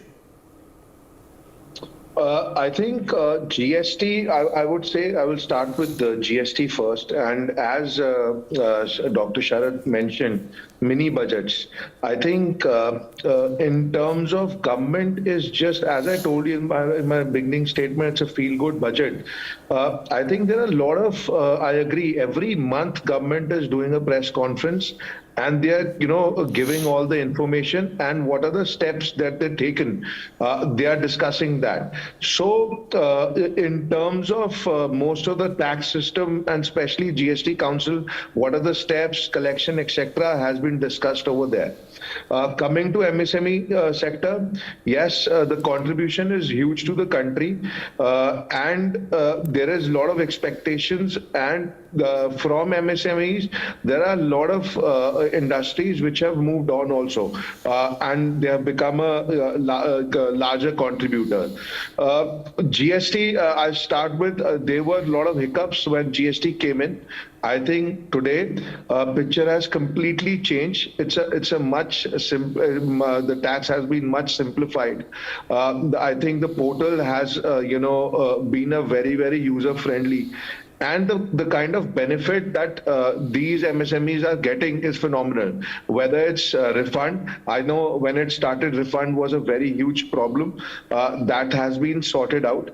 There has been little bit problems in terms of the duration and the kind of linkage. I feel there has to be some sort of action that government now needs to take, because especially if I talk about electronics, there has been a lot of misdeclaration that's been happening, and I've been very vocal about it. I've had meetings with officials that the last mile that GST needs to connect and the action that has to be taken, I think government needs to be proactive on that. And there should be more in terms of judicial action that needs to be taken. Strict laws has to come in, because there has been cases where lot of refunds, lot of fake bill has been introduced. It's a major problem to the economy. And I have never seen in the last 3 to 4 years some strict laws coming on that. Apart from when it was constituted, same laws has been implemented. So this needs to get changed. Traders and industrialists should feel that there is something, in terms of if any wrongdoing has been found. Apart from that, as I told you, from assembly, we need to shift to core manufacturing of raw material. I think MSMEs will get maximum benefit when backward integration will start increasing. That's where, the skill is based. Today, we are assembling any sector, it's automobile, electronics, a lot of components are imported from different countries. And the competition, it's like a commodity. Everybody knows the pricing. It's how much conversion you put down, and that's you're just giving your margins away to the end consumer. So if India needs to increase and maximize, and this sector, manufacturing sector, has to grow, the formula is that India needs to have more raw material component factories. And yes, Sunil ji mentioned about PLA scheme. I need to just add on PLA, how this PLA was introduced, and if government, what are the intentions of government. So government had banned televisions for CBU. That's how you encourage industries to manufacture, have more factories. Then government banned air conditioner, CBU of air conditioner, a complete build unit. Then they started encouraging and gave a scheme of PLI in air conditioners. After that, refrigerator, again they banned. And then that's how, we have requested that PLA should be there in washing machine, air conditioner, refrigerators and television as well. But that's how you encourage. They're doing it. But as I mentioned, overnight things can't happen. And overnight FDAs will not happen. Company comes in. We had multiple discussions with Koreans, Japanese, Americans. When they came in, the ground realities were a little different. All right. Okay. Sunil, do you think that the biggest problem that the MSMEs face is perhaps the credit gap which exists today? A lot of, the micro entrepreneurs are compelled, to borrow money from unofficial sources. And if that is a problem that can be taken care of in this union budget, then perhaps, it could extend to infrastructure. It could also generate jobs, which in the first place is a problem that the government has faced. You hit the nail on its head. You look at, we all know MSME is the core, is the backbone to any economy, right?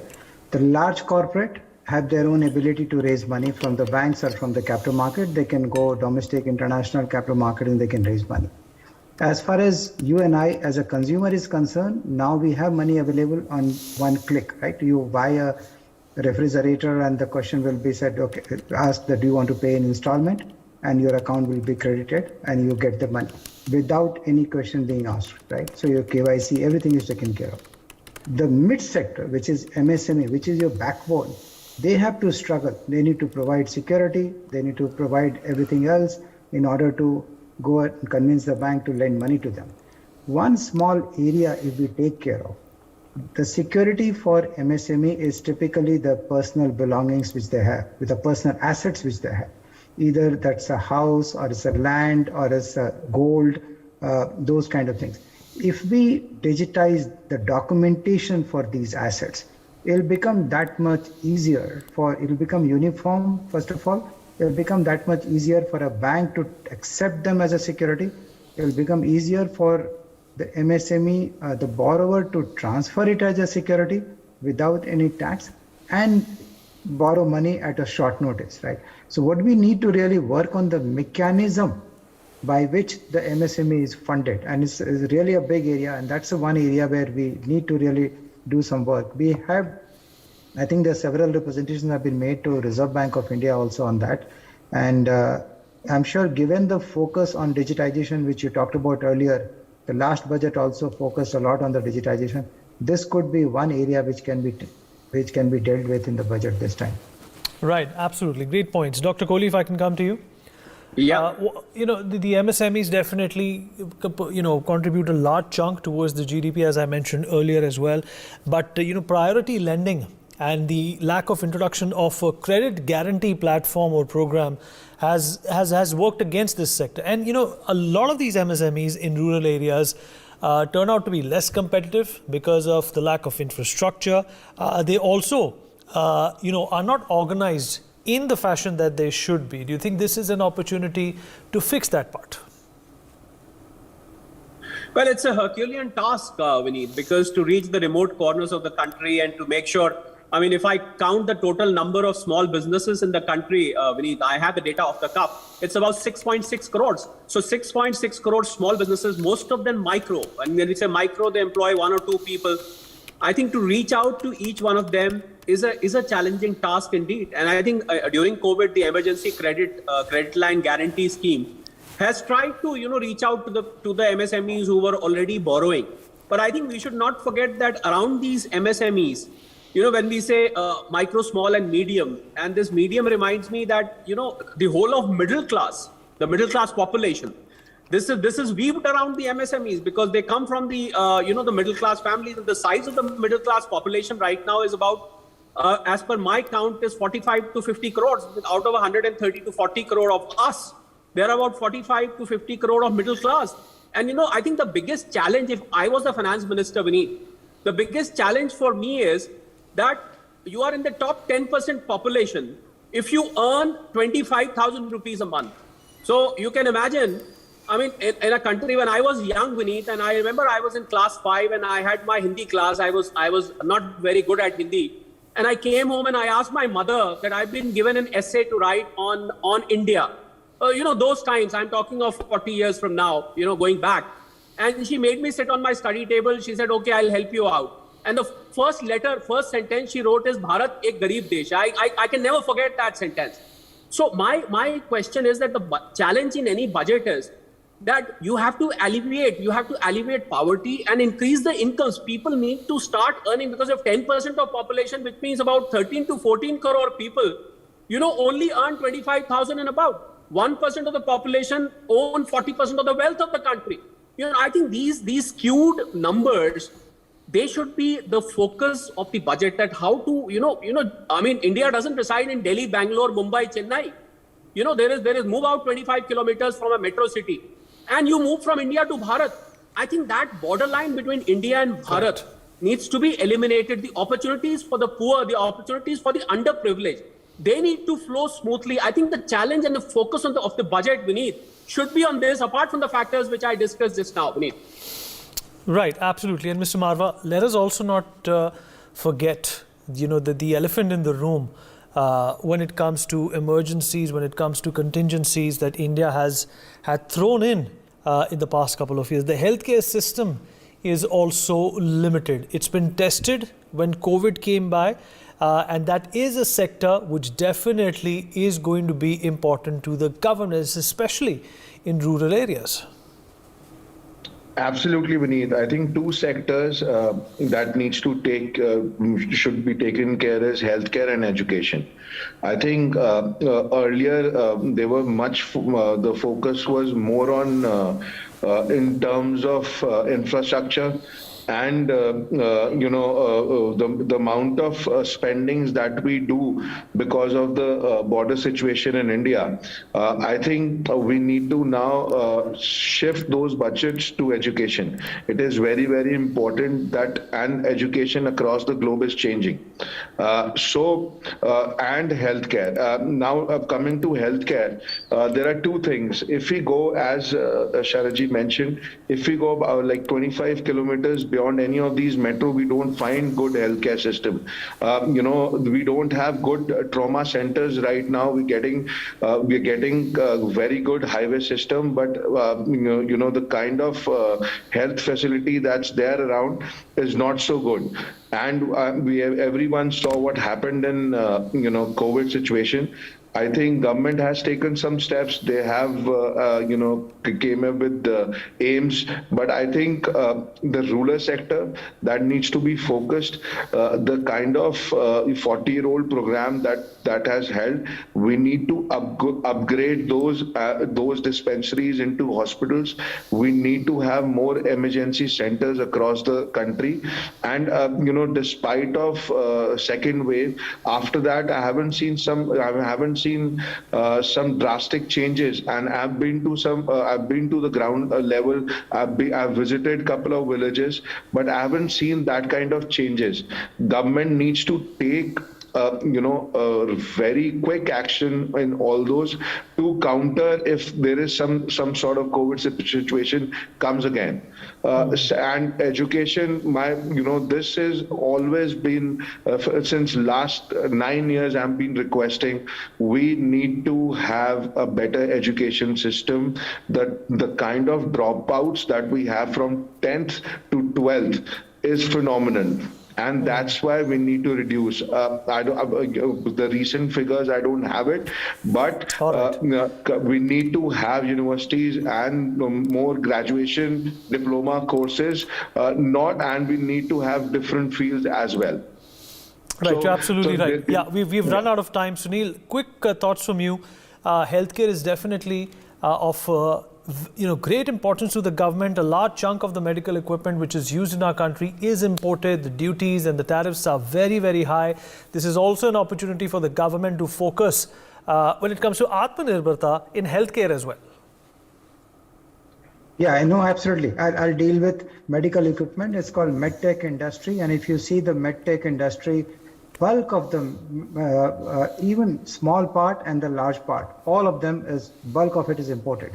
You have 3M and Johnson & Johnson, they are the ones who actually dominate, and the bigger ones, Siemens and GE of the world, they really dominate. We are hardly doing any manufacturing. So that's an area which should definitely take a priority now. Just to deal with education and healthcare, I have one suggestion, and very quickly I'll articulate that. We got 766 districts, and we need to move away from the city and take care of the smaller part, which we talked about, Bharat. If we just roll out the central institutions, AIIMS, IIT and IIM in each of these districts, the influx of the population which moves to the city will stop. The investment in the infrastructure in the city, that will go down. The villages which are becoming ghost, which will develop, and we will be able to actually provide these services at the ground level there in each of the district. And I'm sure state government will be happy to allocate the land, and the cost will come down, and this will actually help in terms of rolling out all these three services which the center can actually implement directly, because these three institutions are directly managed by the central government, and it will be an easy rollout, meeting the requirement of the healthcare, higher education, and also the medical services. So it's a Herculean task by the government, and small steps have been taken in the past, and that is exactly what also will be recommended here, because obviously we are living in an era where uncertainty plays a big part of any macro plan. Thank you everyone for being a part of this wonderful conversation. We've run out of time. We take a short break here. Be right back.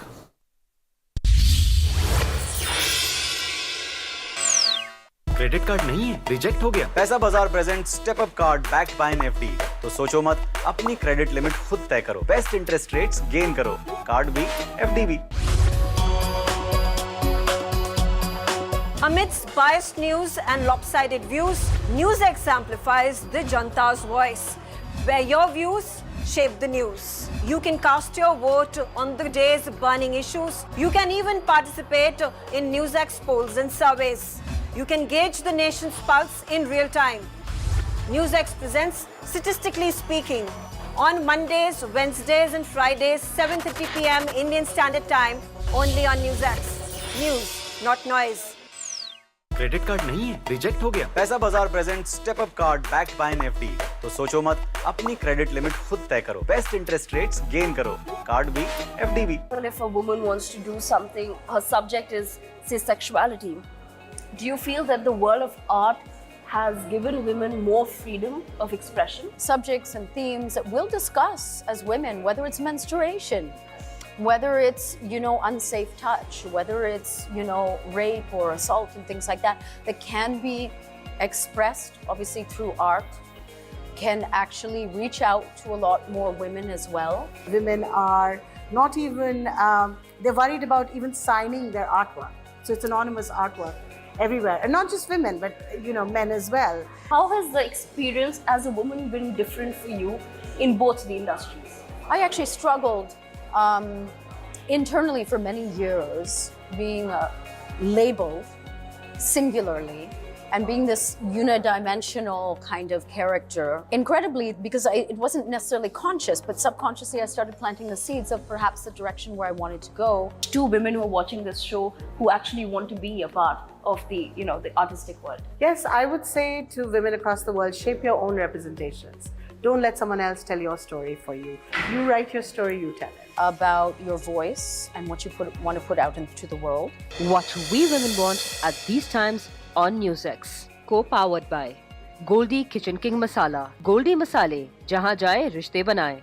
Associate sponsor Titan I+, Greenland Laminate and Kalyan Jewelers.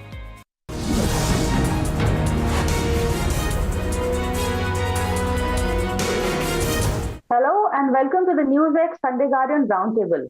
And also a very happy Republic Day, as today we take a look at what New India stands for. This is a phrase we've been hearing ever since the Modi government came to power. Now, 8 years into it, what has the Modi government achieved? What are the markers of New India? Where are we headed? There is talk about unity, a corruption-free India. There is talk of equality for all. There is the talk of brotherhood. But how much does that translate on the ground? Also, amid this is the backdrop of the BBC documentary, which has been banned by the government. They invoked emergency powers in the IT Act and banned it from various platforms. A lot of people have criticized the ban, saying that at the end of the day, a country like ours should be confident enough to actually withstand such criticism. Are we exposing our insecurity by banning something like this? So, end of the day, a confident New India, but an India that is not really taking criticism, that bans documentaries. Is there a dichotomy here?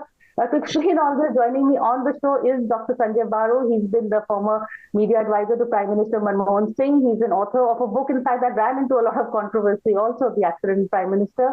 He's the former editor, columnist, commentator. Suhail Seth, he's a marketing maven, also someone who's had his brush with controversy. He's a political columnist and an analyst. Dr. Baru, first with you, in terms of if we can just first talk about the BBC documentary and our reactions to that. Well, I mean, the decision to ban the BBC documentary is a reminder of an old India, not of a new India. Remember, for example, Salman Rushdie's book, The Satanic Verses, was banned in India. Several other books have been banned. Several films were banned. This business of ban is something that a weaker, less confident India used to do. And I remember writing once an editorial called The Republic of Banistan, commenting on the number of things that we either ban or where people demand a ban. I mean, this is, regularly there are demands. Ban this film, ban that thing, ban this performance. And in the last few years, we have seen so many performances being banned, speeches being banned. So we are in a peculiar situation. We claim to be a new India. We claim to be a rising power. We say we are the 5th largest economy in the world. We are a voice of the global south, global leader, Vishwa Guru, etc., etc. And that's supposed to be the new India, the confident, rising new India. But we are behaving like the old India. We can't take criticism. I mean, what is wrong in somebody expressing an opinion? On the BBC documentary, let me very briefly say at this point 3 things. First and foremost, the BBC does not have a track record of, really objective journalism. So there's no point in saying that, what they've done is not biased. They have been biased in the past. I mean, I remember once writing again about how the BBC uses the term militants to describe terrorists when it comes to India. But they describe, those who do terrorist acts in the West as terrorists. But in India, they're called militants. So there is a lot of hypocrisy in the BBC. But that doesn't mean you ban the BBC. That's point number one.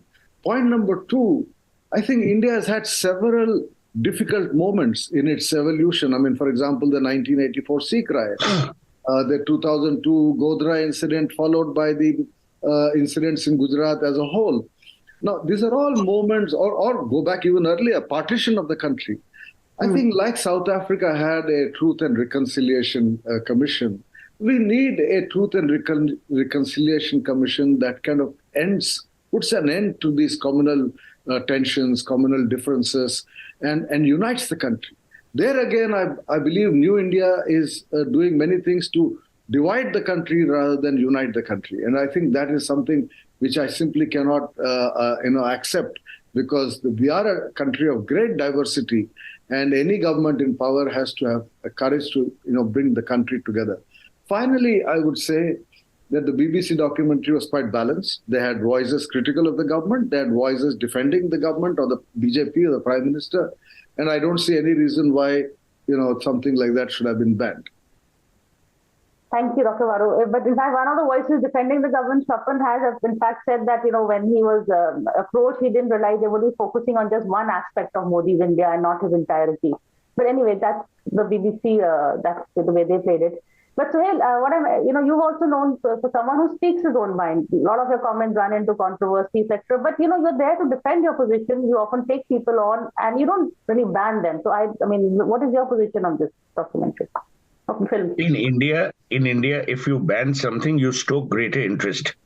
Right. Half the jokers in our country would not have bothered about this BBC documentary unless the government had said, "Oh, remove all the links here."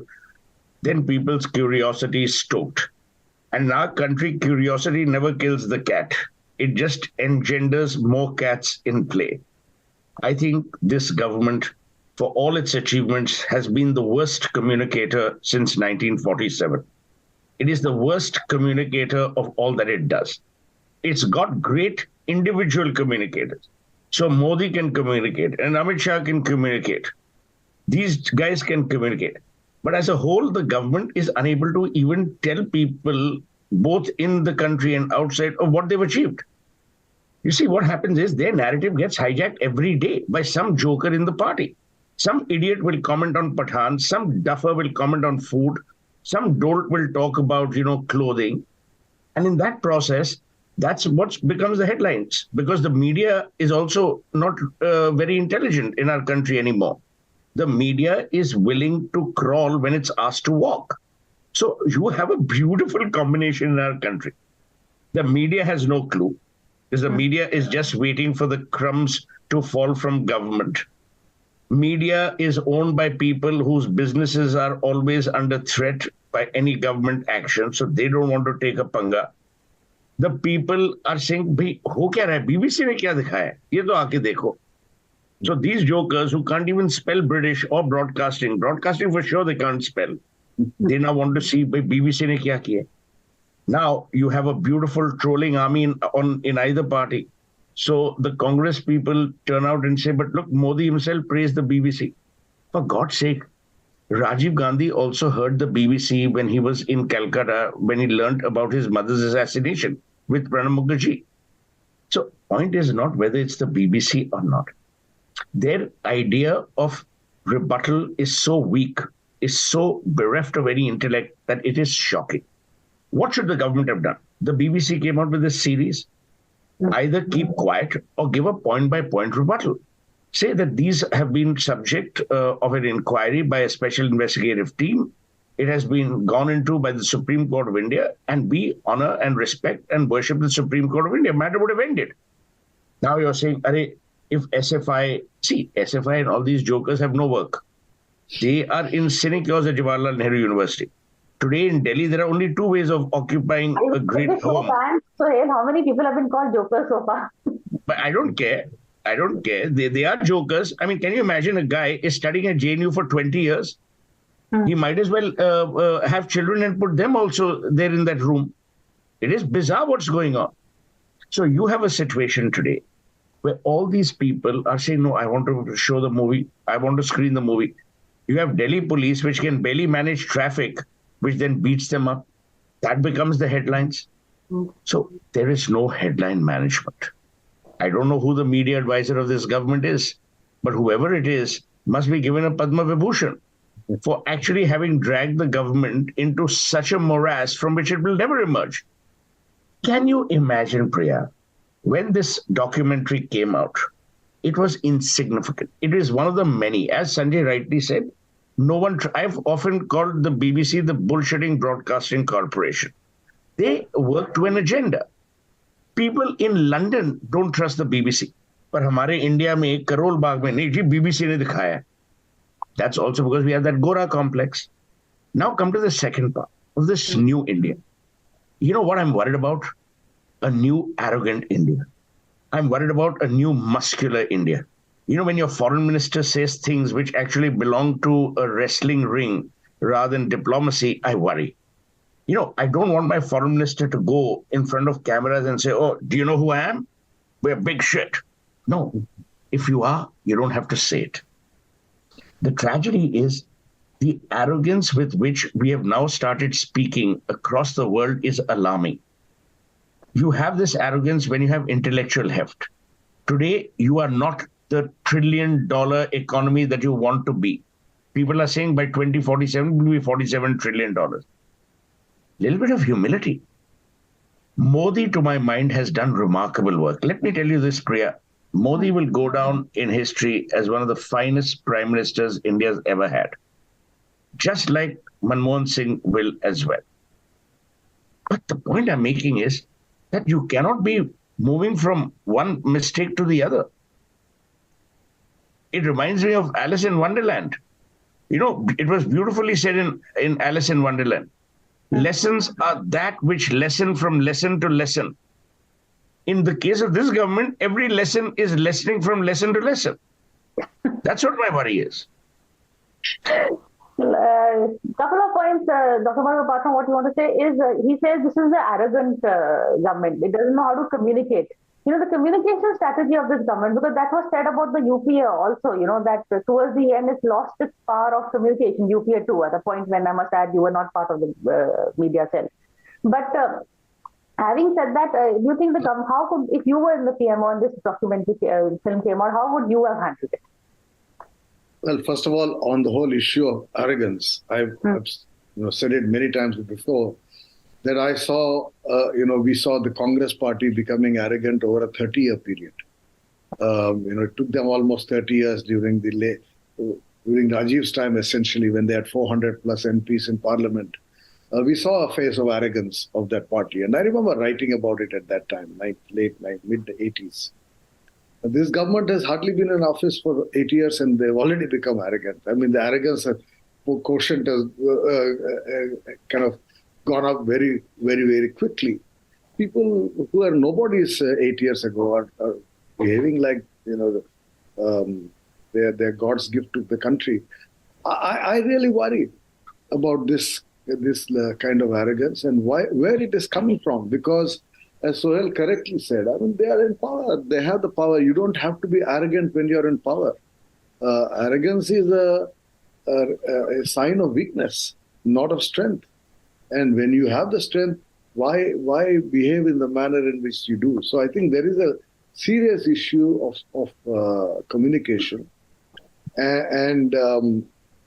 But there is also what we are saying, arrogance, should it be confidence in not being too deferential to, maybe a colonial power or to someone else, or, to what you don't have to be deferential. No, you don't have to be deferential. Confidence does not have to become subservience. You don't have to be arrogant. You just have to be confident in dealing with the world. Confident with dealing with opposition in the country. You don't have to browbeat the opposition every day merely because they are become so weak. So I think there is a certain element of hubris that has come to characterize the current regime. and a hubris born out of the feeling that, destiny is on our side. We are creating a new India. This is going to be, a Hindu India and, a turning point for this civilization. So there are a lot of heavy baggage, the mental baggage that is being carried that makes ordinary people behave in extraordinary manner, and which in the long run is not good for the country. Because ultimately, at the end of the day, a government should govern with a lighter touch, particularly in a complex society like ours. On how would I have communicated? Look, frankly, as I said earlier, the instinct to ban is not only of this government. We have seen even at the level of state governments, chief ministers behaving arrogantly and seeking to ban something or the other. The instinct to curb democratic expression has in fact become more and more over a period of time. These guys may be taking it to an extreme or to a new level, but that instinct has always been there.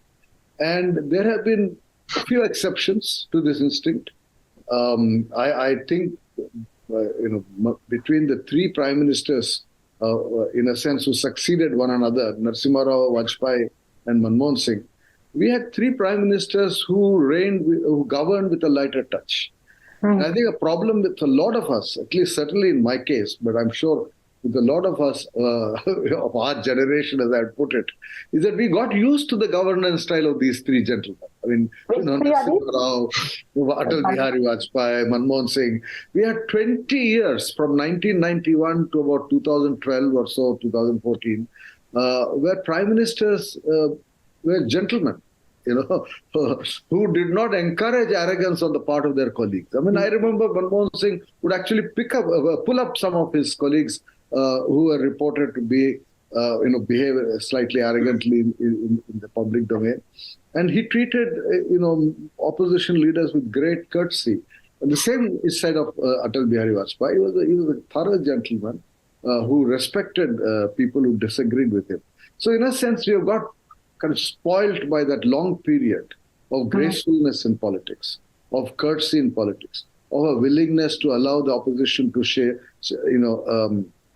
speak its mind, and of a willingness to deal with the world with confidence. Even the BBC kind of stuff. I remember when Manmohan Singh went to London in 2005, all the same Mirpuris that Jack Straw has spoken about, his Muslim supporters from Gujarat that he spoke about, and from Kashmir in his constituency, were all protesting outside 10 Downing Street.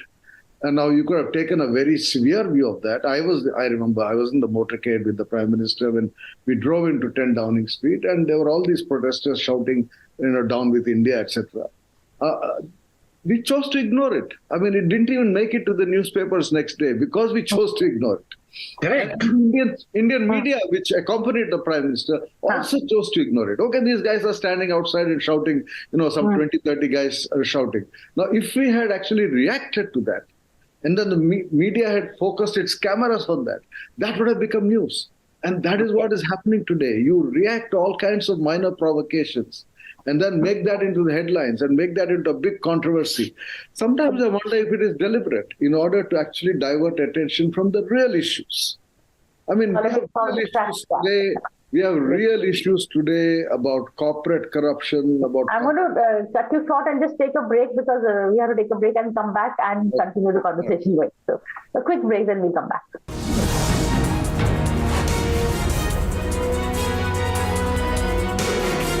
Credit card नहीं है, reject हो गया। Paisabazaar present step up card backed bye FD. तो सोचो मत, अपनी credit limit खुद तय करो, बेस्ट इंटरेस्ट रेट्स गेन करो, कार्ड भी एफडी भी।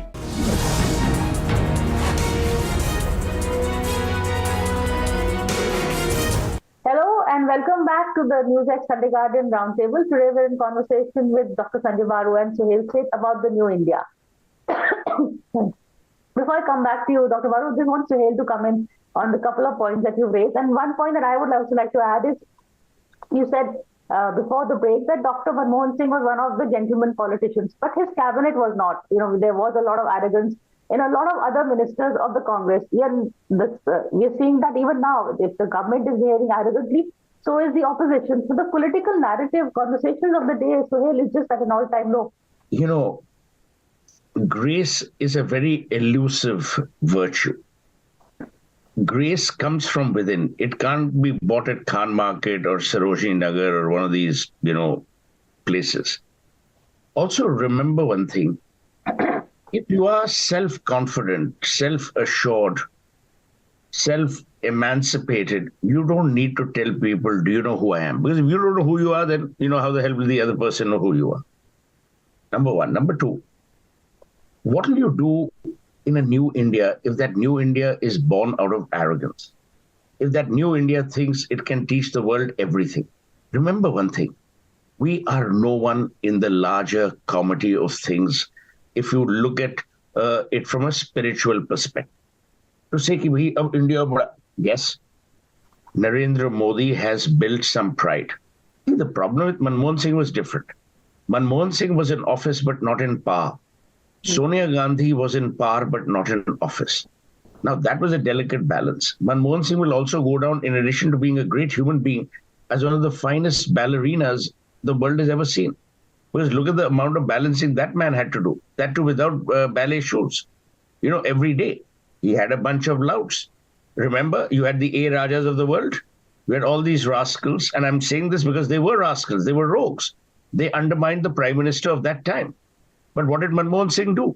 He wasn't a school bully. He wasn't standing in the corner next to the canteen saying, okay, you guys come on, I'll whip you. Grace allows you a lot of latitude in both dealing with people as well as dealing with yourself. Modi, to my mind, has been praised by people like you in the media and made to feel that he's a strong man. What the hell does a strong man mean? The first thing in Indian media should do is it should